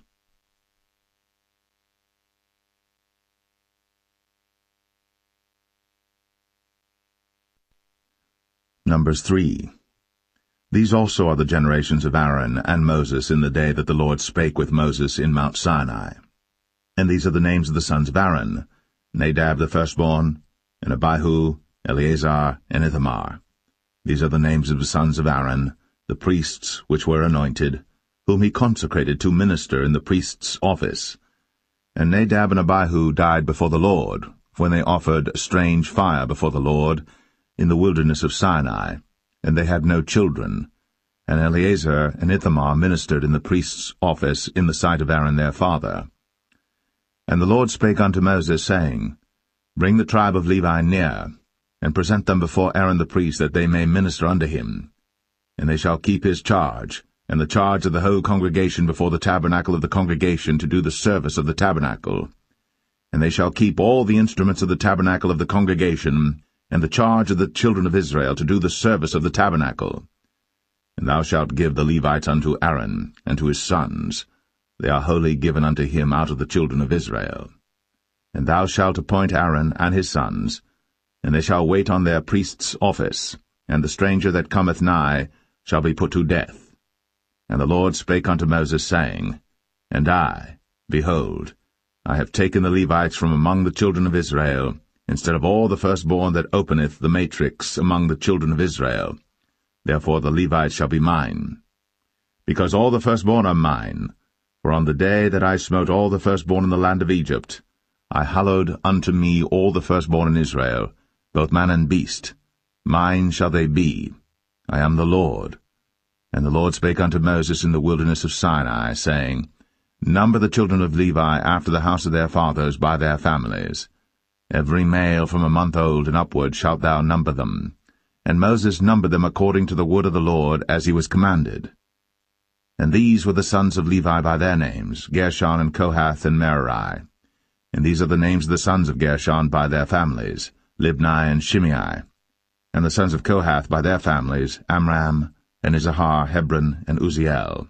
And the sons of Merari by their families, Mahli and Mushai. These are the families of the Levites according to the house of their fathers.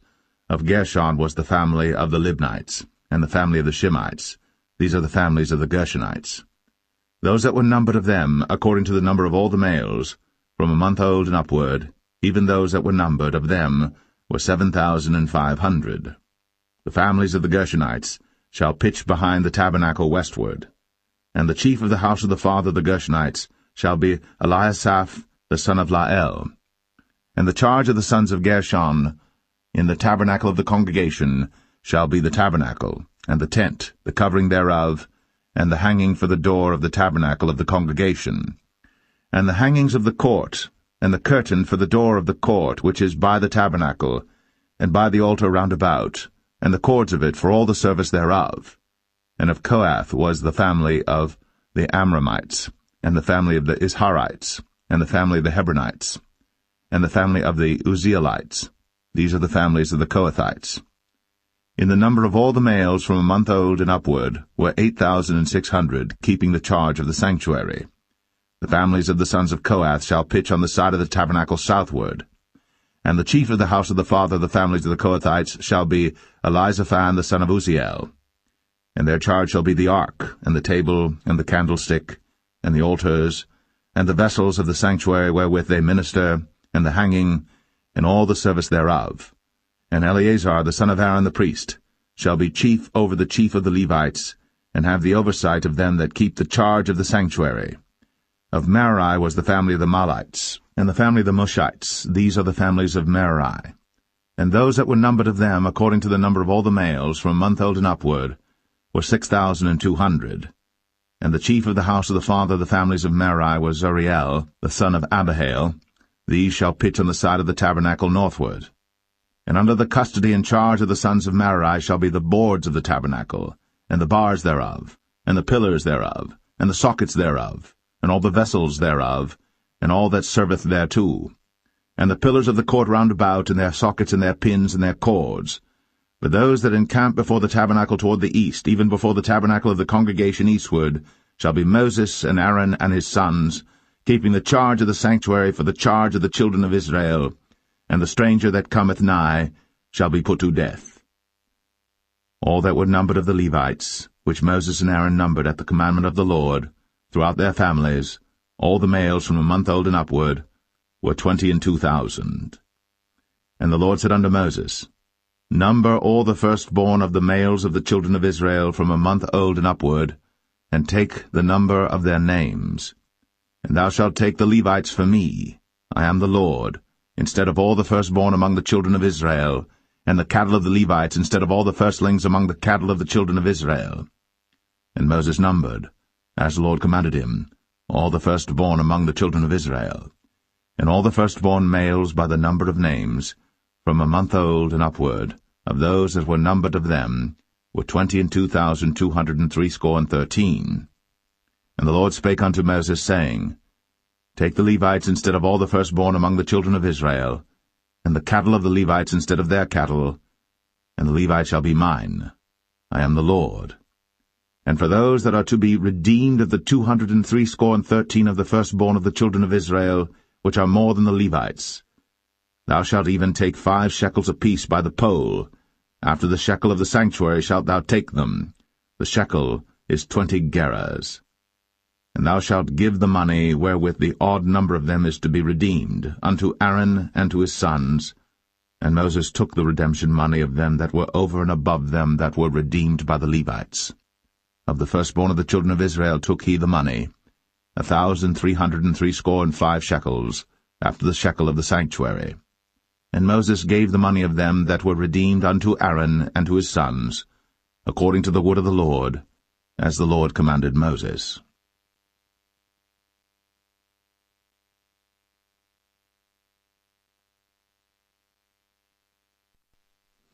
Numbers 4. And the Lord spake unto Moses and unto Aaron, saying, Take the sum of the sons of Kohath, from among the sons of Levi, after their families, by the house of their fathers, from 30 years old and upward, even until 50 years old, all that enter into the host, to do the work in the tabernacle of the congregation. This shall be the service of the sons of Kohath, in the tabernacle of the congregation, about the most holy things. And when the camp setteth forward, Aaron shall come, and his sons, and they shall take down the covering veil, and cover the ark of the testimony with it, and shall put thereon the covering of badgers' skins, and shall spread over it a cloth wholly of blue, and shall put in the staves thereof. And upon the table of shewbread they shall spread a cloth of blue, and put thereon the dishes, and the spoons, and the bowls, and covers to cover withal, and the continual bread shall be thereon.